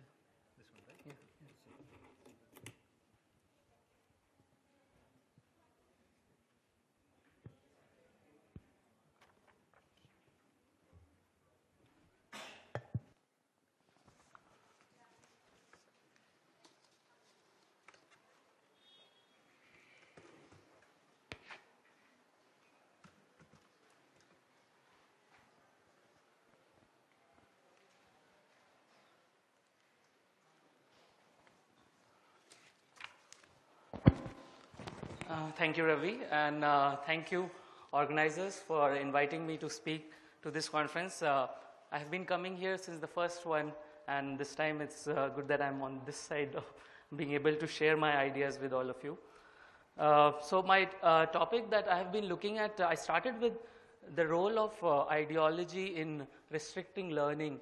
So I was looking at something like prejudices based on gender and caste, which create hindrances in our further learning. And so my topic was unlearning ideology, and in that exploration, I kind of moved towards art education to provide me a method for this kind of unlearning that I'm talking. So I'll start now. Models of learning have often focused on the cognitive aspects of learning. The mainstream system of education also privileges cognitive and intellectual capacities as integral to the act of learning. Thus, there is an emphasis on disseminating and acquiring knowledge as the central aspect of teaching learning. Given that the model of institutional knowledge is so deeply influenced by science and math, it is not surprising that the focus on knowledge has led to overemphasis on science and math teaching right from our schools. Moreover, even other disciplines are taught in ways that these scientific disciplines are taught and evaluated. Some might argue that education is not just about transmitting knowledge, but it is also about imparting skills. Again, the question of training skill often reduces to the model of scientific learning. Problem solving is a skill that is taught in math. Laboratory skills are also important in physics, chemistry, and biology. Although laboratory activities are many times placed lower in importance when compared to theoretical knowledge of sciences, they are nonetheless essential part of acquiring knowledge. This is primarily because these skills in math and scientific disciplines are integrally related to the nature of knowledge in these systems. The emphasis on knowledge, which reflects a historical preoccupation with this idea, is based on certain views on the nature of knowledge. Firstly, knowledge is dominantly understood as a set of propositional statements about various things. That is, knowledge is primarily presented as a finished product that is concretized in the text and which is then communicated to the student. Knowledge as a product is in essence different from knowing as a process. Knowledge always involves the process of knowing, but most often the emphasis on the end product of knowledge occludes the importance of paying attention to this unique process of knowing that is essential to learning. How does one engage with knowing in the classroom? Can one teach it? The first way to engage with knowing is to attend to the experiences of a student. In other words, if education is not just about transmission of the objects of knowledge, but also about the process of knowing, then it is necessary to begin with articulating the nature of this experience of learning. The fact that the experiences of students are often erased or not sufficiently thought about in the classroom is not surprising, since the dominant Western philosophical system, which is at the basis of much of modern education, has always had a problematic relation with the category of experience. Right from the Greek philosophical tradition, the question of experience, which is intrinsically related to the human subject, has been a profound problem in the project of grander themes like the search for truth and knowledge. Experience was seen to be fundamentally subjective, located within individuals, not transparent to others, and open to deception and misinterpretation. The non-availability of any obvious measure of objectivity in relation to experience meant that it was easier to ignore it in the acts of gathering, producing, or transmitting knowledge. And this has been problematized well by Gopal Guru and Sundar Sarukar in their recent work, Cracked Mirror, where they have strongly brought about the importance of lived experience. The objectivity and publicness of objects of knowledge were not available to the process of knowing. This paper attempts to recapture this lost ground by referring back to this process of knowing, not reducible to the cognitive domain alone. It does so by drawing on a paradigm example of learning in art, and through that attempt to conceptualize an extremely important category of learning, namely the possibility of authenticity in learning. Authenticity, as we know, is a difficult term since it has so many connotations, some of which are not really desirable. We all know Adorno's critique of Heidegger, and he argues that Heidegger's jargon of authenticity hides the Christian language in an existential ontology where authority of the absolute, that is God, is overthrown by absolutized authority, which is Nazi, which paves way for fascism. Alan Bloom also critiques the so-called culture of authenticity in the American youth in his book, The Closing of American Mind, which has become highly individualistic and relativist in their moral positions. But there is also a primordial sense of authenticity in human action of various kinds, and this sense is primarily existential in nature. When we invoke the idea of authenticity here, we are attempting to articulate what it means to describe the act of learning. When does a student realize experientially that she is in the midst of learning experience or has had a learning experience? We find it useful to begin from the other side of learning, namely teaching. If we ask for a similar description of teaching, we could be asking whether there is an authenticity of teaching like authenticity of learning. While there are different ideas surrounding the concept of authenticity, I want to begin with one aspect, which is its relation to limits. Authenticity in Heideggerian terms arises when we confront our finitude, when we confront the limits of our existence. In psychological terms, authentic action follows a recognition that action for other ends, such as functional or utilitarian, do not really matter when one is facing the end, that is death. We tend to act more authentically when we are not merely passing time, but confronting time itself. Analogously, we can consider the argument that as a teacher, authentic teaching arises when the teacher comes to the limit of teaching. One way to phrase this is to say that the possibility of authentic teaching arises when the teacher knows the student is neither receptive and may not be even interested in learning, but yet the teacher attempts to teach with the same involvement. In other words, how do we teach when there is no functionality to teaching? When we teach not for getting a student to pass the exam, for example. When does a teacher experience, when she is in those throes of the act of teaching, the experience of teaching which in itself is not relating to teaching for a job, for a salary, to please somebody, etc.? Can we discover an authentic experience of teaching in these moments? Similarly, when a student is learning, again, not for the purpose of passing an exam or exhibiting their intelligence, then what is that quality of that experience? Is there an authentic experience of learning that can capture those moments of learning qua learning? While these questions may seem to be only of philosophical interest, we want to point out that the discourse of art teaching routinely invokes the notion of authenticity. So instead of beginning with theoretical and philosophical understanding of the possibility of authentic learning, I want to begin with the fieldwork I did with dance students and teachers in order to explore the possibility of developing a framework for authentic learning. So now I move to my fieldwork, which was in movement arts education. I spent 6 months on a fieldwork in art education last year at Attakalari Center for Movement Arts by observing and interviewing diploma students while also visiting schools where the repertory dancers teach. The one-year diploma program of Attakalari is one of its kind in India, as it gives intensive training in movement arts and mixed media. Apart from Attakalari, several other artists in theatre, music, dance and visual arts were interviewed and engaged on questions of learning in arts. The diploma curriculum of Attakalari is quite diverse, as every day they have a mix of classes that range from traditional Indian forms of yoga, Kalaripayattu, which is a martial art form of Kerala, Bharatnatyam, classical dance form, to even classical Western form of ballet, as well as contemporary dance techniques. Apart from these, they have visiting masters from other different forms, like Tevarattam from Tamil Nadu, Kudiyattam again from Kerala, and Kathak from North India. The one-year program accepts students from varied backgrounds, like medicine, engineering, commerce, design, theatre, and even reality dance shows, who may or may not have a previous experience in dance or movement arts. Thus, initially, a lot of time is spent in deconditioning and training of the body.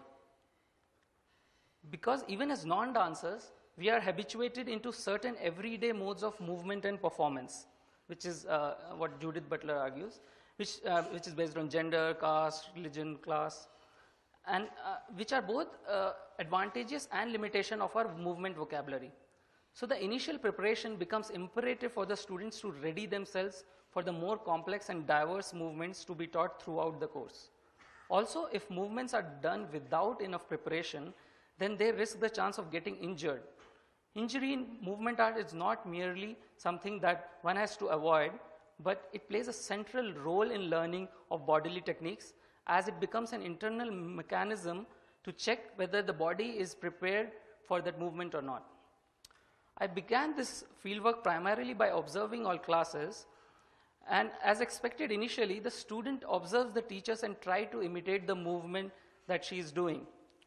Though the teacher shows the movement multiple times and expects the student to do it accurately, it is also constantly acknowledged that all bodies are different, and the student has to find their own way of doing the movement sequence.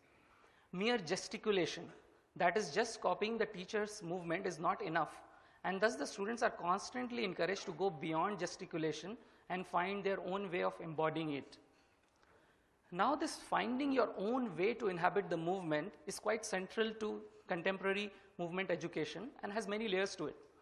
First, it is at the level of body structure. That is how the movement of teacher fits into different bodily structures of the students. So one movement of the teacher cannot be directly copy-pasted in that sense. It may have to be altered or changed a bit according to particular cases, and it never seemed that the teacher are insistent on copying the movement exactly as they have shown, though they are still saying that you have to maintain the accuracy of it. After getting the initial structure of the step, the student then plays with the movement and see what all comes out in that engagement. They try to experience the movement from both inside and outside. That is how it may look to the audience and also how it feels to them while moving in that particular way. It may trigger particular memories in the students, which can vary from being pleasurable to being traumatic. It can also trigger different imaginations in the student to relate it with stories and fantasies. The evaluation of students is based on their class engagement and the movement that they create, perform both individually and with the group. However, in learning these movement phrases from the teacher, sometimes the students get habituated in them through repeated rehearsals. That is, whenever they are asked to choreograph something, similar style of movement come out. Thus, apart from constant conditioning and deconditioning, another important technique is used, which is improvisation. During improvisation, students are encouraged to experiment with completely new movements, which may be coming from very different places, maybe teachers, peers, or anywhere outside they have seen on a bus stand or on the footpath or anywhere. So the focus is not so much on where the movement is coming from. Thus, creating a movement is not as much emphasized as much as bringing different movements together and making them your own. Continuing on the theme of making these movements your own, which may come from diverse sources, I started interviewing the teachers and students at Artakalari. In one of my interviews, I got an interesting insight from a German ballet and contemporary dancer, and this was echoed time and again by most artists who I engaged with. She mentioned that when she watches a contemporary performance, she is not so much interested in the glamour and scale of what the production is, but something which comes across to her as an honest engagement of the dancer with the movement. So if the dancer is merely trying to impress the audience with a lot of acrobatic moves, then it's not enough. Somewhere the performer has to show a deeper commitment to the work she's doing. Here she also invoked two other concepts close to the idea of honesty, which throws further light on this engagement. And these are authenticity and truth, understood in an experiential sense. She elaborated saying that when a dancer engages with the movement honestly and experiences authenticity in doing the movement, that is when both the performer and the audience experience something more than an artistic expression. She further added the element of sacrifice of the dancer's ego during such an exploration. She and many others have said this in different ways, that initially the dancer uses dance as a medium to express herself, but gradually she reaches a point where she becomes the medium for dance to express itself. Sarukai in 2012 in a talk echoes something similar. The ultimate aim of dance is to let the movement come into presence, to come into being. It is not about what the movements mean. The struggle of the dancer is to let the movements out of the bag, to subsume her ego and become the medium for the movements to express themselves. Thus, dancers become the medium for movements. Recently, in a talk by T.M. Krishna, a well-known Carnatic vocalist and scholar at Ninasam, he spoke about art experience in a similar fashion. He began by problematizing the culture around Carnatic music scene, which is highly Brahminical and patriarchal, as we know, and has little space for women and people from lower caste and other religious background to participate or become prominent. However, he also claimed that there are times when he sings and loses himself completely in the music, and so does the audience. In such moments, he experiences authenticity of his action and a surrender to the form. In this surrender, there is a possibility of transformation of the artist as well as the form, which leads to authentic learning. However, as soon as the moment is gone, he is again thinking of how much accolades he is receiving from the audience and how to subdue the violinist and mridangam artist. But it is those glimpses of truth that he experiences which keeps him going in his work, and that's what he seeks every time he rehearses or performs. The more I spoke to artists, the more I got to hear about this art experience of seeking truth. However, as we know from the life and works of Gandhi, seeking truth in experience is not limited to the field of art. As a satyagrahi or a truth seeker, you can experience truth in something as common as making your own salt. A potter, cobbler, blacksmith, or anyone else can seek truth in their experience of an honest practice. Thus, art experience in that sense is not restricted to the artist, or in other words, art method can and is put to use and practice in various fields. By conceptualizing art method, it is not the intention to make it a binary opposition to scientific method, as both of them have many similarities. The idea of experimentation, for example, is central to both the methods. That's why we hear the usage of laboratories in both the contexts, whether it is a nuclear physics lab or a theater lab. Art method also employs the use of play and exploration, along with the centrality it gives to body experience and practices to its processes. However, there seems to be one strong conceptual distinction which informs the practice of artists, and that is the distinction between truth and facts. As I mentioned earlier, many of the artists spoke about their work in art as search for truth, but they never quite made a claim towards having an objective method to seek the truth. Whatever techniques they may have to seek the truth is quite contextual to their experience and is not universalizable for everyone, although they are universal. I will come to this distinction in the later section. Even in their own practices, they have found different techniques relevant for different contexts. Facts, like techniques, form the content of their learning, art practice, and teaching, and don't have a truth value in and themselves. Facts are epistemological judgments, like whether a mudra of Bharatanatyam is accurately embodied, but they are not truth bearers. Dhareshwar problematizes this notion of truth, which gets associated with facts, and argues, I quote,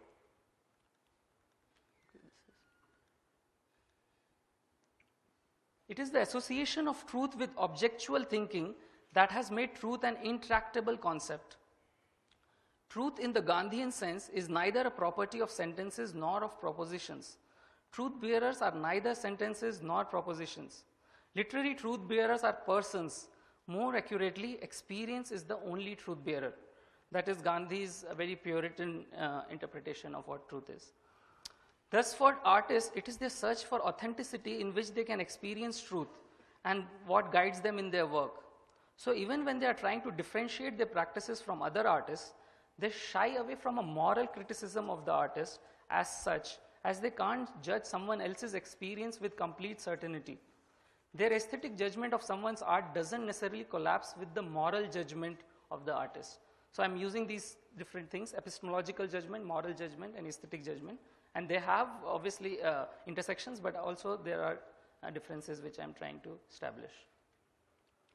So now I come to my, this is a longer final section. It's subject, truth, and ethics.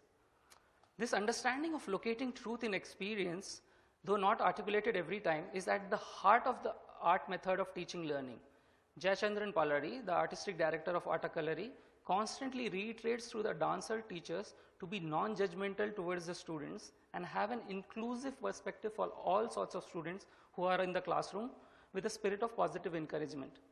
The moral criticism that seems endemic to our mainstream classroom, be it in math where the student is ridiculed if he doesn't know if 2 plus 2 is 4, or in social sciences where he is equally humiliated if he is politically incorrect, is not ubiquitous in art learning environments.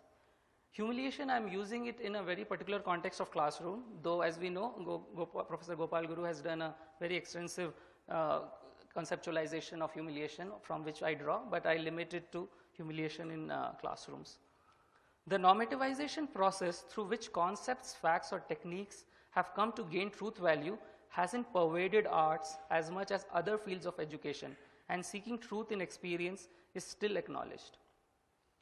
The problem is that a lack of capacity in a skill is a particular lack and is not easily generalizable. Thus, if a person does not have the skill to cook, does not imply that the person doesn't know how to play football. However, a lack in capacity of acquiring of learning knowledge, as understood in mainstream education practice, is more easily generalizable. Thus, a person who does not have the capacity to learn a mathematical subject is more easily judged to have the lack in various other cognitive capacities. The situation has become quite extreme that today's competitive exams, even something like for humanities and management, still test the students in their mathematical ability. And as my guide, Professor Sundar, mentions, they don't ask them to sing a song in an exam or dance as a method of evaluation, but being good in math somehow becomes important. So I now go to a genealogical inquiry made by Foucault, and I know Professor Gopal's criticism of it, but I would take this because I feel it is interesting for my case here.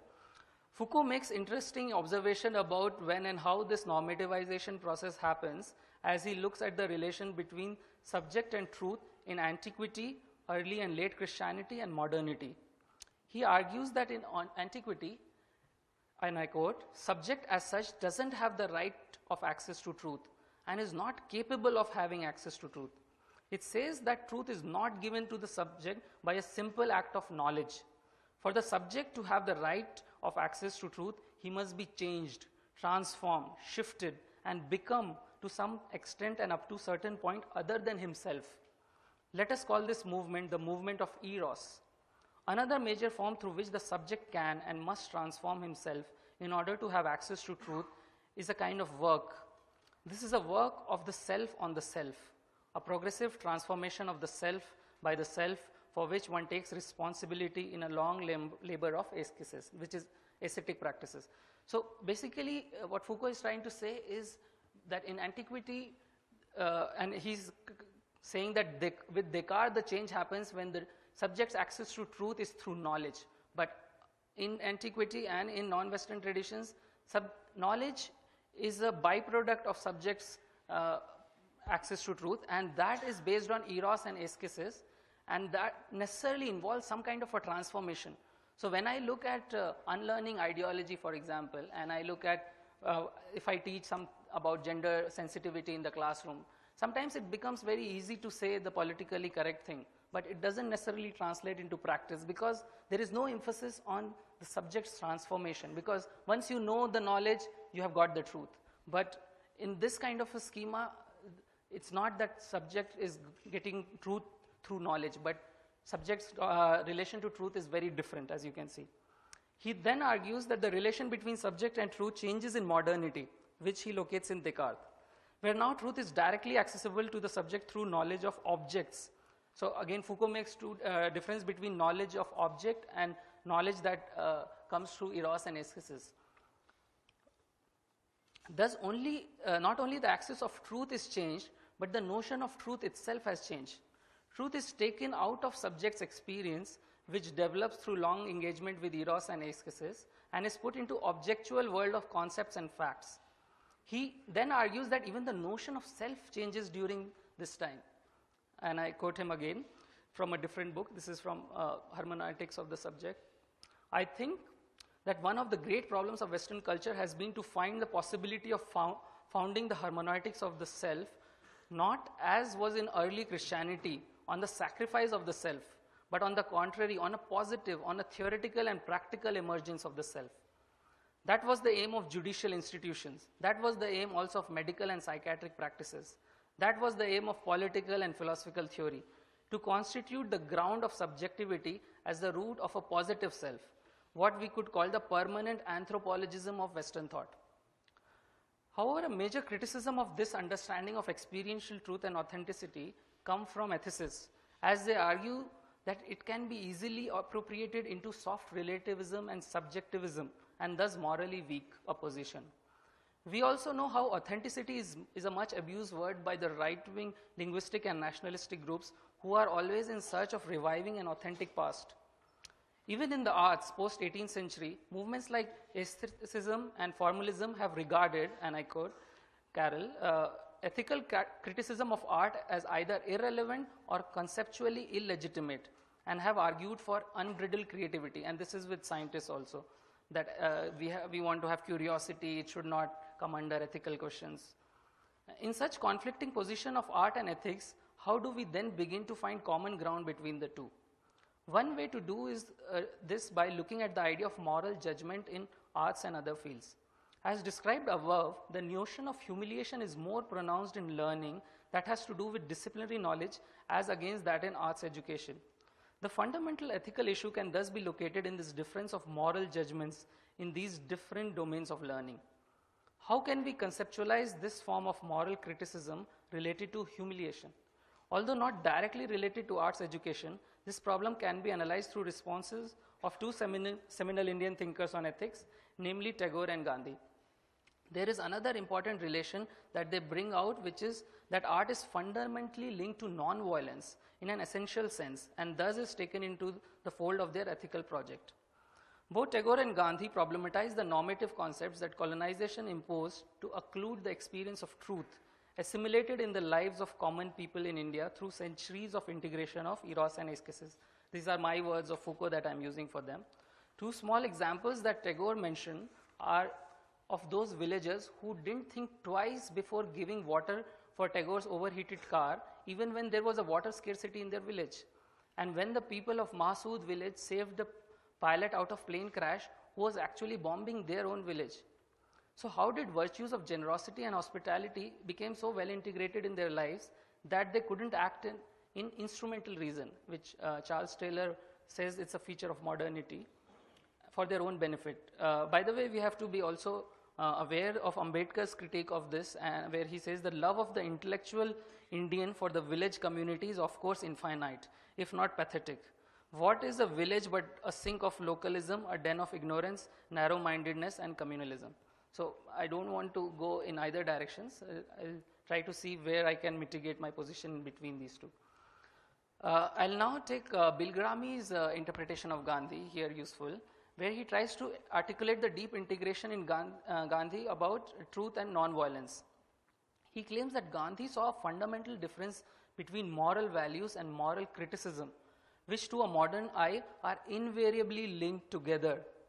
He argues that it is because of our understanding of ethics as when one chooses for oneself, one chooses for everyone. And this, he says, comes from Kantian categorical imperatives, that when I choose something, I am making a decision for everyone else in that sense, which leads to the conflation of moral values and moral criticism.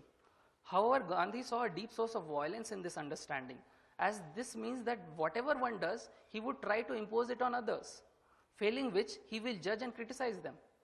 Gandhi gave a wholesale alternative to this imagination of ethics when he suggested that when one chooses for oneself, one only sets an example to everyone. This is also a deeply moral position, but it doesn't lend itself to become critical of others by placing oneself on a moral high ground. When one sets an example for everyone, it is a universal act, but not a universalizable one. I will come to the distinction now, which means that if someone doesn't follow the example that I am setting, I can only be disappointed in the other, as well as with me, because my actions weren't considered worthy enough of being emulated. So universal is you are doing something and you are creating an example which can be universally taken up. And universalizable is when I'm saying, oh, this is what I'm doing, everyone should do this. So that is the distinction that Bill Grami makes, and I want to take that up. Gandhi's Satyagraha was a deep integration of the two, that is truth and non-violence, as he claimed that truth can't be experienced without being non-violent in this fundamental way, which is not just being physically non-violent, but morally non-violent. And thus stating that truth lies not in epistemological facts, but in moral experience. Therefore, truth for Gandhi is located in the experience of moral values and not in cognition of propositions describing the world. Yeah, I'll finish.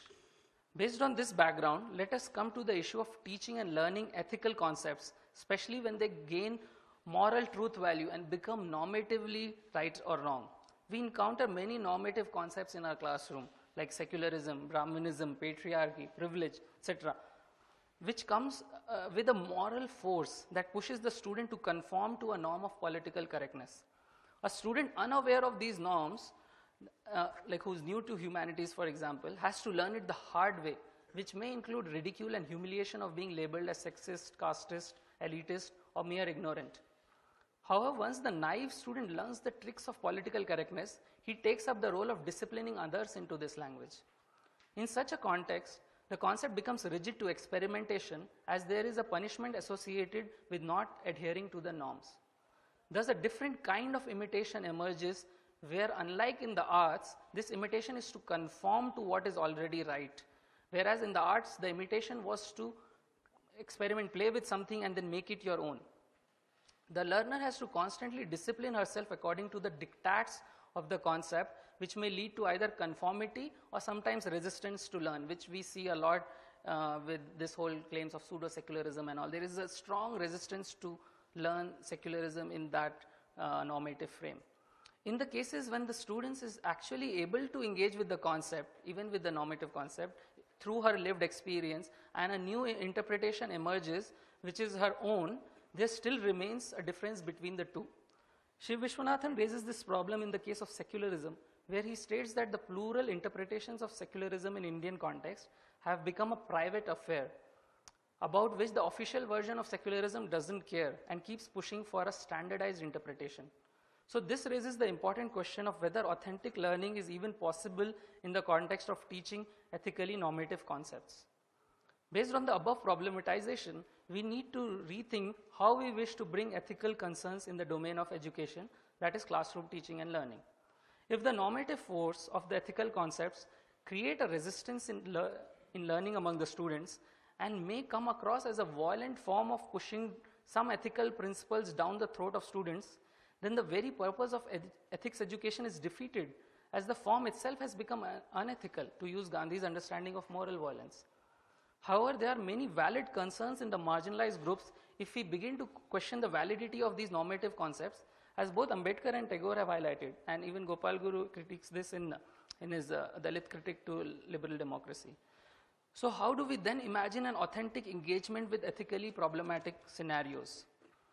Drawing from the method in art education, where authentic engagement with the form carries strong weightage, we have to create possibilities where ethical concepts can be experimented and played around by the students in a non-judgmental space of a classroom without rewards and punishment of adhering to political correctness. In Heideggerian terms, our classroom have to provide the necessary clearing for ethics to emerge in an active engagement by students, rather than perceiving them as passive containers to be filled by already established ethical norms.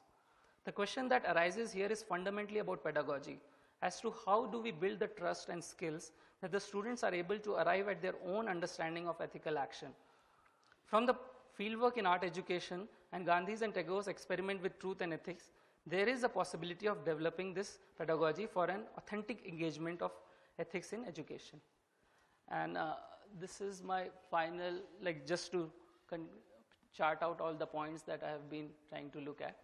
And so I'm obviously looking at the limitations of normativity, but I'm also not a purist in Gandhian sense that, okay, only we have to be authentic and experientially true, because we have concerns of which normative concerns are equally important. So how do we then look at some kind of a dialectical engagement to not fall on either extremes? Thank you.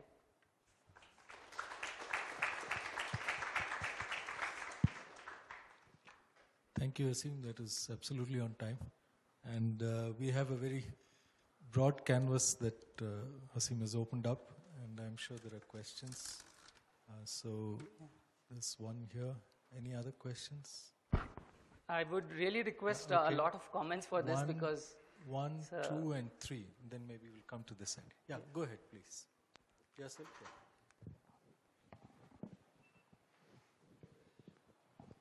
Hello, Mr. Siddiqui. Often the educationists, while referring to the subjects in school, they mention it as, they call science, maths as main subjects and art as not the main subject. So this idea of emphasis of art and aesthetics, firstly, it's almost neglected in our government schools. And even when it is considered in the so-called good private schools, we consider only the completion of certain drawings or given tasks. We never bother about the experience of art in that sense. If a sheet of paper and color is given to, say, a class 1 kid, I did this experiment, he comes up with much more creative and imaginative thing than a class 6 or 7 kid. So what is it that we are doing to the children through our education system, or particularly the schooling, that I would say kills their creativity, kills their imagination? Because, and the most bothering part is, we don't even look at it as a problem very often. So, what would you say on this? Thank you. Would you like to take a couple more questions Yeah, and then please. respond? Yeah. No, actually, I want a lot of comments, because I don't know if I can respond to all questions, but as you see, this is a experimental paper, so I want to know more. What did you guys feel about it? Think about it. Well, I thought it was a great paper, and so thank you very much. And I'm just interested in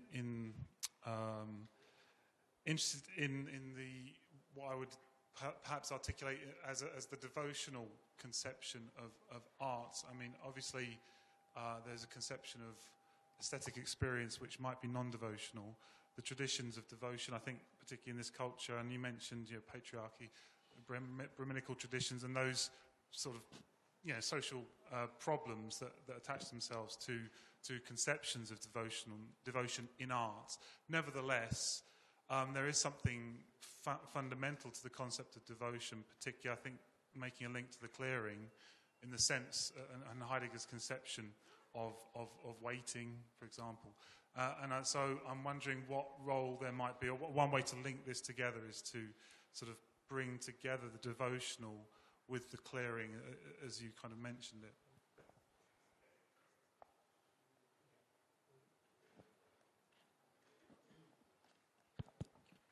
Thank you, Asim.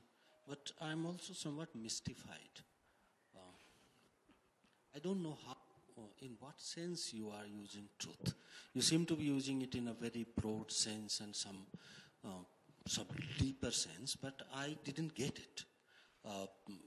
In sense that, in what sense a mudra could be true or not true. A mudra could be accurate as the teacher made, it could be aesthetic, unaesthetic, it could be several other things, but in what sense a mudra could be true or untrue, I didn't understand that. So if you elaborate, that would be useful.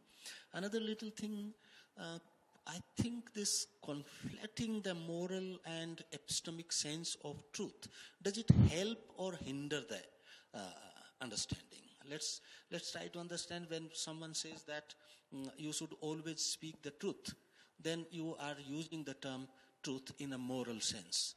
It seems to me that it depends on an epistemic notion of truth prior to that, otherwise you cannot even make that statement. For example, this room has to support the roof. I do not know whether there is any moral content to it.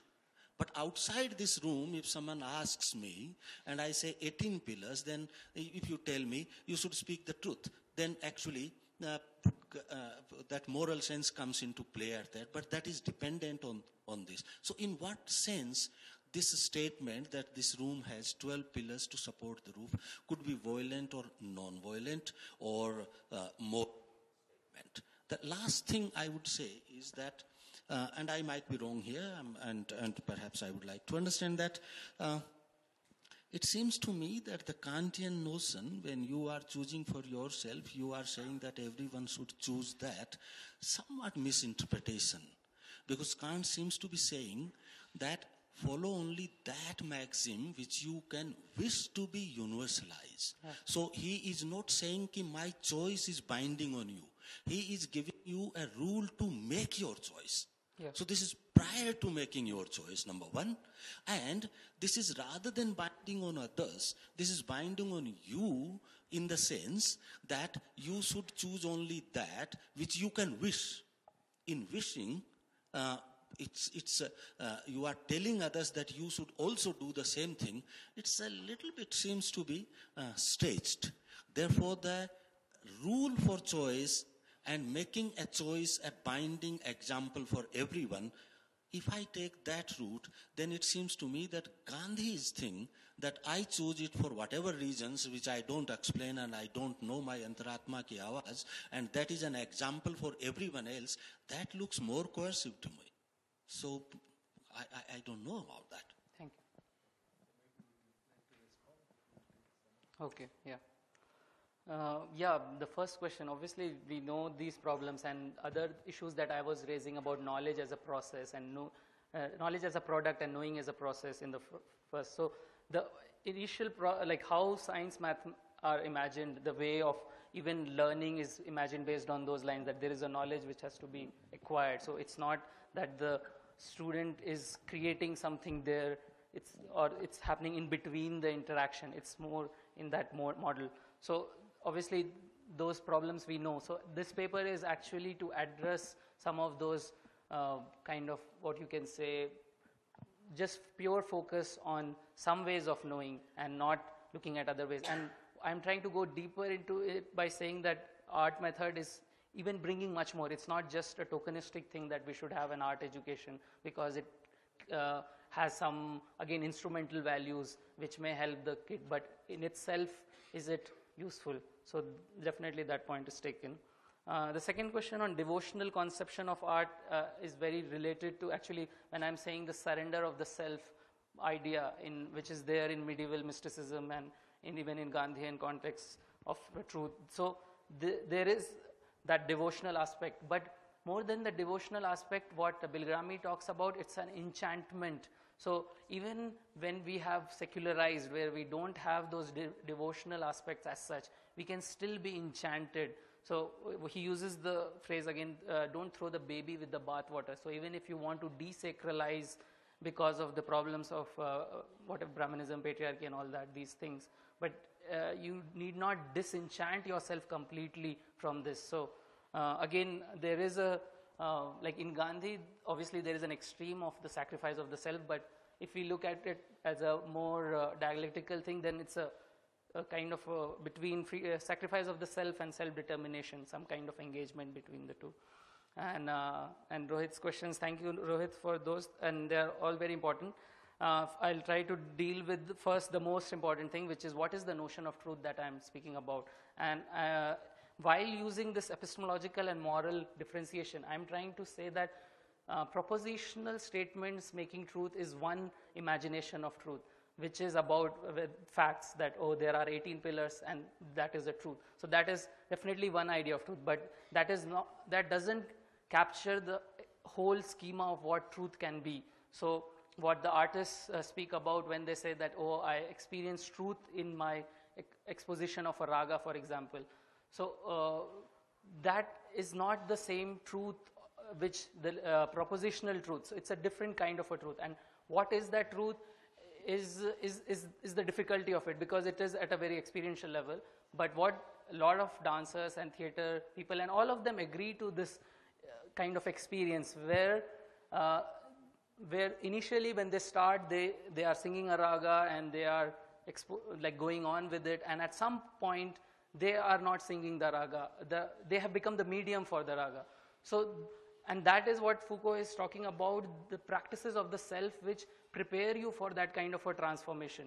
So all the ascetic practices, for example, in the Stoics and Cynics, if you look at, they are also talking about some kind of ascetic practices through which you prepare your subjectivity to access truth, not through knowledge, but through this kind of what can be said as mystical experience or aesthetic experience, but we can even interpret it in secular ways. I did not invoke the devotional necessarily, but that is also there. But there is a secular enchantment also that can help you engage with this idea of experiencing truth, which is not propositional, which is which is very experientially located, and that happens only through these practices. Then comes how facts are moral or not moral. So yeah, that way there is a debate on that also, because a lot of times the scientists are saying that my curiosity is only about factual knowledge, so why are you limiting me? Ethics shouldn't come into this.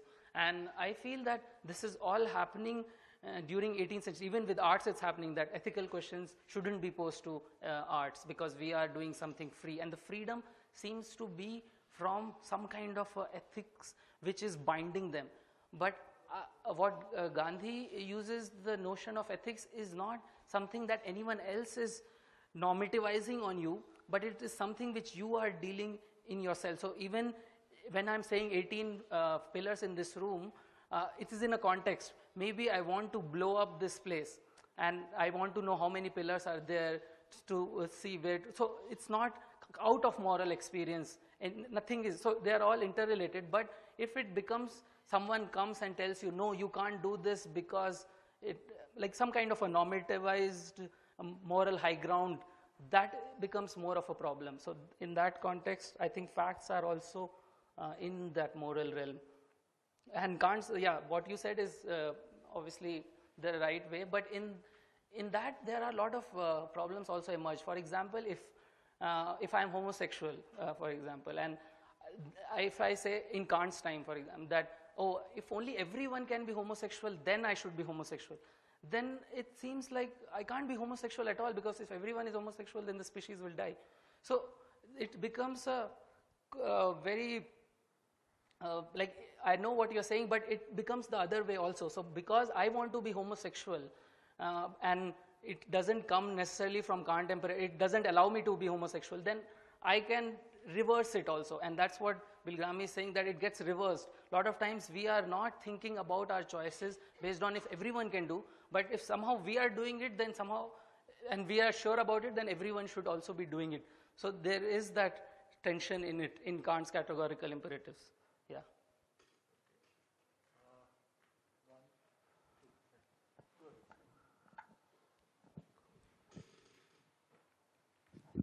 Thank you for the nice presentation. Actually, it's a very enlightening paper. I just have a small question, like in context of education, when you say, why can't we use art in the form of examination, like we use math, science, more sort of a something called, that sort of mainstream courses, which my friend has just now pointed out. But why not art, or why not dance should be used as a process of evaluation, and so that the people should get higher up and all. But the process, I have very less exposure in this field of art or dance or anything. But yeah, I do remember that in our class there is just, if you see one painting, it's very hard to say whether it's good, bad, or excellent, or beautiful. It's a subjective. And once the things are subjective in nature, then the process of evaluation is in question mark. So it may happen that in the 10 people, 2 people find it extremely beautiful, 8 people find it okay, so-so. So what to do with that so-so and excellent part of that? So I am finding there, that's a good thing, like you are bringing art and in the education process. And why not cricket? Like, let's say cricket be a sport should be a part of an evaluation process. It might so happen that the time of exam, one person has done very well and he got more marks, and the rest of others who are playing as a teamwork or something might not get that marks. So when we are thinking of evaluation process, I think there is some problem. So how can you deal with it?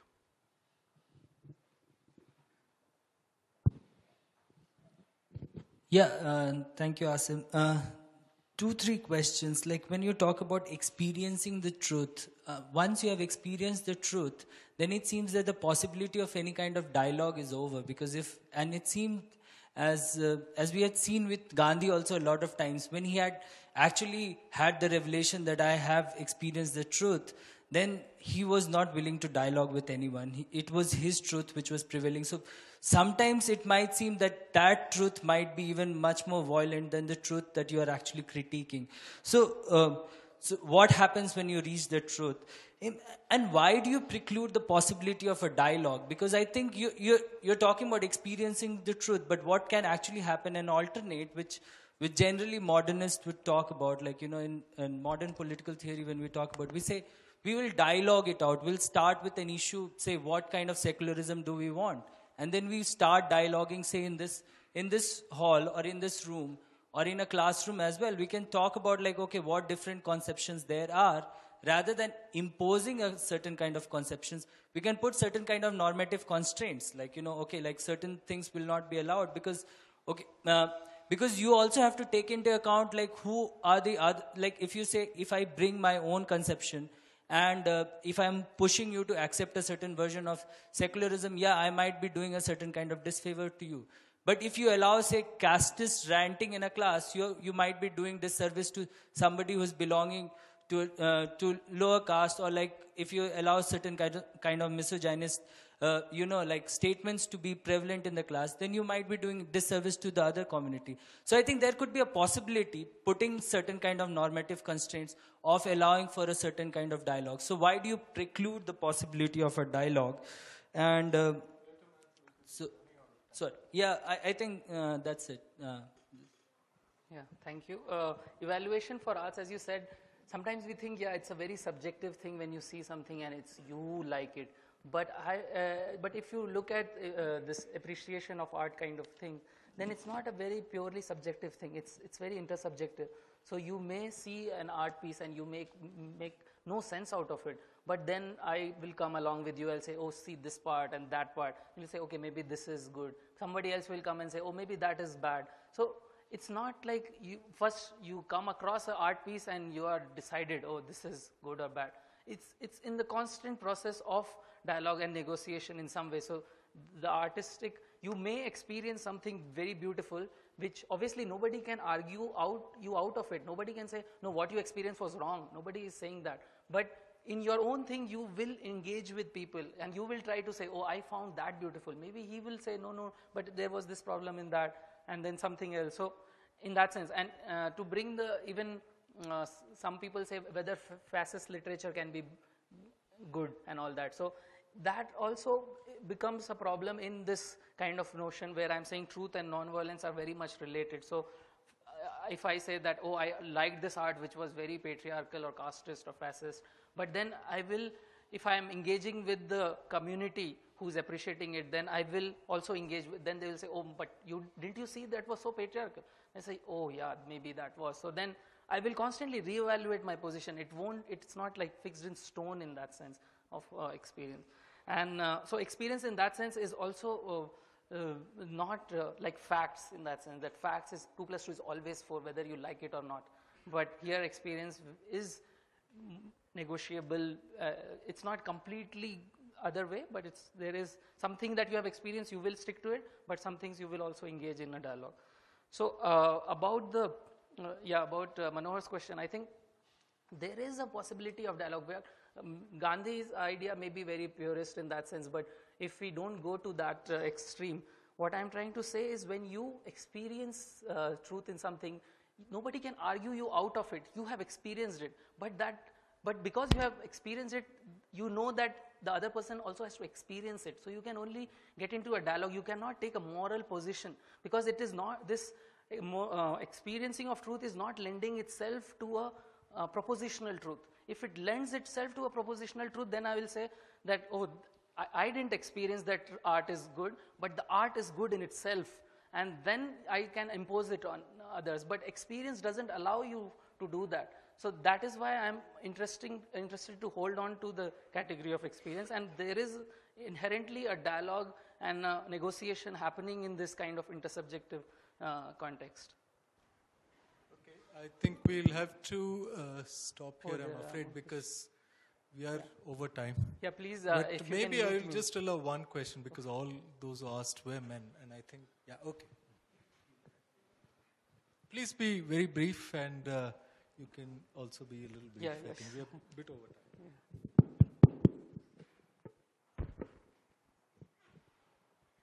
You were mentioning about the art in education.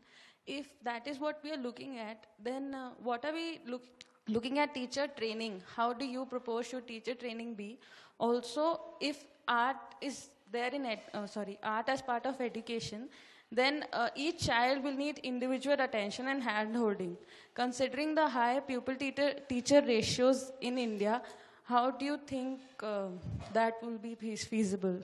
Yeah, no, those are very important questions. Though my attempt in this paper was not just to say that bringing arts in education is important, which is important, but I'm trying to draw this method inherent to art. So it is more of at a philosophical level that I'm trying to draw this kind of a method of art which is inherently non-violent and gives you ways for seeking authenticity. So that is what I'm trying to look at as a method, and not really saying that, oh, let's from tomorrow make policy changes and bring art into curriculum, which is also important. So and which is difficult also, as you are saying.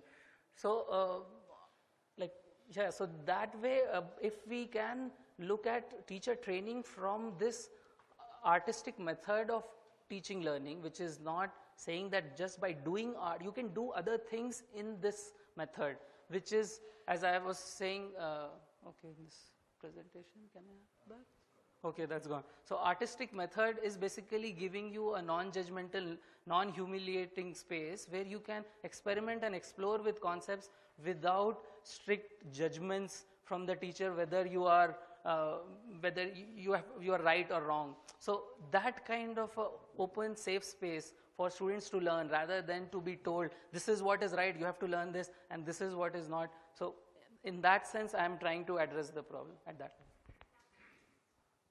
No, I'm Sorry, you can continue this. Yeah, beyond please, because you we can are talk to me later. 5 minutes over time, so we'll, no, okay. So let's thank Asim.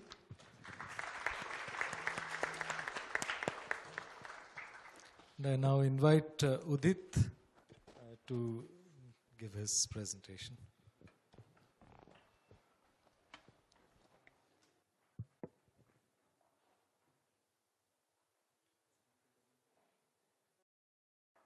Good idea. Thanks. No. It isn't right. Yeah. Presentation underscore AP.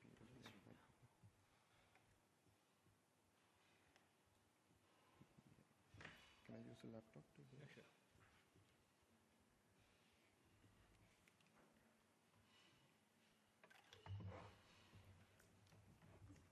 So, and how do I go back and forth? Right. All right. Right. Right. Sorry. Thanks. I was just taking a slight technology lesson. Right. So before I start out with this paper, what I want to do is I want to make the central thesis very clear, and I want to make it very clear what I won't be doing, at least in my presentation.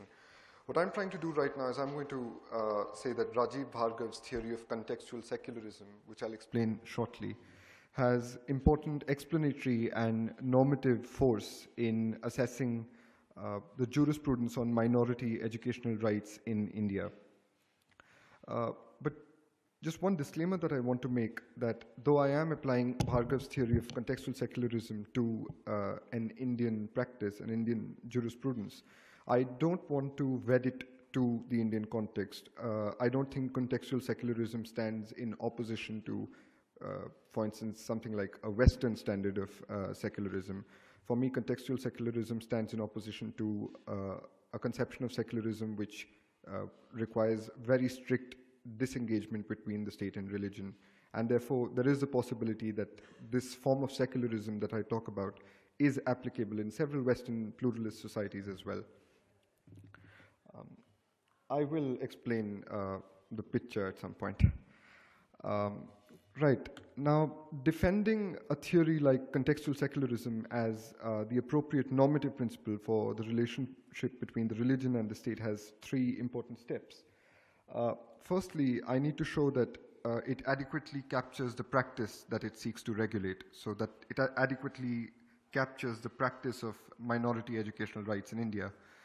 Secondly, one would need to show that it provides a consistent normative standard, that it provides us with some kind of evaluative tool and evaluative standard through which I can judge the jurisprudence on minority educational rights in India. And finally, one would need to show that this theory also has an independent argument in favor, because there may be a theory which is self-consistent and captures a practice but is morally repugnant. But I will not be undertaking this third task in this presentation. So what I'm trying to show is that it has explanatory force, it captures the practice of minority educational rights, and that it does provide us with normative standards. Right, so let's start with talking a bit about Bhargav's theory itself. So this idea of contextual secularism is that secularism does not necessarily require disengagement between religion and the state. It requires disengagement only at the level of establishment, which means that a state cannot be theocratic. But at the level of policy, contextual decisions are possible as to whether the state should engage or whether it should disengage from religion. The second important feature about Bhargav's theory is the fact that secularism is supposed to be a multi-value concept. In each context, what we need to try and do is try to make its multiple values work together. So this may require what Bhargav calls a mutually agreed middle way that combines elements from two or more equally valuable entities. So there's no one doctrine which underpins the concept of secularism. Now I'm going to return to Bhargav's theory at a later point, but I think there are three lessons to take away immediately. The first is his emphasis on contextual judgment rather than an altogether disengagement between religion and the state. Secondly, his emphasis on reconciliation between the underlying elements or values of secularism. And finally, the need to, of course, clarify what these underlying values are. And I'm now going to look at Supreme Court judgments on minority educational rights and try and see what are these multiple underlying values which underpin contextual secularism. Right, so minority educational rights in India flow from Article 30. I should provide a disclaimer. I've never been trained in the law, so this isn't going to be a very technical presentation, and I would obviously welcome comments from legally trained people. Right, so Article 30 says that the first clause states that all minorities shall, whether based on religion or language, in this paper I focus only on religious minorities, shall have the right to establish and administer educational institutions of their choice. The Constitution doesn't define religious minorities, but a central government notification of 1992 defined them as Muslims, Buddhists, Parsis, and Sikhs, and more recently Jains were added to the list. Right.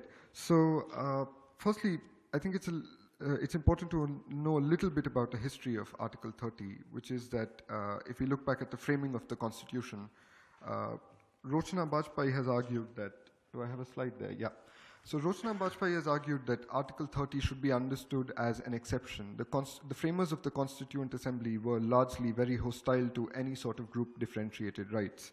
And even Article 30, as it appears in the Constitution, came in a much watered down form. The original provisions on minority rights were much more expensive. So this does represent an exception, but a very watered down exception. And she says that what happened was that the Assembly was largely hostile to group differentiated rights. Of course, this has to be understood in the context of them framing a constitution immediately in the aftermath of partition on religious lines.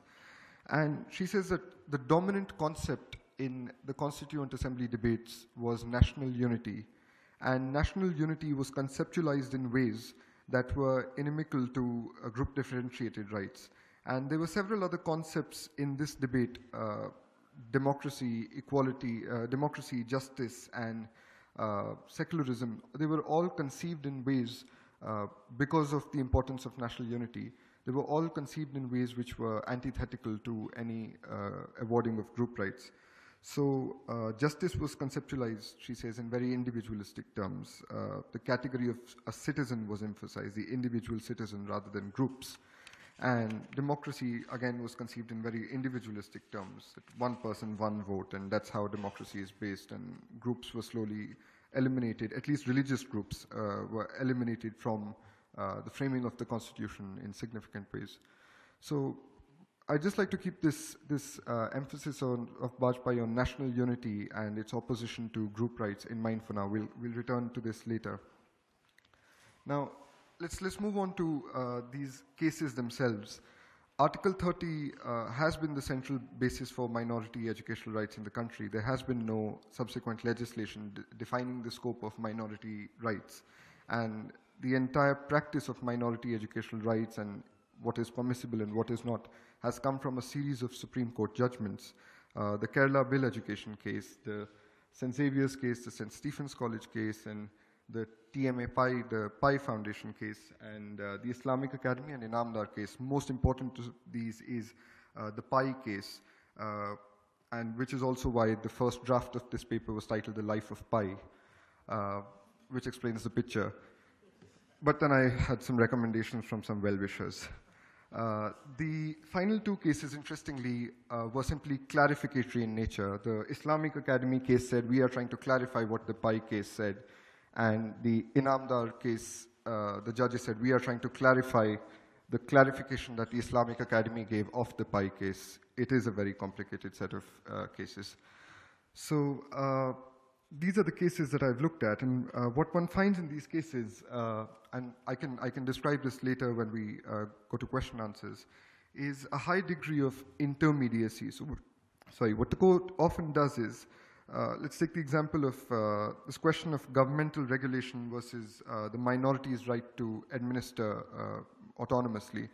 The court has tried to synthesize extreme positions. So they've said that government regulations in minority institutions is allowed, insofar as it does not destroy the minority character of such institutions. So, you have the minority character which must stay retained. You have governmental regulation which is permissible to some extent, but it must not destroy the minority character. But at the same time, there's this degree of intermediacy, of indeterminacy. We don't know what really counts as the minority character of an institution. We're not very sure what is this permissible governmental regulation.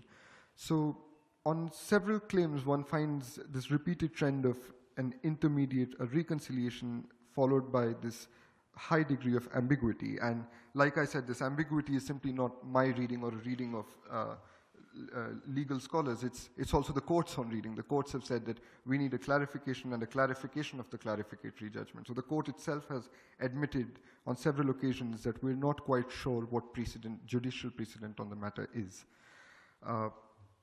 So I'm just going to move on now to looking at some of the values that the court has drawn upon in reaching this very tricky position of intermediacy and indeterminacy. So what are the values involved? And I think a good starting point is trying to look at Rochna Bajpayee's analysis of the Constituent Assembly debates, where, like I said, national unity was a dominant concept influencing democracy, justice, and secularism. And I want to see whether a similar picture holds, or what really has happened to that conceptual framework that Bajpayee found in the Constituent Assembly debates.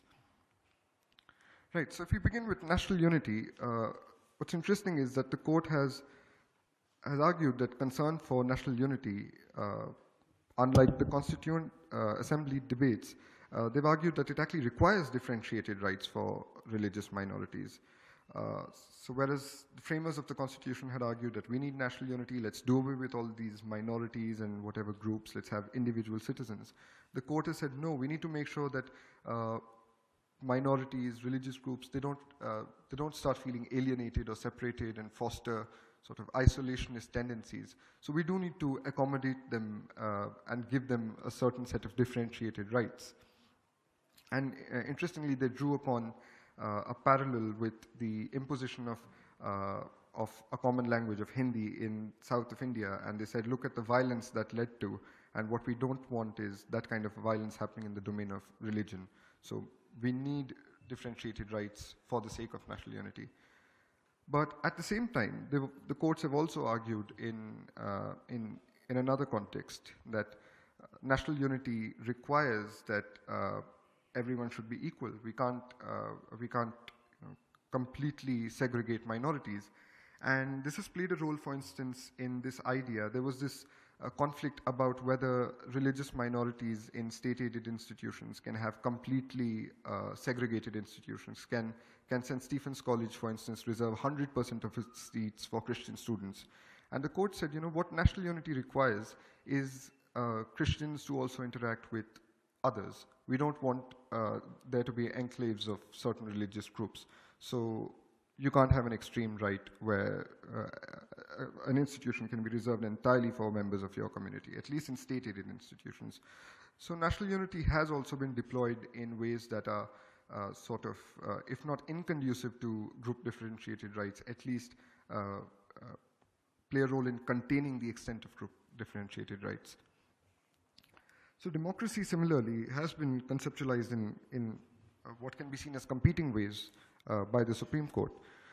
On some occasions, the court has argued that religious minorities ought to be viewed as simply preference-based minorities. So those familiar with a parallel debate in Anglo-Saxon political philosophy would know that Chandran Kukathas, for instance, has taken a stand on this and said that religious communities should just be subject to a cultural free market. There's nothing special about religious groups.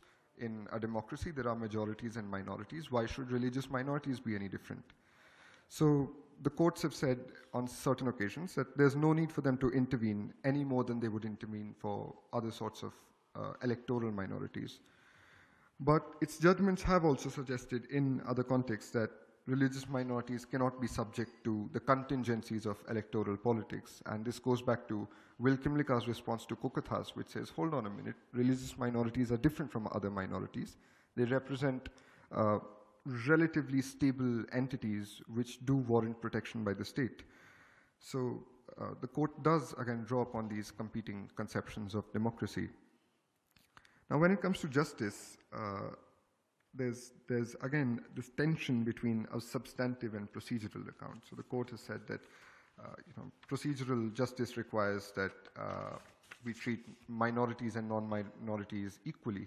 And there have been a lot of private minority institutions which have said, why should minority institutions have all these concessions in terms of the students that they can give admission to, the preference that they can give to members of their community, or perhaps to the regulation of service conditions of their employees? Why should only minorities have certain rights? Even we want these rights. And the court has, for instance, in the Pai case, accepted this formulation of justice, saying there needs to be procedural equality. And at the same time, it has retained the special right of minorities to preferentially admit students of their community. Others don't have this right. Non-minorities don't have this right. And in this case, the court has said, we can't really rely on a proceduralist conception. Minorities, after all, are differentially situated on the democratic arithmetic. So we do need to make sure that there's substantive justice. So there are these competing conceptions. And again, in the Anglo-Saxon canon, there has been this debate between Brian Barry, for instance, who's argued that any exception from the norm is going to undermine the norm itself. So Sikhs, for instance, shouldn't be allowed to get regulation from helmets, exemption from helmets. Whereas Bhiku Parekh and Ronald Dworkin have then argued that no, an exception is compatible with the norm if it addresses subjects that are differently placed. So what I'm trying to get at, again, is that there are these debates have taken place, and what the courts have done is, very interestingly, they've refused to pick a side but said, we'll take a bit of both. So I'll come to how we can really explain this. How much time do I have? 15. All right, that's good, great. Now, coming to secularism, like I said, I started off by saying there's one idea of secularism which is understood as a strict disengagement between religion and the state, a wall of separation. And there is this idea that limited engagement is allowed, and the court has, of course, it said that we can let me give you an example of how these two work out. So when the court has said that there needs to be strict separation between religion and the state, this is represented in its assertion that no educational institution maintained entirely out of the state can administer religious instruction. It's not allowed. A state-maintained institution cannot have any religious instruction. There has to be a strict wall of separation.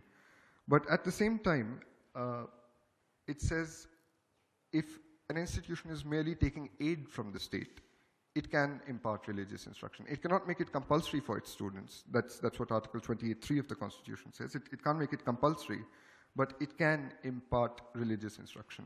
So, again, there are these two conceptions of secularism playing out which influence the kind of stand that it takes on some controversial debates.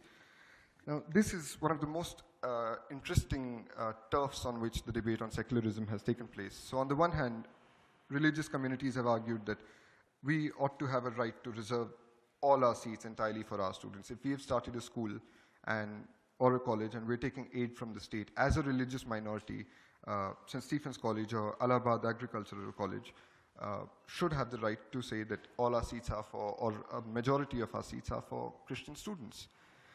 On the other hand, there's been this claim that Article 29(2), and even in principle we can understand this claim, that in a secular state, individual citizens should not be discriminated against on the basis of religion. So exactly opposite claims. One side says we should be able to reserve all our seats for our students, and the other side says you can't even reserve one. Even denial of admission to one student on the basis of religion is antithetical to secularism.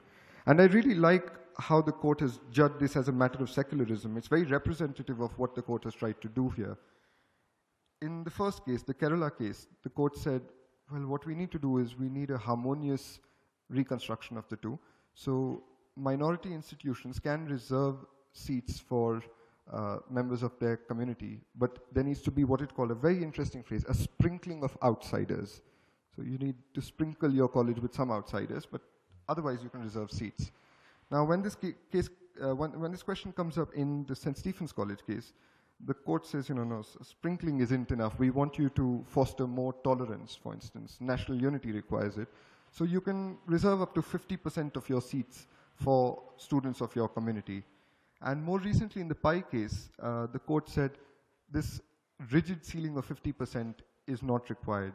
We'll leave it up to different state governments to formulate on the basis of contextual factors. What were these contextual factors? Local needs, academic needs, the kind of institutions. So again, like you can see, when defining secularism between these two, the court has said, we'll synthesize, but we're not giving you a very precise formulation of what's needed. It is going to be based on contextual factors. Right. So I'm just going to now briefly describe why I said that Bhargav's theory, this notion of contextual secularism, has explanatory and normative purchase for understanding the kind of mess that I've been describing here, which is our judicial system's take on this jurisprudence. But I don't think it's as messy. I did feel that way when I read it from a non-theoretical perspective. It seemed like the court didn't even know what it's saying, and the court very clearly says we don't know what we're saying. But what you see is that conflicting conceptions of a range of competing principles like democracy, equality, justice can be understood through Rajiv Bhargav's suggestion that contextual secularism requires a reconciliation of multiple underlying principles. So this intermediacy is not, in fact, a problem. It is a theoretically respectable position, according to Bhargav. And further, the indeterminacy, which frankly really annoyed me at times, the indeterminacy of the court's judgments can be understood in accordance with Bhargav's emphasis on contextual judgment. Thus, the court, like I said, didn't prescribe the extent of reservation possible in minority institutions, but left it to contextual factors and then described what some of these contextual factors might be. So again, understood through Bhargav's theory, this isn't really the court being deliberately or accidentally confusing. This is the court saying there are a range of principles involved. You will need to mediate between them and arrive at a situation contextually, which we cannot do for you. So indeterminacy is not, in fact, a problem. It's again, it's a theoretically respectable position. So that's the explanatory force that Bhargav's theory has in understanding some of these judgments. But also, it helps us normatively assess the court's position in each instance by asking whether a proper balance has been struck between multiple values involved and what might be done in order to obtain such a balance. Is a certain decision on minority educational rights excessively proceduralist, one might ask? How might we mediate current norms along a more substantive account of justice? Each of the underlying values can be held as critical standards against which concessions to others must be assessed. And I'll just conclude by saying that I want to just highlight some of the conflicts which have emerged in many other philosophical and legal debates on multiculturalism, but not in the Indian context. So take, for instance, demands by religious groups that their children be educated in their ways of life. So this has been the subject of many judicial cases in America, for instance, the Yoder, Wisconsin debate about the Amish community, as also the Mozart-Hawkins case, which some of you might know is this case of Orthodox Christians saying, we don't want our students, our children to be part of this liberal reading group in the state of Tennessee. And these cases have led to this entire philosophical debate characterized as one between civic minimalism and liberal virtue philosophers. So civic minimalists have said that the state should have only a very limited role in education and parents should be allowed to educate their children in accordance with their ways of life. But liberal philosophers like Stephen Macedo and Amy Gutman have said that the state has the right to educate children in accordance with its interest in cultivating certain virtues, certain liberal virtues. In India, this debate hasn't emerged. And why hasn't it? Because state-aided educational institutions are allowed to impart religious instruction, like I said, but in addition to the common curriculum. However, neither can attendance at such instruction be compulsory. And there's also the fact that these institutions cannot be homogeneous. They must be open to students of other communities, at least state-aided ones. Thus, common schooling, in some sense, has coexisted with religious instruction. Therefore, this debate of extremes, this problem of extremes hasn't really arisen. So while this paper can't get into a larger defense of the principle of contextual secularism, I think the above example might provide prima facie evidence for why it does give us an innovative and helpful response to some difficult and philosophical debates that have emerged in other contexts which focus on extreme situations and, in certain senses, give very straight-jacketed ways of thinking about these problems. So I think this does offer an alternative standard of secularism through which we might perceive very tricky political issues. Thanks.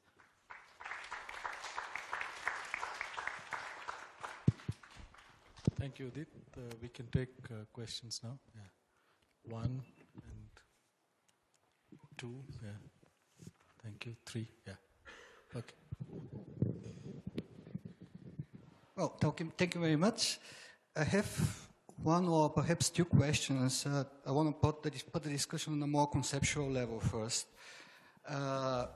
Putting on the table the question on collective rights. So, you know, of course, that it is a highly controversial level, whether or not one can talk about collective rights, or the rights are only individual property, so to say. And so, while there is a right of non-discrimination, not to be discriminated because of your belonging to a particular cultural group, there is no right of cultural preservation, that is to say, preservation of collective cultural identities. That is the version of the classical liberal legal theorists and philosophers like Habermas, for example, and others. So, how can you argue against that argument? This is the first question. The subsequent question is, from the American discussion, we know that in many cases, actually, the so-called minority rights or collective rights conflicts with the rights of the children, not with the rights of the state, but with the rights of the children to build up the opportunity to choose between different versions of good life.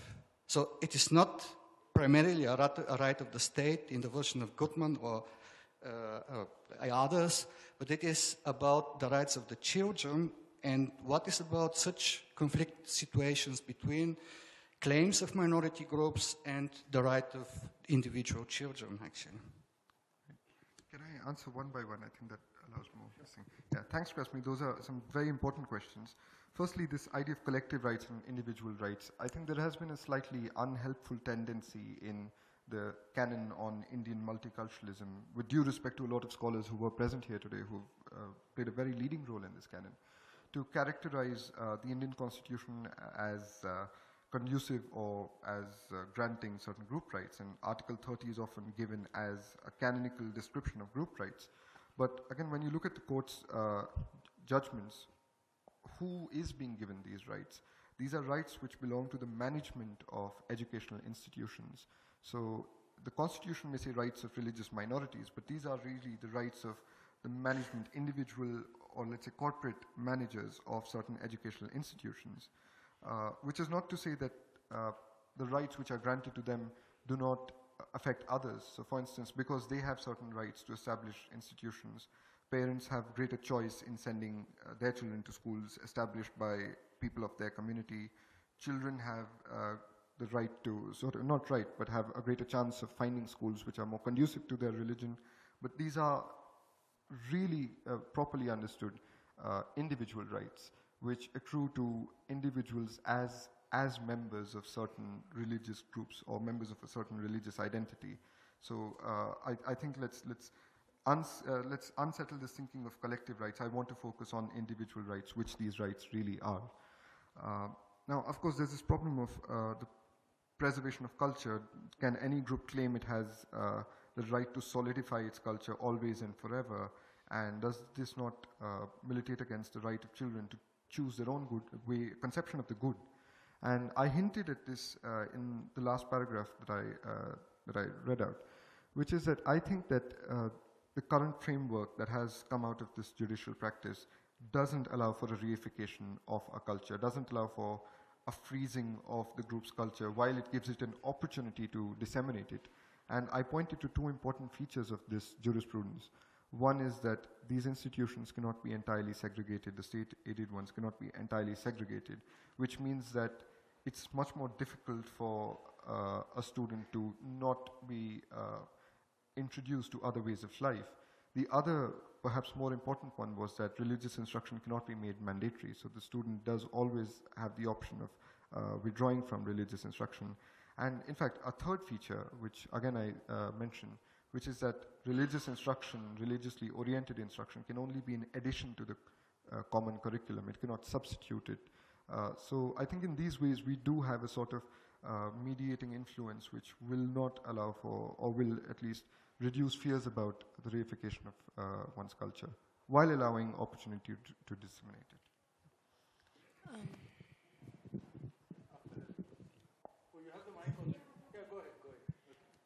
So I don't really have a question, but I just sort of want to restrict myself to the trajectory that Article 30, Clause 1 especially has taken, and particularly over the past few years, right, since 2012. Now, it's curious that you stop your analysis at PA Inamdar and you don't go afterwards, because if you look at what happens in Inamdar, there is a contradiction where on the major part of the judgment actually sort of defines Article 30 as an absolute right, right? There is no option of the state stepping in and even sort of imposing any forms of restrictions on that right. On the other hand, there are also some parts of the judgment which focus on national interest, public purpose, right? And they say that minority institutions cannot be cannot be excluded from that process, right?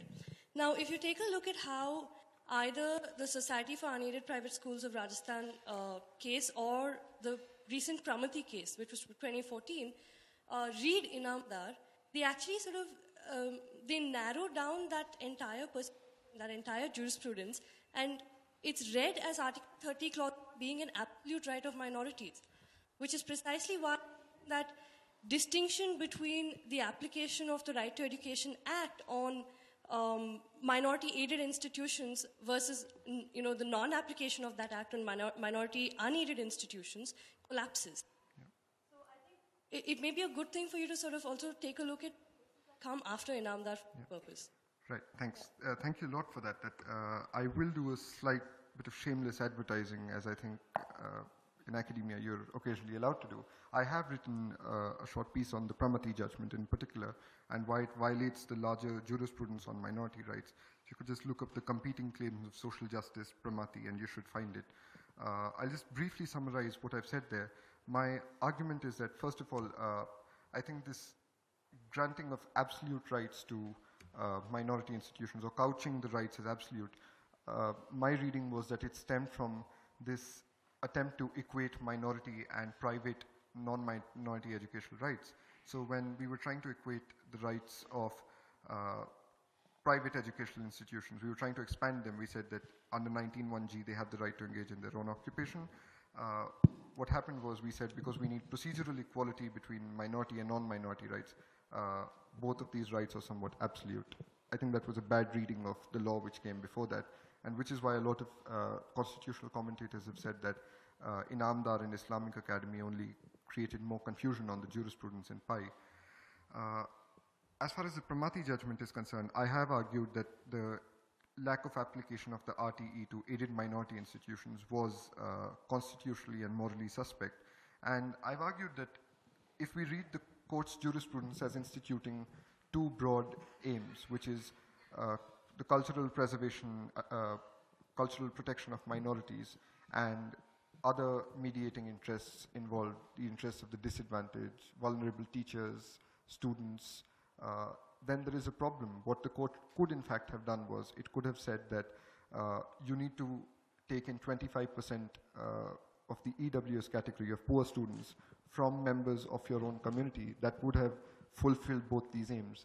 So like I said, we do have normative standards for judgments that came later through the jurisprudence that has been laid down in better decisions, unlike the Inamdar, to put it softly.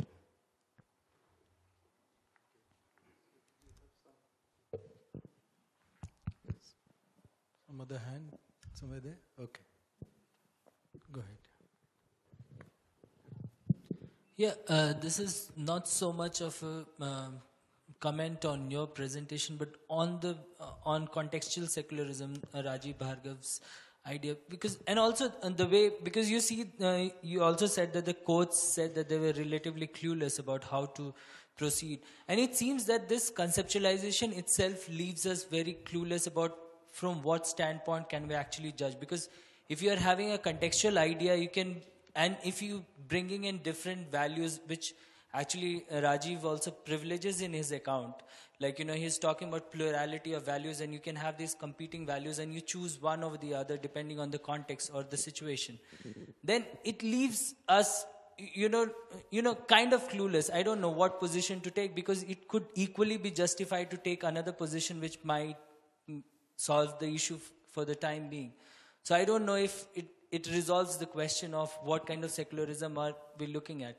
And probably his tendency of universalizing is I think too far-fetched when he says that it can be universalized, because they are looking at precisely the reason he criticizes Western conceptions of secularism not working in India.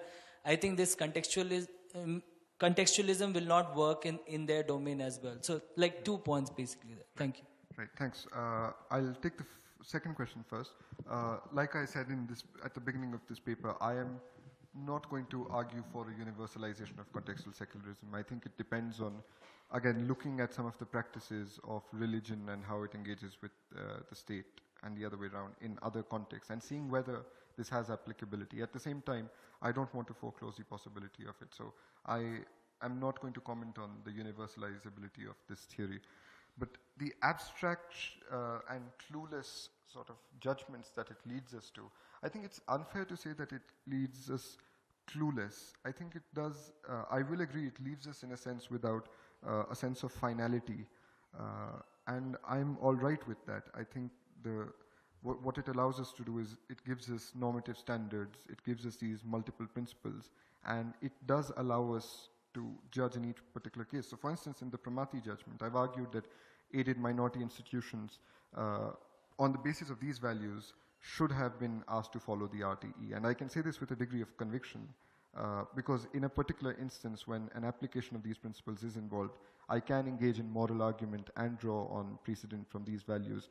So, I mean, if we talk in the abstract, what the court has to do, because it's laying down principled judicial precedent, not always looking at particular instances, at least not in these cases.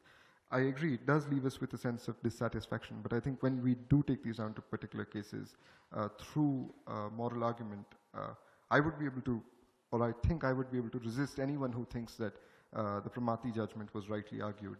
So I think it's not as relativist as we do end up thinking at times. Okay. 2 more questions and then we'll have to stop. I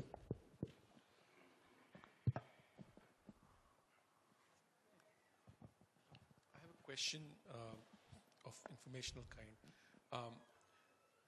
When you have an article which allows you to preserve your ways of life or your notions of good life in educational contexts, and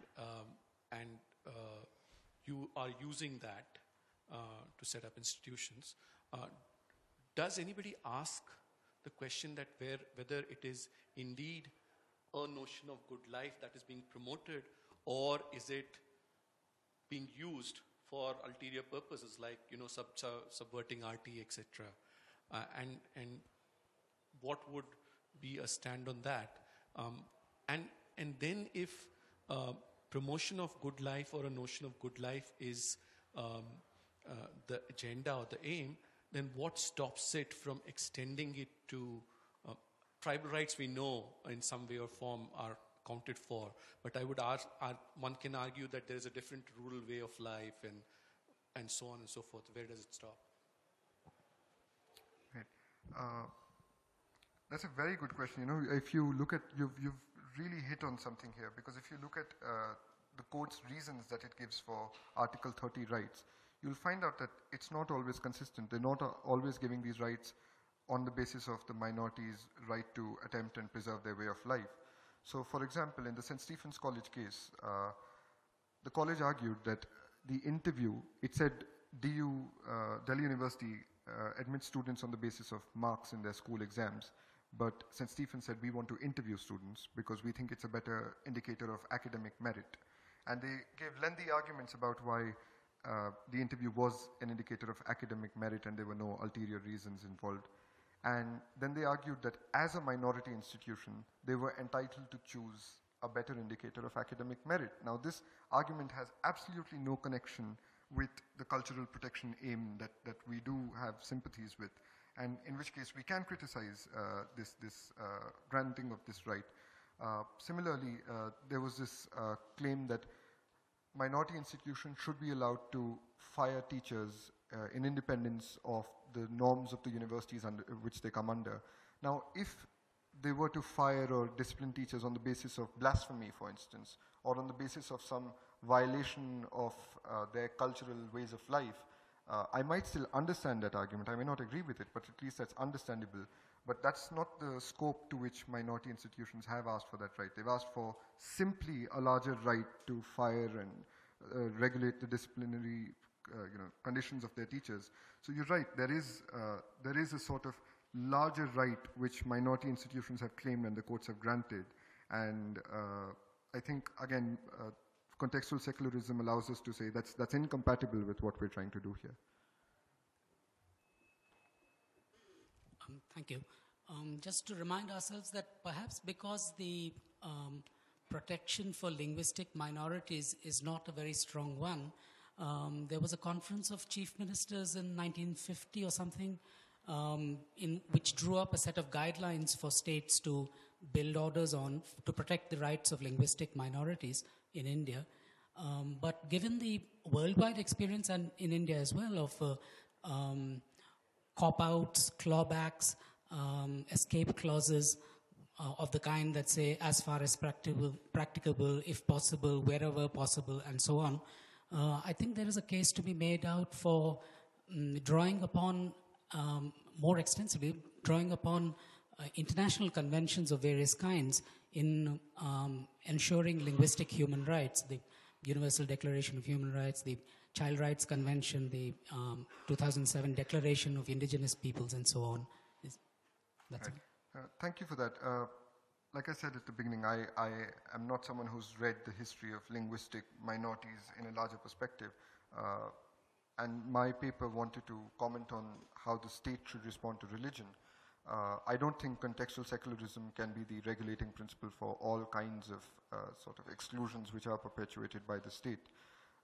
That said, I do agree that some similar form of mediating principle can be found with the sort of aims that the state has given, a civic aim of having a population that is able to engage with each other, at least minimally. There may be ways, contextual secularism tells us that there may be ways to reconcile the state's interests with the interests of particularly the disadvantaged, and even within the disadvantaged, the least advantaged, such as vulnerable teachers and students and poor parents. So I'm not sure how to respond on the particular question of linguistic minorities, but my own political methodology in approaching these questions has always been to see how we can achieve synthesis rather than extreme straitjacketing positions. Thanks. Okay, I don't see any other questions, so maybe we'll stop here. Thank you so much. Thank both the speakers for these very nice. Thank you. Thank you so much.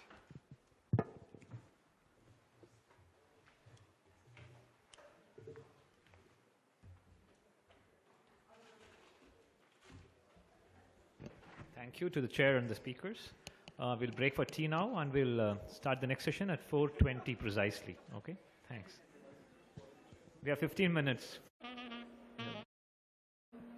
In this session, we'll have just one paper that will be presented by David Lewin, right? From Liverpool Hope University, UK. Lewin is going to talk about humanizing online pedagogy, technology, attention, and education. This session will be chaired by Professor Rajshri Srinivasan from Azim Premji University. Now I call the speaker and the chair to come out to the dais so we can get going with the session.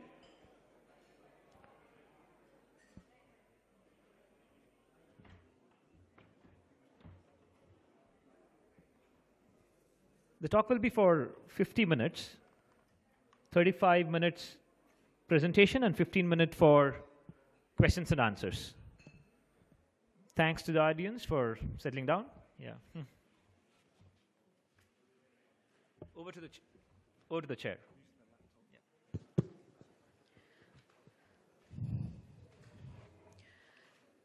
A warm welcome to you, David Lewin. David Lewin is teaches at the Department of Educational Studies at the Liverpool Hope University. Broadly, his research work is in the area of pedagogical and theological implications of technology. And he also researches on ethics of education and interested deeply in this area of philosophy of education with focus on ethics. The paper is titled Humanizing Online Pedagogy, Technology, Attention, and Education. I think at a point in time when all the, across the world, when higher education is at a critical juncture where many other factors are impinging, massification responses, time and resource constraints, as well as the thrust and movement towards larger economic aims of education, along with technology, online, and alternative spaces that is being explored, I think David Lewin's paper is going to help us pause and caution the way forward. Thank you, Lewin. Over to you for 35 minutes. Thank you very much for the introduction, and thank you indeed to the organisers of the conference. It's, of course, a real pleasure and privilege to be here today and to be able to talk to you about this topic,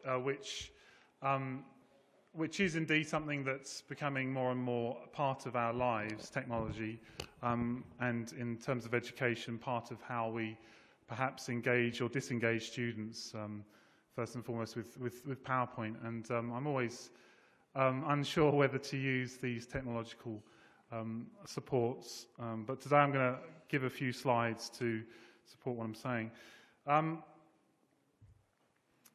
So I just wanted to give you a sort of sense of the overall paper, really. And I'm working in the intersections of philosophy of technology, philosophy of religion, and philosophy of education. So it's quite interdisciplinary. And I'm particularly interested in something that Krasima was talking about, Biesta's concept of learnification. So you've already got a way into that. And I want to look at that in reference to e-learning and see whether indeed e-learning encourages that kind of process. Then I want to move on to a French philosopher, Bernard Stiegler, to consider whether his concept of tertiary memory and in particular just the ambivalence of technology that he wants to talk about. I want to get away from thinking of technology either first of all in neutral terms, that's definitely what I don't want to do, or indeed in sort of simply praising technology as something that's facilitating, or indeed suggesting that technology is eroding and dangerous to culture, education, and attention. So I want to use the concept of Stiegler of the pharmacon of technics to explore that idea and his idea of the threat to critical consciousness. Finally, I'm going to move on to an idea which is quite speculative, which brings in a bit of philosophy of religion, and I've called that time and space are out of joint. So in that area, I'm using a little bit of Mircea Eliade and Jonathan Z. Smith to talk about time and space, or particularly space, and how spatiality and temporality are ultimately disrupted through certain kinds of activity, ritual activities, that ultimately serve attention, and how that relates to technology, I hope becomes clear. So this is one of our mottos, documents really, at our institution, our approach to higher education, Liverpool Hope University. And I wanted to just highlight this. For me, when I read this, I was quite uncomfortable with it. I think that discomfort is shared perhaps with some people I've spoken to in the conference so far. I'm uncomfortable in different ways, and there may be some of you that are very, very sympathetic to the suggestion and the undertone here. So I just want to say, or read through some of the underlined parts. We seek to enhance a real, not a virtual community. We are not a university where academic staff turn up only to deliver lectures or to perform timetable duties, or where educational technology substitutes for actual and authentic personal engagement. Behind this, I've sensed in the institution an unhelpful polarization then between authenticity and technology. And so that's one of the themes I'm really interested in. So in a world where more and more higher education institutions are seeking opportunities to offer courses to a global market of online learners, this commitment to the physical habitat of education might seem somewhat obsolete or anachronistic. Yet many educators speak for the uncanny quality of physical presence, that being physically face-to-face with students has a singular, irreducible pedagogical power. This raises a question: is the interest in online education really pedagogical? I would argue that the impetus to develop online education is founded first and foremost on economic rather than pedagogic concerns. So my general orientation here then is critical. There are no doubt intrinsic benefits to online education, at least some, perhaps confidence, perhaps overcoming certain social, practical restrictions and so on. But where resources of time and money are unrestricted, isn't the educational encounter best in person? Of course, time and money are never unrestricted, and only disengaged speculations about some utopian future would seriously entertain such a scenario. And so perhaps we ought to accept that the prime interest of the online education industry is and needs to be the efficiencies that can be harnessed through the reconfiguring, if not the full overcoming, of space and time. The concerns about online education expressed here do not justify a wholesale rejection of online life. So despite this critical orientation, I want to explore some ways in which technologies and virtual worlds occupy a grey area in educational theory and practice. An ambiguity arises when we see technologies are neither simply the neutral means to ends determined by human beings, nor, in opposition to this, artificial intrusions on a pure state of nature. So moving on to online learning or e-learning.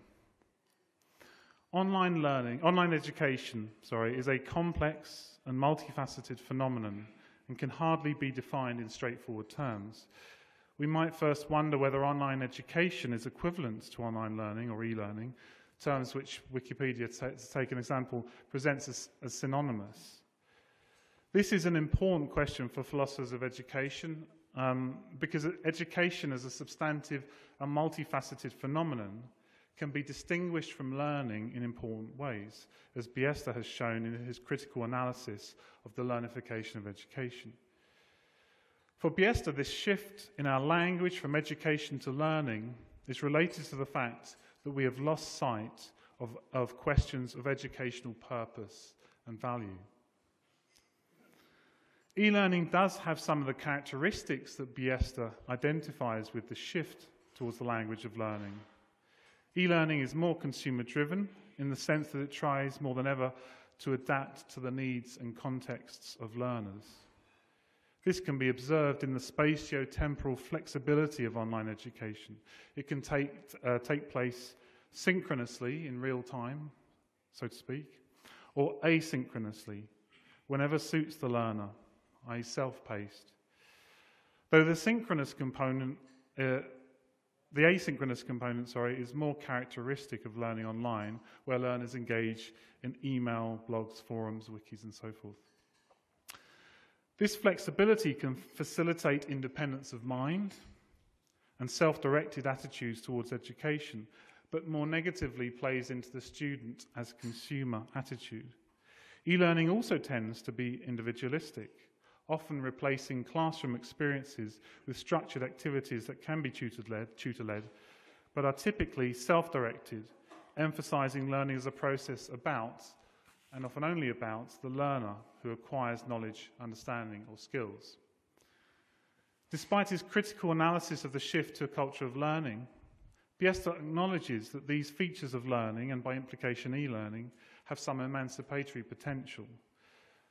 The shift reflects deep historical currents that see a less centralized and less authoritarian view of education, in which the student is understood as co-constructor of their own understandings of the world. However, Biesta argues that the language of learning does not just reflect a more democratic or inclusive form of pedagogy in which the learner is placed center stage. On the contrary, the learnification culture is threatening to democratic and inclusive ways of being because it reduces democratic processes to the aggregation of individual desires. To service aggregated desires does not bring into question the ground and context of those desires. Moreover, the learning culture does not foster reflection upon the purposes of education, but rather takes those for granted that purposes basically equate to what individuals want them to be. In other words, they are regarded as preferences, as givens. Of course, this is thoroughly individualistic, but Biesta is hinting here at a more fundamental problem, that education, properly understood, points to a shared cultural enterprise which is lost in the culture of learnification. This point is really calling for a radical reorientation of our hollowed-out culture of learning, since it reintroduces ontology into education. That education has an orientation to something real, and that individual desires must, in some sense, be in dialogue with that reality, both informing it and being informed by it. So, an important question emerges from this. What does online education, learning online, do to this transformation of education to learning? Does it reinforce and extend the shift from education to learning? Does it limit and reorganize our relationship to the purposes of education? Are we indeed at liberty to pursue and define our own purpose as consumers? One answer to this question would be to say that online education contributes to a culture of individualized and consumerist learning that suppresses the examination of purposes. Online learning reinforces the impression that students are able to select a good product in advance. I do believe there's some credibility to such an analysis, but I don't want to leave it there because it doesn't treat technology in sufficiently ambivalent terms, which is what I'm trying to do today. And it does indeed encourage a more sentimental and unrealistic rejection of our technological being. In other words, there needs to be a way in which online education can express and shape reflection on the purposes of education in a substantive and meaningful way without polarizing the virtual and the physical, or indeed the natural and the artificial, which is a common dualism. I now turn to the idea of the philosopher Bernhard Stiegler, who understands digital technology and modern media as pharmacological, both poisonous and curative. Stiegler rejects the assumption that the human could exist prior to the technical, arguing that the evolution of human reflective awareness was concurrent with what he calls technics. Indeed, for Stiegler, there is no human being without technics. Despite this, he is very critical of the impact of modern technology and media on education and the youth in particular. Yet Stiegler's analysis is interestingly ambivalent, coming out of a reading of critical theories of technology, in particular Heidegger, but radically departing from them by his view that technics is coeval with hominization. Stiegler's work is generally not well known by educationalists, so I just want to develop an account of his thinking on memory and attention that will bring us to examine some of his ideas which are particularly relevant to education. So, the role of tertiary memory in education. Memory is the foundation of culture. The ancient Greeks mythologized this insight with the story of the goddess Mnemosyne, daughter of Gaia and Uranus, and mother, through union with Zeus, of the 9 Muses. Through Mnemosyne, poetry and the arts more generally are made present. Without memory, then, culture could not exist. For Stiegler, the shared mnemonic heritage that is culture is passed on through what he calls technical exteriorization. Exteriorizations rely upon forms of prosthesis, which might take prehistoric forms, such as flint tools and wax tablets, or can appear in the more modern guises of books, magazines, forms of digital media databases, and so forth.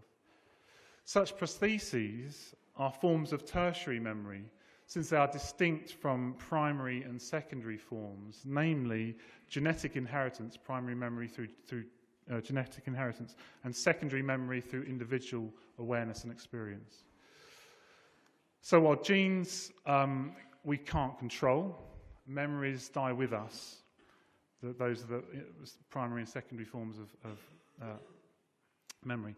So in tertiary memory then, experience can be liberated from genetic determinism or individual loss, enabling humanity to pass on cultural inheritance.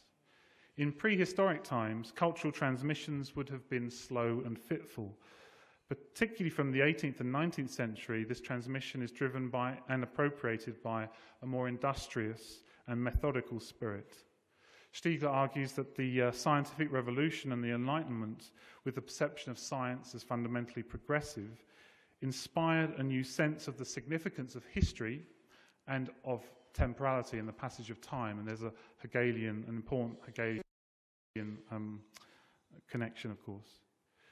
The realization of culture through memory is only possible through the development of technology as the material supports of tertiary memory. The techniques that support tertiary memory constitute an awareness of time that entails the possibility of retention, looking backwards, and protension, looking forwards, which are Husserlian terms that Stiegler's using. In other words, the stitching together of temporality, of past and future, and the emergence of techniques are one and the same event. It is here that we see techniques as a key aspect of hominization. For Stiegler, the history of philosophy has suppressed the recognition of the role of techniques in the process of hominization. And we have the concept of the noble savage, the Rousseauian, or all over the place, this idea of pure human nature and a return to nature, otherwise from technology. So the next section is called the Pharmacon of Technics. History, as the story of culture, is generally defined by its constitution through one particular form of technology, which Stiegler is particularly interested in, namely writing. Where written accounts exist, we have entered history. But this birth of history is marked by ambiguity, an undecidable that Derrida calls the pharmacon of writing. For Derrida, the dual, the undecidable nature of the pharmacon undercuts the binary logic that structures Western thought. It is not a matter of deciding whether writing reveals or conceals, it does both simultaneously. But doesn't this binary logic structure contemporary discussions about whether technology is an educational force for good or a bad influence on the youth, or indeed on each other and our attention?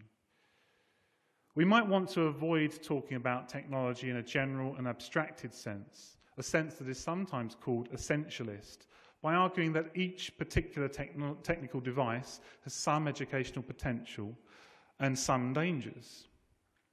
There's a whole literature on this problem of technological essentialism, which I'm not going to go into. But Derrida, though, for Derrida, though, this response would point to complexity, but not undecidability.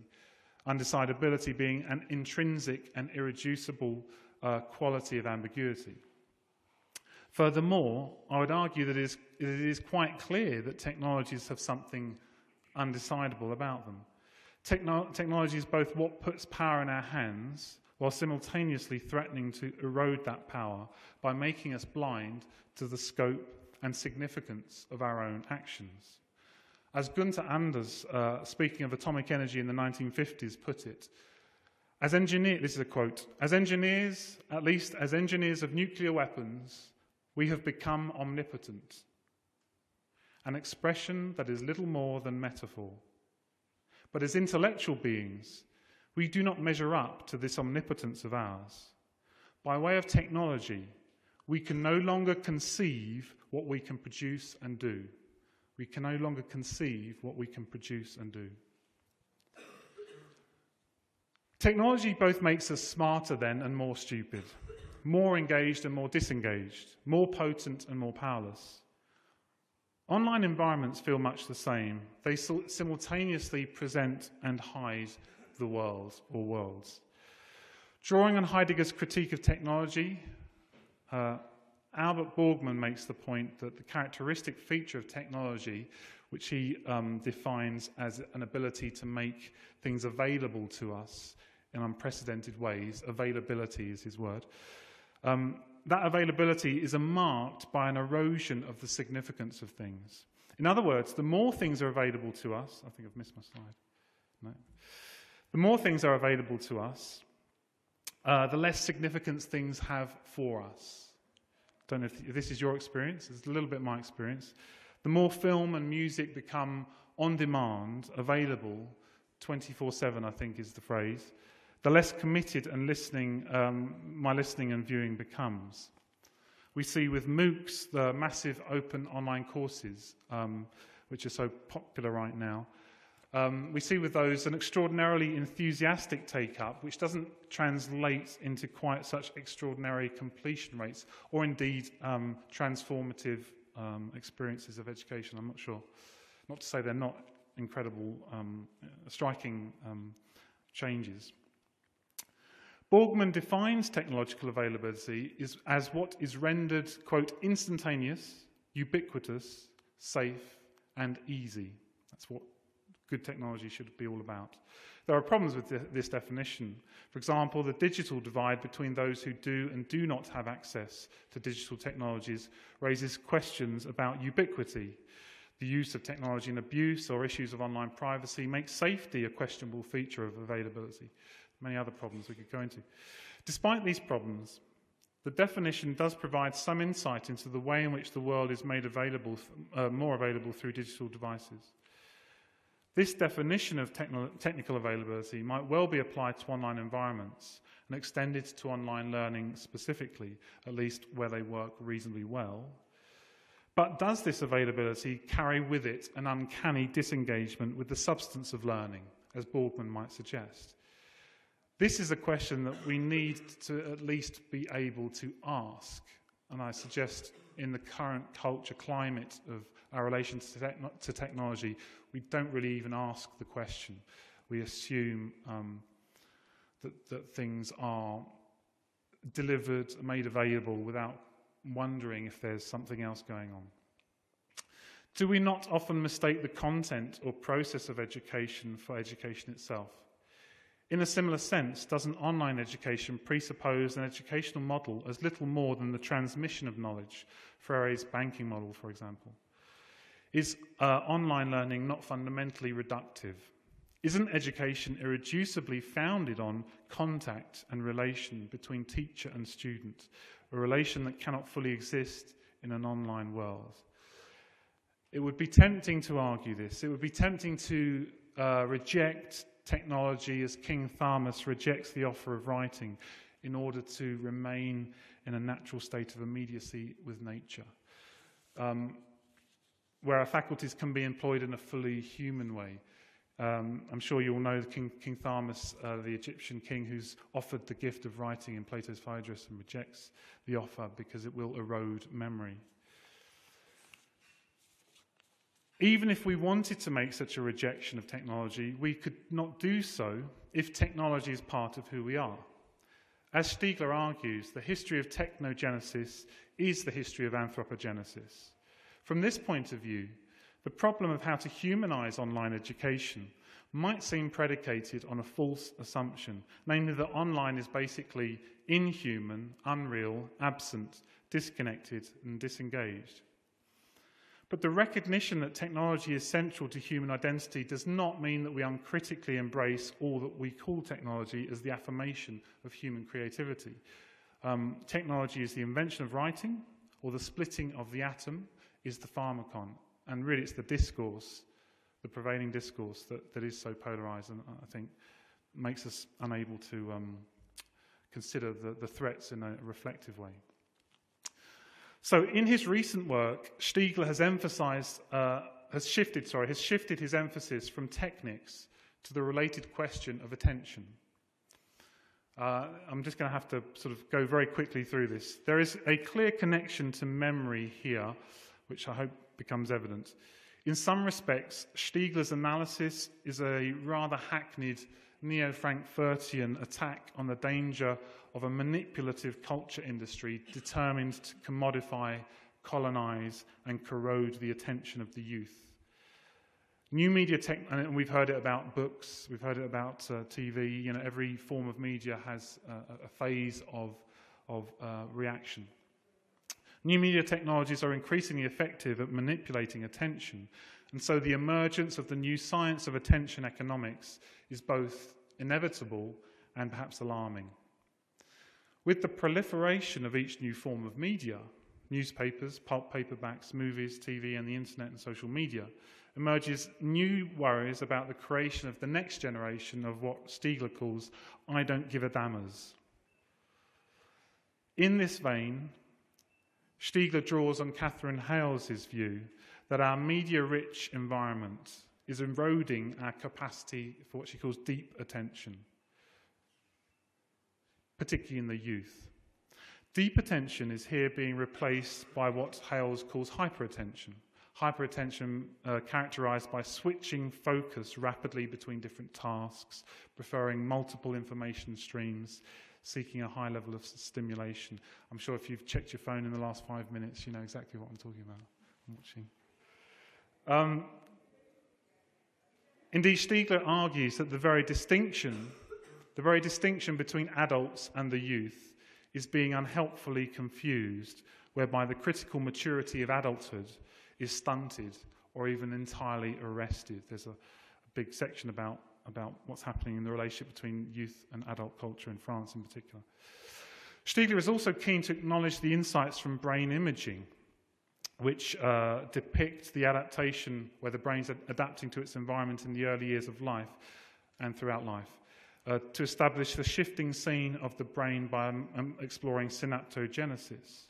This is alarming, Stiegler, since not only are we weakening our attentional capacity, but we are also in danger of irretrievably losing our intellectual maturity. So I want to share a quote with you now from a critic of Stiegler. Pointing to the contradictions at the center of Stiegler's project, Richard Iveson has said the following. It's on the slide. Proclaiming himself thus a prophet of and from potentially the last generation of mature adults, Stiegler seeks to hastily recall us to rational critique before the new media has its way and irretrievably restructures the connections which constitute intelligence, so as to render such constitution impossible. For Stiegler, the effect of new media is, in a nutshell, the destruction of that hard-won product of Kant's Aufklärung, critical consciousness. What is somewhat ironic in all of this, in all of Stiegler's account of the erosion of our critical consciousness, is its acknowledgement, on the one hand, of the pharmacological nature of technological development, but then its reliance on a conventional, even banal, critique of modern technology and new media as the manipulation and erosion of attention and critical consciousness. This is important and illustrates some deeply held assumptions about attention itself. For example, that attention exists prior to culture engaging with it. Kind of an attentional foundationalism, I would call it in philosophical terms.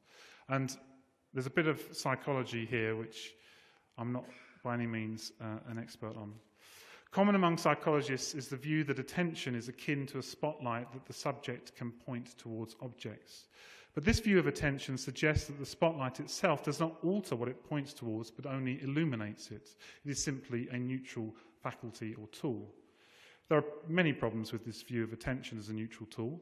For one, it disregards the historical constitution of attention, as if attention exists as an Archimedean point or a Cartesian foundation, and that when we attend, we can see the world afresh, seeming to invite a kind of naive realism. It also tends to ignore how attention is related to and affected by its object. If we consider with Stiegler that attention is affected by its object, then the ways in which different media form and shape attention become significant. The question of online learning can then be seen in terms of the ways in which technologies form attention, rather than supposing that attention is a fixed and natural faculty that is either enhanced or diminished by our ever-developing technological milieu. We do not, then, need to begin our debate with questions like, how do we stop the internet destroying our attention span? Susan Greenfield, Professor of Pharmacology at Oxford University, has raised some concerns which sound a bit like Stiegler about the dangers of growing up in an online environment or a world online, and how this changes our intellectual and attentional capacities. She says, this is a quote, "Whilst, of course, internet use doesn't threaten the existence of the planets like climate change, I think the quality of our existence is threatened, and the kind of people we might be in the future." Greenfield here is expressing a fairly conventional concern about the erosion of deep attention that Hales says is needed for complex problem solving and sustained understanding. In the educational world in particular, deep attention is regarded as normative, while hyperattention, useful though it may be in certain commercial contexts, from air traffic control to currency trading, is connected to the loss of some essential aspect of human identity. But Hales suggests that the two forms of attention can be brought together. She says, quote, "Stimulation by media, if it is structured appropriately, can actually contribute to a synergic combination of hyperattention and deep attention, which could have interesting implications for pedagogy." Stiegler, on the other hand, is not so optimistic about this synergy. As we move from what Stiegler characterizes or refers to as the Republic of Letters, the 17th, 18th century Enlightenment debate between Europe and North America, to an age of numeric programming, a contrast which itself evokes the kind of binary logic that doesn't abide this undecidability that I want to talk about. We must, I think, be extremely alert to the dangers that Hales, Stiegler and others draw attention to. We can be sympathetic to Stiegler's concerns about the threats to critical consciousness without seeing online life as heralding the destruction of the literate world, which is kind of where he's going. Kind of. There is furthermore a strongly political dimension to Stiegler's concerns, which I'd like to explore, but I'll just briefly mention. For Stiegler, modern media not only replaces deep attention with hyperattention, but also desire, which should be shaped in dialogue with the community, at least in the sense of a deliberative democratic process akin to what Catherine Elgin was talking about. So desire needs the dialogue with the community and becomes decomposed into constituent and individualized drives. So drives replace desire. Those drives become the individual preferences of the consumer that in some conceptions of democracy are a given commitment to be mediated by a politics of representation. So we can see here a correlation with Biester's analysis of the consumerist attitude to learning, in which individual preferences are the start and the end of the examination of purposes in education. So now come to this sort of almost conclusion. I'm calling this section Time and Space are out of joint. You've got the cosmos. Of course, you can't see God, which is appropriate. I thought, I've just slapped the image in, and that's how it came out, so I thought that's appropriate. Where am I when I am online? When online, vast educational resources are available to me in a de-distanced availability, and that's kind of Heidegger's language, de-distancing, sorry. I have already suggested that Borgman would understand this availability as the erosion of significance, but can we clarify the nature of what is lost? If online education overcomes spatio-temporal situatedness, does it also undo some essential qualitative dimension of spatio-temporality? Perhaps philosophy of religion can help us here.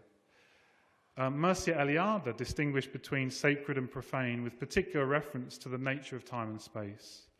For Eliade, the significance of human life can be found through the structuring and delineating of space and time. The capacity of hierophany, the phenomena of God coming into the world, a God who is wholly other, That phenomena exists where space and time are consecrated through the paradigmatic rituals of religious traditions. Rituals allow for the world to be formed from chaos to cosmos, as they bind us to certain times and places which are ordered and sanctified. From the Sabbath to the Mass, specific rituals, you could put any other ritual there, rituals allow for a vertical interruption of the profane. In Eliada's view, myths and rituals provide structure and orientation to the world that would inhibit and disrupt the total availability of life online. Such inhibition and disruption of the normal patterns are where significance itself comes from, since these interruptions are characterized by their otherness. They cannot be circumscribed within the projections of the subject. I want to leave open space for a secular reading of this, by the way. For example, attending the cathedral evensong, oriented to the altar, hearing the choristers, that theoretically could be streamed direct to your phone, or you can watch it Christmas Eve if you're into that sort of thing. This opens a space for contingency, a place of encounter and otherness that is difficult, if not impossible, to achieve online. This is because life online tends to be circumscribed by the determinations of the controlling subject or the programming that runs on devices. This could have relevance to online education, since it argues that for the irreducible significance of the physical encounter. This encounter is significant because the subject must relinquish control. Eliada's ideas only take us so far, and I want to use Jonathan Z. Smith, who's taken them a bit further. Smith takes up, but also departs from Eliada, where he says, this is a quote, ritual is, first and foremost, a mode of paying attention. It is a process of marking interest. It is this characteristic as well that explains the role of place as a fundamental component of ritual. Place directs attention. In brief, Smith's innovation of Eliada is the priority he gives to attention as the key component of presence and significance. Attention is the core dimension of ritual, an attention that for Eliada entailed the specificity of sanctified time and space. For Eliada, the singular times and spaces are given, whether from God, tradition, what have you, and so are not easily translated into the virtual. For Smith, on the other hand, space is sanctified by virtue of the act of attention, and could therefore conceivably take place in the mind, online. This is conceivable because the real goal of the disruptive encounter with the other must be the attention to the other. The significance of being disrupted is to see again with attention, so that the subjective projections are put to one side. Just a few concluding comments. The path we have taken has sketched out some of the relations between technology, time, attention, and life online. Smith's development of Eliada has given us a way of redirecting our attention from the physical to the attentional, thus avoiding a crude opposition between the physical and virtual. For Stiegler, attention and temporality are fundamentally related, since the formation of attention is coeval with tertiary retentions available to us through technological innovations. And it is those tertiary retentions that constitute our experience of temporality. Thus, authentic temporality and life online are not in principle mutually exclusive, though Stiegler, as we noted, explores the risks to our critical consciousness in relation to modern digital media. Elsewhere, Stiegler has been keen to show the virtual to be simply a new form of an ongoing process of humanization, where we might be more, I was going to say, optimistic. And here's a quote from Stiegler. Rather than talking about virtual space, one would have to refer to a new digital retentional system, a system which affects institutions of space and time, and which is no more and no less virtual than any other form of tertiary retention, equally involving space and time, calendarity and cardinality. In principle, then, online life is not different fundamentally from other forms of tertiary retention. We also considered Biesta's concerns about the culture of learnification and asked whether online education would reinforce and extend the pervasive and corrosive language of learning. I argued that online education does reinforce some aspects of learnification, but suggested it doesn't need to. And that's why I paired a discussion of Biesta with an ambivalent reading of technology and modern media. It is within the disruptive draft of the felt technological ambivalence. I want us to feel this ambivalence, that the question of significance and purpose are more likely to have traction and could therefore resist the mindlessness of learnification. The times and places of face-to-face education can work to structure time and space in ways that are disruptive. Those who want to be educated should not assume that education can come to them anytime, any place, anywhere, as the old slogan used to be, for a martini, I think it was. Like good parenting, the role of structuring space and time, of drawing lines and limits to where and when good education can take place, is an important part of the job of educational institutions. It is the role of the institution to offer the structure and support that is not infinitely flexible or able to meet the whimsical preferences of the student as consumer. This is pharmacological insofar as it both structures and inhibits. The disruptive nature of specific times and places can enable attention that is significant, but along with Smith and Stiegler, I suggest that it is not the specificity of the time or the place that is the point. It is the power to disrupt, to bring about fresh attention. And if Biesta is right, that modern educational theory neglects reflection on the purposes of education, then this disruptive moment and the subsequent attention it provokes might offer a challenge to the view of education as conforming to subjective will and of the student as consumer. Thanks for listening. Thanks for your attention.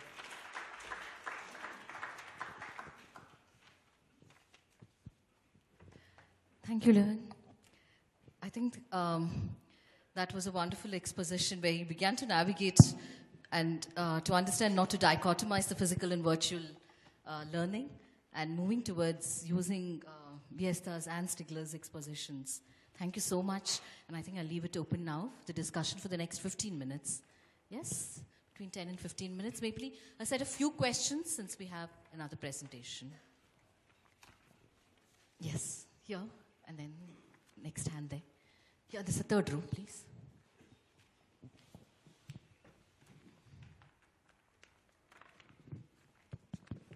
Hello. Hi.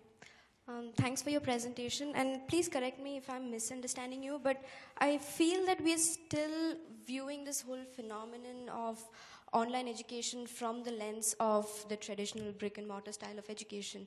I say this because, like, contrary to your position that it's driven mostly by economics and less of a pedagogical importance, I would insist that there is a difference in online education when it comes to pedagogy. Because the role of the teacher changes here.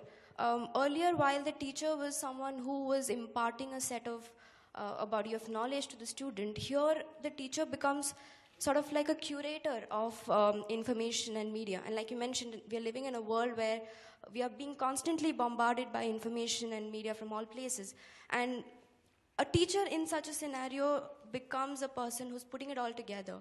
So even the point about the dismal completion rates of the MOOCs, I would say the students are not in it for the sake of completing the course or, for the sake of getting that degree at the end of that course. For instance, if I take a Coursera course, I am taking it because I know that's a place where I'm going to get a curated information. I know for a fact that everything that I'm looking there, everything that I'm going to get there is already available on the internet, but I'm going there being aware of the fact that somebody has curated it, and hence it's different from just seeking information from the internet. So I would like to comment. I would like you to comment on this. Thank you. We'll take one more question. Okay. Yeah, the last. Yes.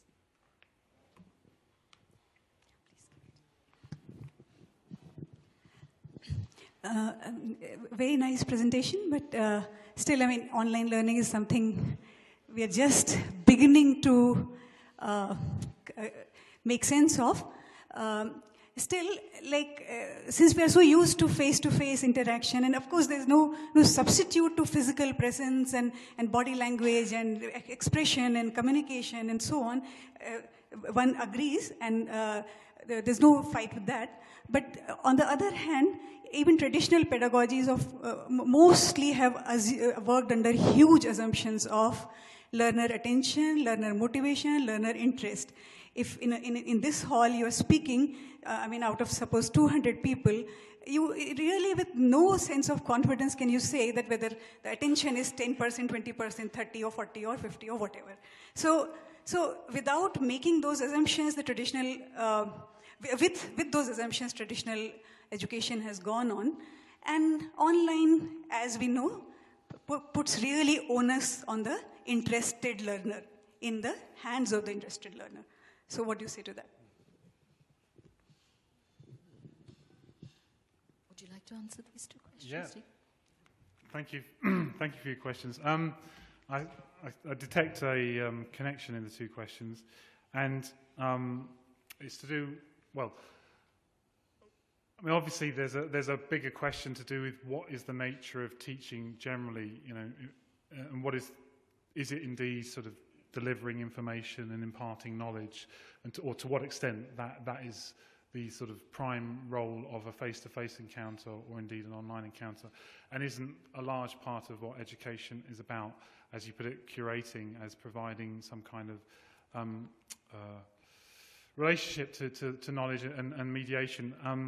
And I'm not at all unsympathetic to your point, that, but I do think that the face-to-face experience, at its best, isn't about primarily this imparting, and I kind of think of re-understanding education, perhaps again reading from Biest and Rancière, as the role of education being more a support and a focus and an opportunity to come together. And so there is a role for physical presence in that, and an intrinsic quality of presence which holds in a seminar experience, which isn't something directed necessarily, certainly not directly or primarily by the teacher. So, where is agency in education more broadly is a complicated question, and I think it raises, we've already noted that the fact that someone can Google the facts makes the agency within technology different. We ask different questions perhaps about where agency lies in technology, so in education. So I am sympathetic to what you're saying. So, but I think it's what you're getting at is a broader issue to do with what education itself means. And I suppose these changes that we're noticing should offer us reflection on the actual nature of education, and at its best it does. Which, going to the second question, yeah, the fact that even when I'm in a room, no one's listening anyway. So what difference does it make? There's no corrosion of attention because students aren't paying attention whether they're there or not. Again, this is a broader pedagogical issue, isn't it? It's to do with what we think we're doing when we're teaching face-to-face or indeed online. And, I'm not going to pretend that most education is engaging the attention, is using the encounter with the other in the kinds of disruptive possibility that's not the norm, but it is the possibility. And it's always that door that is open within a face-to-face encounter, more so, I suspect, than online. Although I wanted to suggest that can we find that kind of capacity for an encounter in a face-to-face or indeed online? I don't know if that answers the question. Okay, we have 1, 2, and 3 questions. We take 3 questions and we close this session. Yeah. Okay, I'll have I think this is a criticism of Biesta, not of you, but I've welcomed the change, the shift from the language of education to the language of learning. And I just don't see it the way that he sees it at all. Education is ambiguous between making learning happen and displaying your knowledge. And lots of my colleagues think of what they do as displaying their knowledge, and I want to change that. I want people to think about making learning happen. And so I've never even thought about it the way that Biesta describes it. The second comment is just about how we should think about online. How we should think about online depends on what we think it's replacing, right? So I'm going to walk into a class on Tuesday, next Tuesday, of 180 students, and I will try and make them do things. But the truth is that I don't know what I achieve with that. If it's replacing sitting in a room with 25 students, then yeah, I think that there's bound to be a loss. But the Coursera course these Coursera courses, they're not replacing anything. They're just supplementing. They're sort of an addition to everything. And a lot of what can be done with online, anyway, and the technology has to be in service of our ends, not determining our ends. It can enable conversations to be happening that otherwise just wouldn't happen, right? If you supplement your in-person class with online fora, there's all sorts of things that can happen that just no way they would have happened otherwise. Of course, they could have happened otherwise, but they wouldn't have done. So. The second question and the last question. Can you be just precise and short? Yeah, I'll try to. Actually, I have as we already, you have already mentioned about pedagogy, I guess there are a lot of other multiple issues which are considered when you think about online education. So one could be accessibility in third world countries, other could be moral education, nation building, then again environmental issues are already there, like carbon footprints and all those things. Sustainability of this particular educational medium, it's itself again a question. So even if I decide to keep all these issues aside, I do have one question, if we think about specifically about MOOCs, I think choices itself is again a bigger issue here, because MOOCs always provide popular knowledge a priority. Just to give an example, if you go and search for the different courses available for languages, you would find that English, French, Japanese and Chinese, these could be the 4 or 5 languages which are given priority. If we go to some other technical things, then Android or mobile technologies could be given the priorities. But I don't think in near future you can see Ayurveda, Unani medicine, Sanskrit as coming as a online courses somewhere. So basically choices will be provided only on the popular thing and not which is really good or which is really having a substance in it. So that is one question I have for you. The other is... Hold that question. We'll hear the next question. Yeah, sure.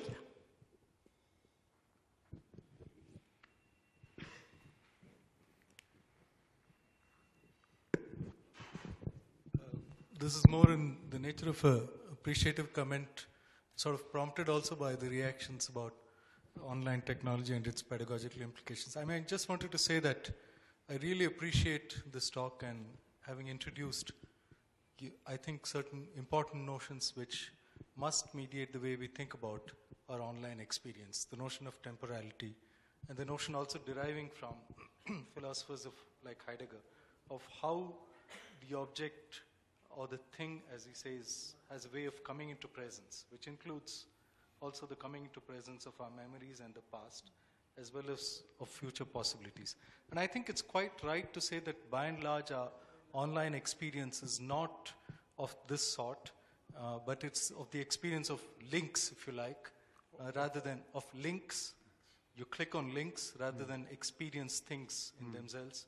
And so allowing for that way of presencing that Heidegger calls attention to. I think that perhaps to make it more relevant pedagogically, it would be important to add some things, some kinds of analysis. I think the analysis of the experience of temporality itself, the way in which time is structured through our pedagogies, through our school timetables, through our school assignments, and what kind of, so time is never left empty. You always are filling up time. Boredom, for instance, there's no place for boredom. There's no way of experiencing time itself as something which allows the presencing of things and objects. I think this might add to the sorts of analysis you're doing. The other kinds of analysis, I think, which would be is, things like social media. So what is our nature of being with others? What is the way in which we are with others? Someone talked about the materiality of the presence of the other. I think these kinds of analysis could be added, and I think they would have really important and deep implications for pedagogy.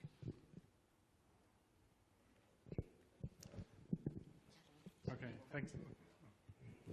Thank you. I'll go to as they were given. I'll answer. The critique of education, of learnification and Biesta is something in a way that, well, I mean, Biesta himself is quite upfront about some of the virtues of the shift to learning in terms of agency, in terms of inclusivity and so forth. I think it's hard to put in a nutshell. I'm going to put it in a nutshell, but I feel awkward about it. And it's to do with what I tried to get at, that there's an orientation, there's an ontological orientation in education, which Biesta is getting at here, which I don't think is easy to say in the present context of where we are at culturally, I think. That education should be oriented to something, and that the thing is what education is oriented to, and that as a group of students and a tutor, we gather around something. So a Shakespeare play, we speak the play, and the play is present, and it's something that's actual, and that probably sounds very liberal education-y, which I don't mean it to be. But anyway, so there's an ontological orientation that I think Biesta is getting at, and I'm sympathetic to that. I agree with the idea certainly agree that what we have through MOOCs or other emerging forms of education online are new. They're not replacements of, the traditional. I mean, when television was invented, they sort of set up a theatre stage, and they had a camera, and they did a play to camera, and that would have been what television was. So the form of previous technologies structure and frame how we think about new technologies, and obviously, therefore, the scope and possibility of new technology is hard to see. And I'm sure that's true about the internet today.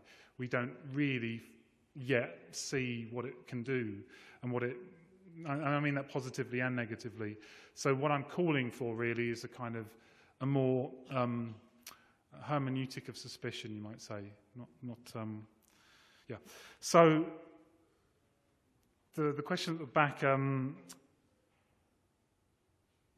I do agree that as more choices become available through MOOCs, and this is the evolution of any technology, it will find its place in, as it were, a structure which makes sense. And I think you're right that there are certain forms. If I heard the question correctly, I agree that again that many types of online encounter simply won't work. I mean, there are you can go to church online. You can go to pop concerts online. You can do a lot of things online. Some of those will have legs, some won't. So, yeah. So the adaptation of technology, again, goes to my previous point that we're at the early phases of what these things are going to do. And the third comment about coming into presence. Well, I'm really fascinated by the fact that when I get up in the morning, the first thing I do is use a finger, really, to engage with an interface. And that might be, you know, a radio or probably my phone. And I then go and make a cup of coffee with an interface. The toaster's got buttons. Then I get in the car, there's buttons everywhere. We live in an age of interfaces. And those interfaces are designed to project onto us functionality and conceal from us complexity. And that's why some people say they're disengaging, because you don't, apart from some examples like Raspberry Pi, which is about getting underneath the interface, most technologies, and Apple are the classic example, most technologies are about concealing complexity from the user and turning you into a user. And as a user, you don't need to think. That's the whole point. In fact, you know, I think there are many structural institutions that have this same structural form. So this idea of interfacing, I think, is something that's the seeds of that idea in Heidegger. And I think this is the way in which we are engaging. This is the way the world is coming into our perception in the present age through interfaces. So what that does to human relationships and to educational context, I think, is really worth thinking carefully about, because, you know, I just think the concealments of technical interfaces and how that shifts how we operate in the world is something that we haven't really thought much about. But that's something I'd like to talk about separately, I think. So I think, yeah, I'll leave it there. Okay, thank you so much, Ruin. We come to a close of this. And those who have more questions can just continue later on. Yeah? Thank you so much. Thanks a lot.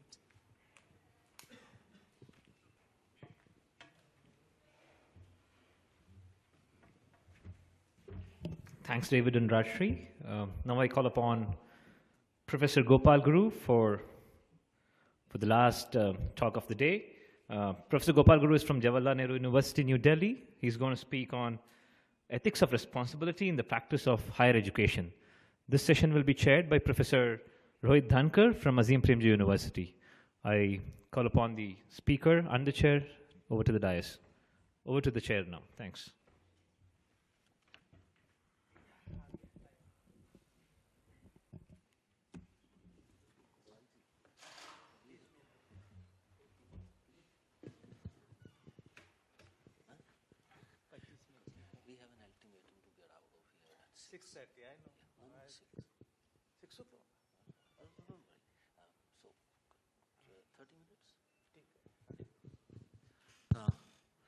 Friends, I'm very happy to invite Professor Gopal Guru to speak. His presentation will take about 30 to 35 minutes.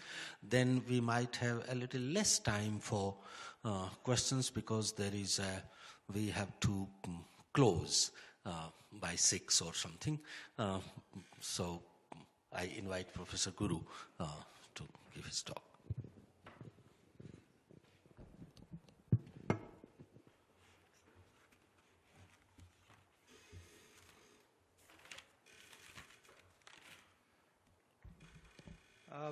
I must thank the organizers, particularly Rohit ji, inviting me to speak at the second conference on philosophy and education.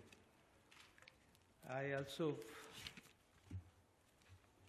would like to say sorry that I missed last 2 days' deliberations, and I'm sure that they were very, very, very interesting. I could go through some of the abstracts that are compiled in the brochure.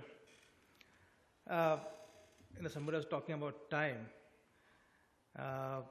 Actually, I'm confronting time now. As 6 o'clock is a deadline, and there's a marriage party happening in this hall. What a happy occasion. And so I'll speak about 20 minutes. Make some points, and then we can have a little discussion. this topic doesn't fit into the whole day's discussion. And so I am finding it difficult to situate it in terms of the today's deliberation. But I'll try and see that, we have, I succeed in really making this, making the connection, at least with some of the presentations. Now, I will just put some points in a very straightforward manner. Now, I must declare the limits of this paper. This paper may not really deal with politics and ethics, the tension between ethics and politics, though the tension is so important. I will also not deal with the the tension between ethics and philosophy. Actually, we have no time and I have no capacity. What I am trying to do is to bring out the tension between state and the legal and the ethical. And we just don't realize that how important it is to really foreground this tension between the legal and the ethical. And the limits of the legal in terms of the necessity of ethics are to be underlined. So let me then proceed to say, what do I mean by ethical responsibility? A very general definition. And how state finds it so difficult to deal with the issues that are there, and particularly in the context of India. I don't have any comparative account, so I may not compare anything with UK. I may really refer to USA because there's a close connection. Okay, what is ethics, therefore? Ethics is taking responsibility to develop a sense of humility against humiliation. That's the first submission. While you are actually in the academics or in education, right from primary to higher education, you must develop this special sense of humility just to keep away humiliation. I'm already saying that there is a difference between humility and humiliation. Second, you must be hospitable while you are in the system. Teachers, students, everybody who is concerned with education. Hospitality as against hostility. I'm already appealing to your conscience that are we really hospitable in terms of your own relationship with your colleagues, your other things. So, hospitality against hostility, second consideration. The third is about how to develop equal distribution of concern, the capacity to distribute concern equally, as against traumatizing people with contempt. So concern against contempt. These are certain general ethical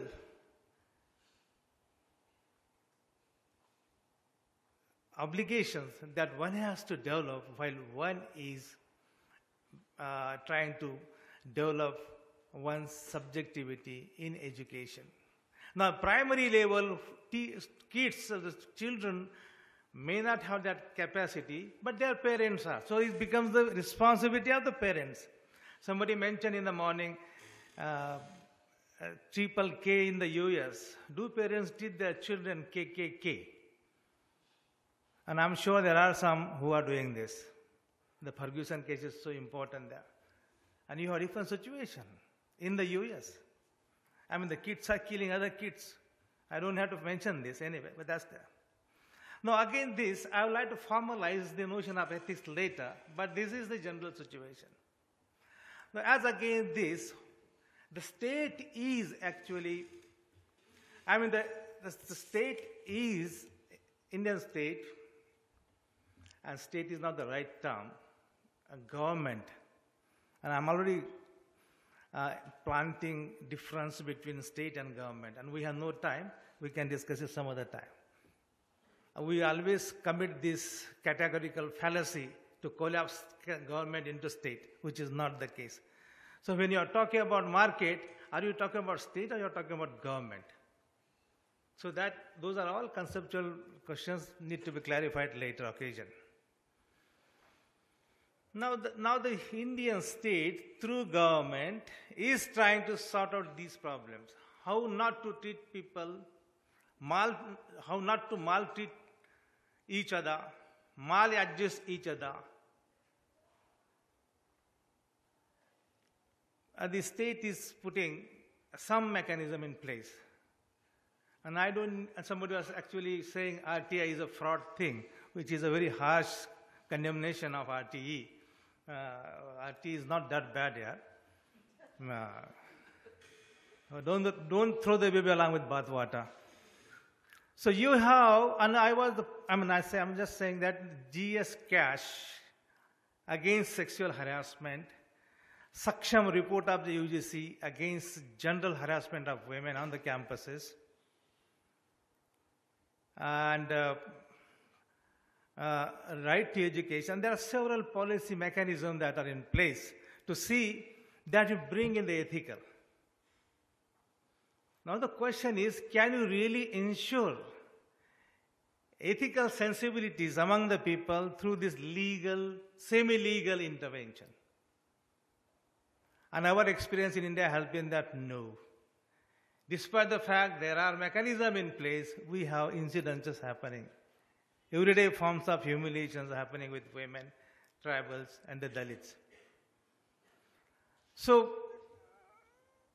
there is a tension between the legal and the ethical. And why that tension, I'll explain. But I also have to explain to you, clarify, that we are not taking the Hegelian route. Because in the Hegel, you have ethical and the legal they are actually existing mutually in harmony, ethical nature of the state. And the state is trying to be ethical, to produce, to cultivate a very sentient citizen or a reasoned citizen. And therefore, Hegel would want state to be absorbed in the civil society and civil society into state. If you think that educational institutions are the parts of civil society, then how is that they are without this ethical concern? Is it not? And this is the question that really should attract our attention. Now, so we have the legal, or to put it in conceptual language, the reason is finding itself so fragile against the ethical. And that is the concern that we should address. The question, therefore, is how to really rectify the situation. Should we bring in religions teaching values? And we have a very preposterous suggestion that can we really bring religion on the campus? And we have to actually now, I am suggesting, Rohit ji, that maybe government, I don't know whether this government, but you will have to really establish some kind of a commission for secularism on the campus, or committee for secularism, just as we have equal opportunity committees on the campus to look into the ethical problems of the Dalit students. So that also is ruled out. I mean, it's a very serious problem in the UK, the ethnic problem. So what is how to deal with this? And we don't have any ready-made answer to this. So I thought I would then find out if you are not taking responsibility, one has to fix responsibility.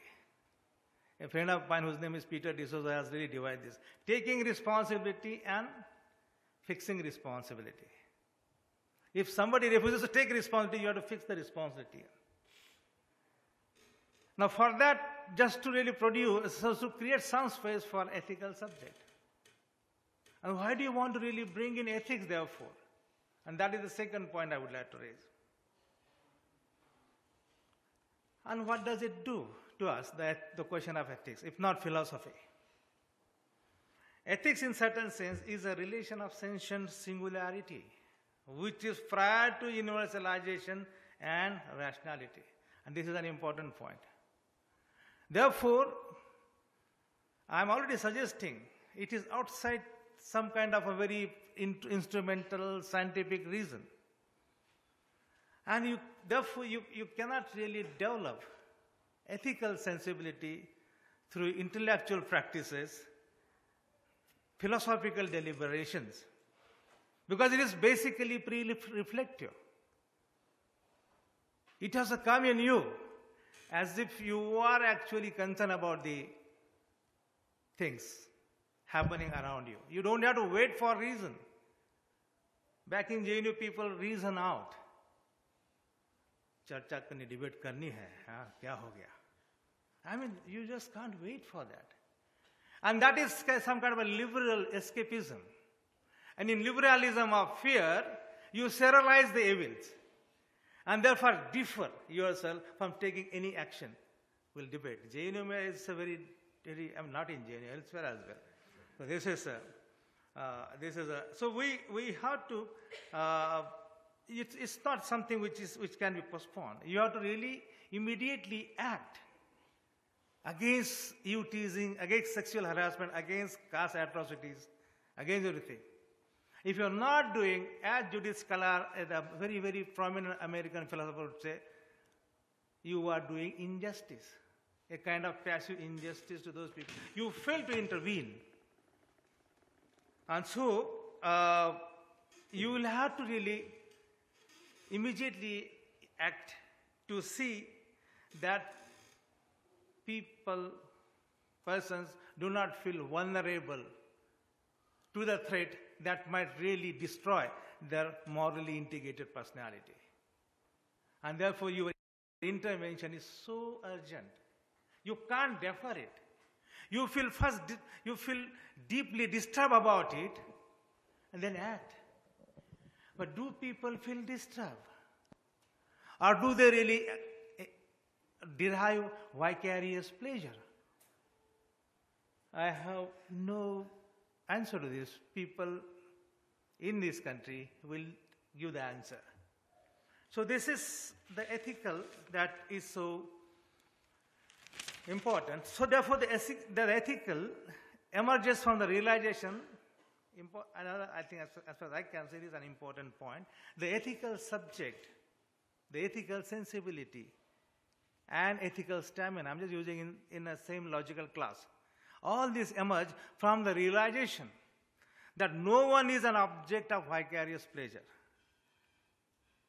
No one is an object of vicarious pleasure. And there's a Hegelian touch to this, master-slave. So there's no, you are not really converting anybody into an object, can be subjected to vicarious pleasure. And what is the vicarious pleasure in our context? Ragging. Serious case of ragging on the campuses. Ragging is a social evil. And therefore, to really eliminate the ragging of different kinds, so there are two kinds of ragging actually. One is social ragging, and the other one is much more cultural. The social is, of course, addressed to the tribals and the Dalits. And it takes the form of discrimination, caste discrimination. So you must develop an embodied sense of duty and self-restraint that overrides certain dispositions such as snob, vanity, desire to inflict moral hurt at others, ragging. And therefore, ethics is so important to restrain yourself. If you don't deploy a restraint, then there will be law. And therefore, one of the leading political thinkers, Ambedkar, would say, law is only for few. Dr. Bhimrao Ambedkar is one of the leading political social thinkers in this country, along with others. Law is only for few, but the ethic is for many. Those people who will violate who will go into ethical violation will have to be punitively punished. And law will force them to take ethics seriously, which doesn't happen. So, ethics is so important to develop some kind of a restraint and stay away from all these social infirmities and vicarious pleasure. Therefore, I argue that the major function of ethics is to legitimize the formation of a consensus about values that are constitutive of human beings. And what are these values? One of the top values is mutual respect, that you don't really destroy the self-worth of others, just as the other won't destroy your self-worth. Mutual respect. And this is the founder's hope of Hegelian ethical principle, that you really mediate ethics in such a fashion that you develop this mutual recognition. And therefore, Hegel will always want this master to elevate the slave to the level there you feel that the slave is also worthy being. And therefore, at that level only, humiliation becomes a possibility. And that's a different journey. I don't want to go into it.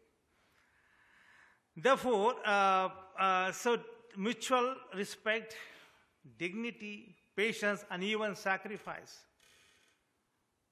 These are all important ethical values that people are supposed to cultivate when they are in educational institutions. Teachers in primary schools, scholars in research institute should develop this, should care for these ethical values, just as I mentioned to you. Therefore, what yields these values is the question. And I think I'm really running short. I had to make 2-3 points.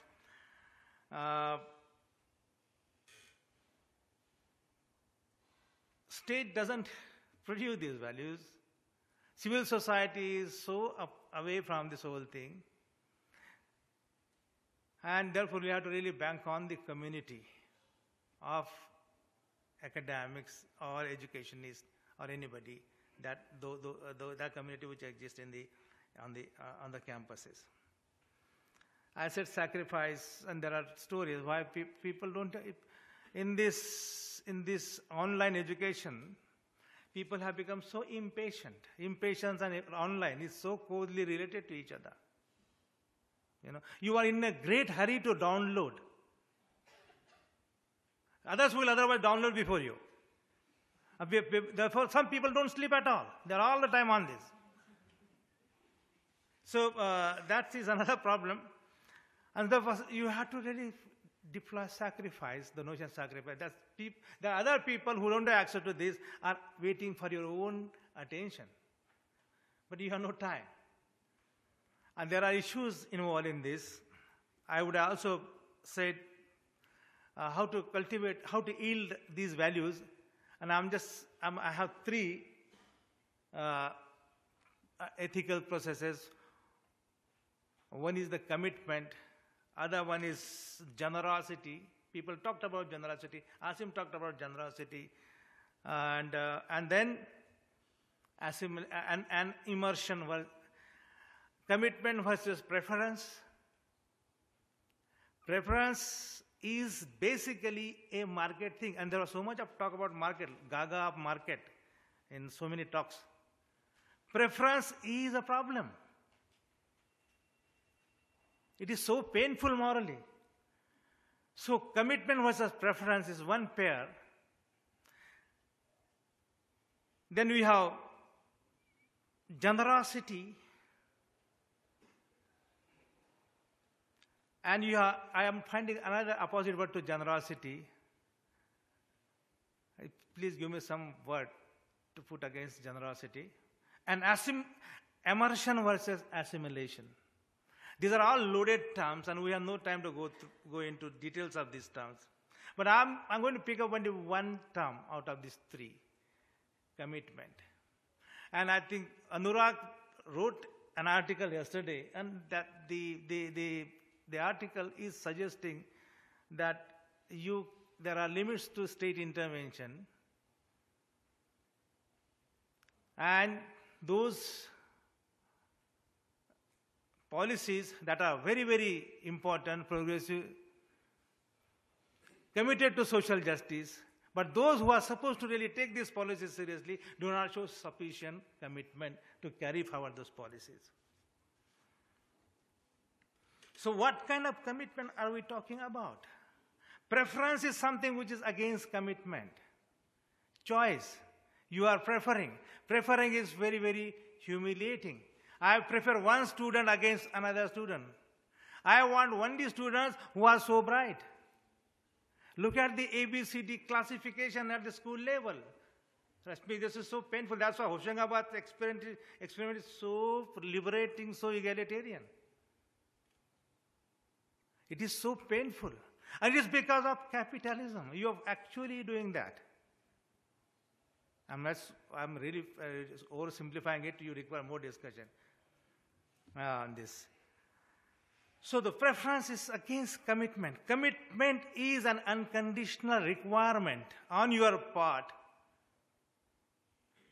to be emotional and reasonably emotional. Reasonably emotional.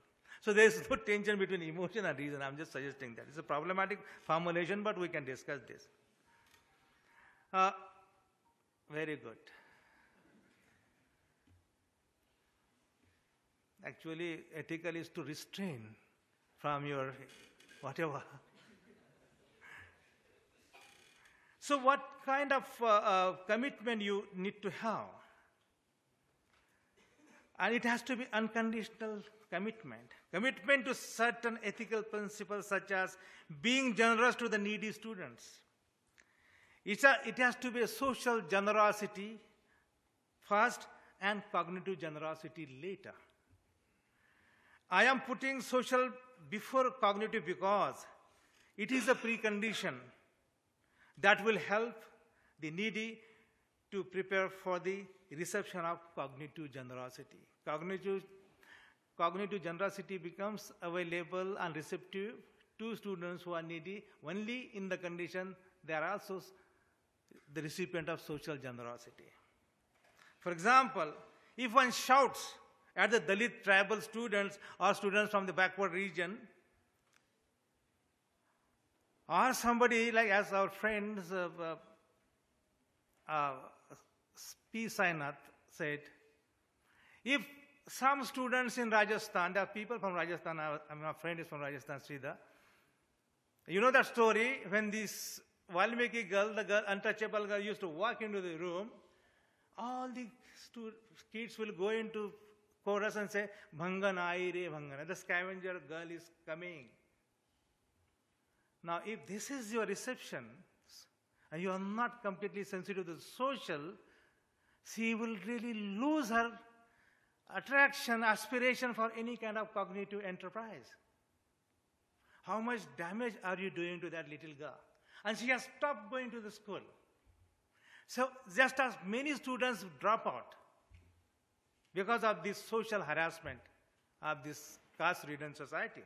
Therefore, the social is so fundamentally important before the cognitive. Therefore, the emotion is so primarily important before the reason. And therefore, I think somebody was saying that, Asim made that point, prepositional truth and the truth of experience. And we had Manohar this point, we'll discuss this. But the prepositional is actually not immediately attractive as the truth emerging from the moral experience. So, therefore, social generosity is important. In the US, I don't know about UK, but US certainly, in other countries. And don't forget what about Camus and Sartre and Michael Walzer. People might raise their eyebrows about Michael Walzer, but Michael Walzer as well. Don't forget that what they have said. The intellectuals write about the poor, the disadvantaged, and they get their PhD and their books and their, But at the same time, they hold these poor, disadvantaged in utter contempt. So I'm just re-emphasizing the point how social generosity is so important. I mean, I'm not asking the upper caste people to invite Dalit students to their houses, but smile. The non-verbal communication, as Levinas would want you to do. आपका मुंह छुपा के भाग जाते हैं. Oh my God, that fellow is coming, I'm over there. This is the tendency we come across. I think I'm getting late in this whole thing. So this is the last point. I'll definitely stop here now.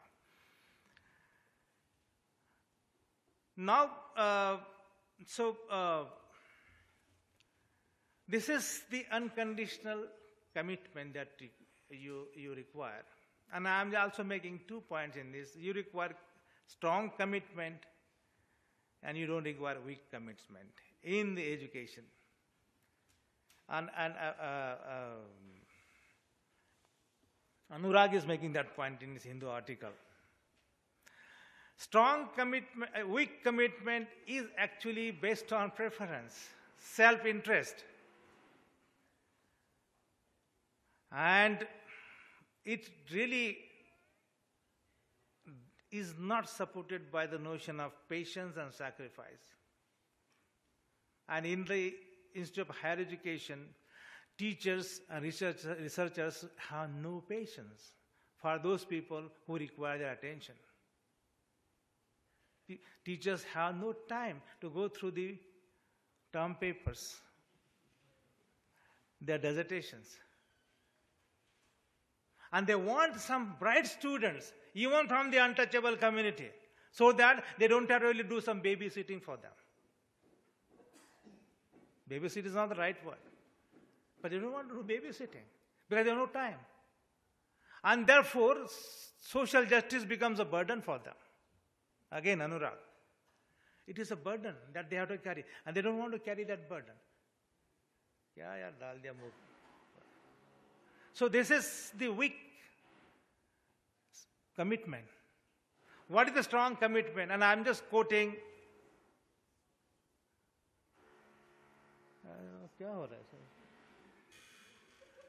Even that chap is not wanting me to speak anyway. And that we should do. Well, last point, absolutely. What is the strong commitment to your own thing?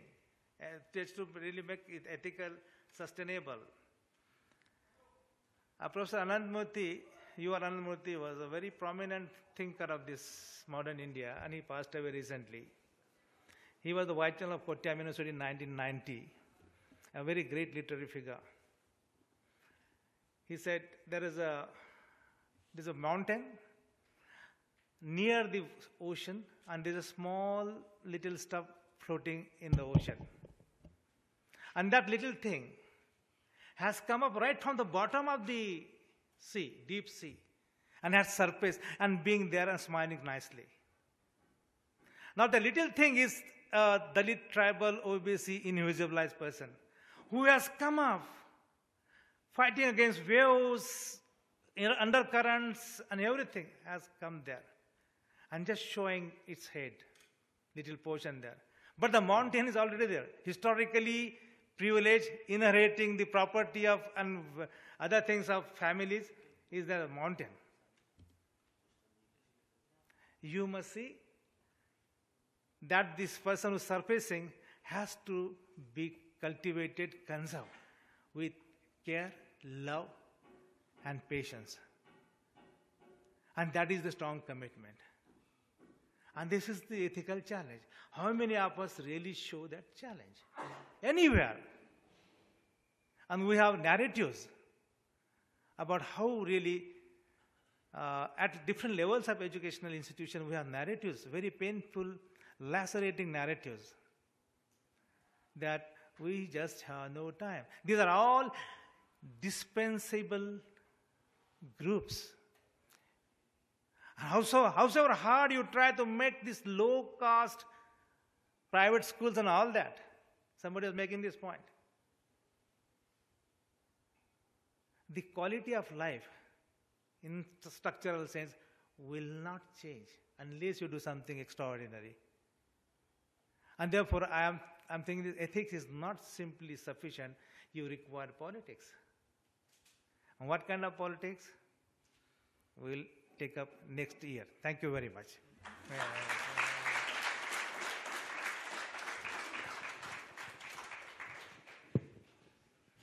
Thank you, Professor Guru.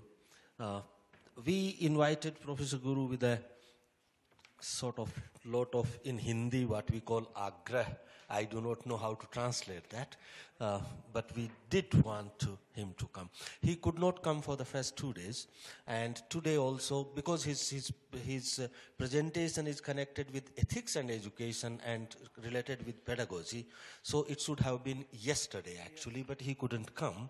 And today we, I think, made a mistake by keeping it at the end because he didn't get time. And unfortunately, because this hall is booked for someone else for a very different kind of perhaps more enjoyable occasion, so so we have to stop now.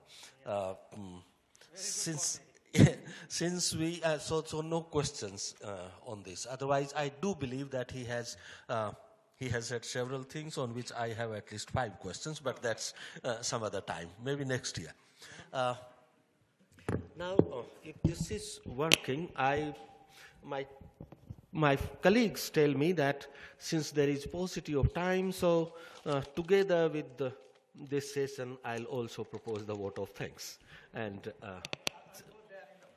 no, you can be here. It's okay. Well, as usual, we are very happy with this seminar, and there were deliberations which were enlightening. This gave a lot of food for thought. It also seems that we are, in a way, moving ahead in the venture we tried. So that is, in this connection, we are extremely thankful to the speakers, both who wrote papers and who very generously and graciously accepted our invitation to come and travel over a long time or long distance and present their very stimulating papers. We are also very thankful to the participants and invited guests. There are many students here who wanted to participate in this seminar, and we did want that students should participate. So I think that was a very good opportunity for the conference as well as for them. We are very thankful to them. We are also very thankful to participants who registered online and took interest in this. Another body of people who deserves thanks is our advisory committee. Maybe here they are not visible at this moment. I see 1 or 2 came, and Rajashree is here, Jayashree is here, Venu came, but I can't see him now, and some of them are not in the country, and some are holding other conferences, therefore they are not here.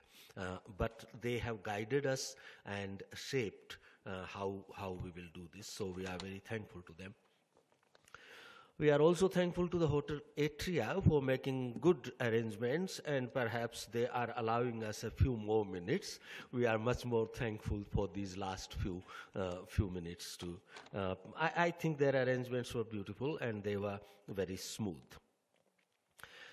Some people are visible here, but perhaps you all know that behind this there is a logistics team which has arranged the travel and taxis and tickets and finding a venue and managing it and all that. So we are extremely thankful to the logistics and facility team which is in the university. And perhaps very few of them are here. I didn't see anyone today. I think we should also express our thanks to the university for taking up this seminar quite enthusiastically and being, as you saw in the beginning, Anurag is very, very supportive. So is Dilip, who is another CEO of foundation, and generally speaking, the whole foundation is very supportive, so we are thankful to them. I think I must say that the POE team, we have a small team here, and most of the decisions are made in our little meetings. So Prakash, Indrani, Rabi, Abhijit, Varda, who has a back pain, therefore didn't come, Tathagata, and the person who has been making announcements, Ajita. These are the people in the POE team, and I think they have done their job very, very well, particularly Prakash and Rabi Prakash. These double Prakash have been, almost in. Prakash, by the way, means light in India. So this double light actually has done wonderful job on this. And at the end, all of you, we are very thankful to. We do hope that the next year in January also we will have such a wonderful and fruitful conference. Thank you very much.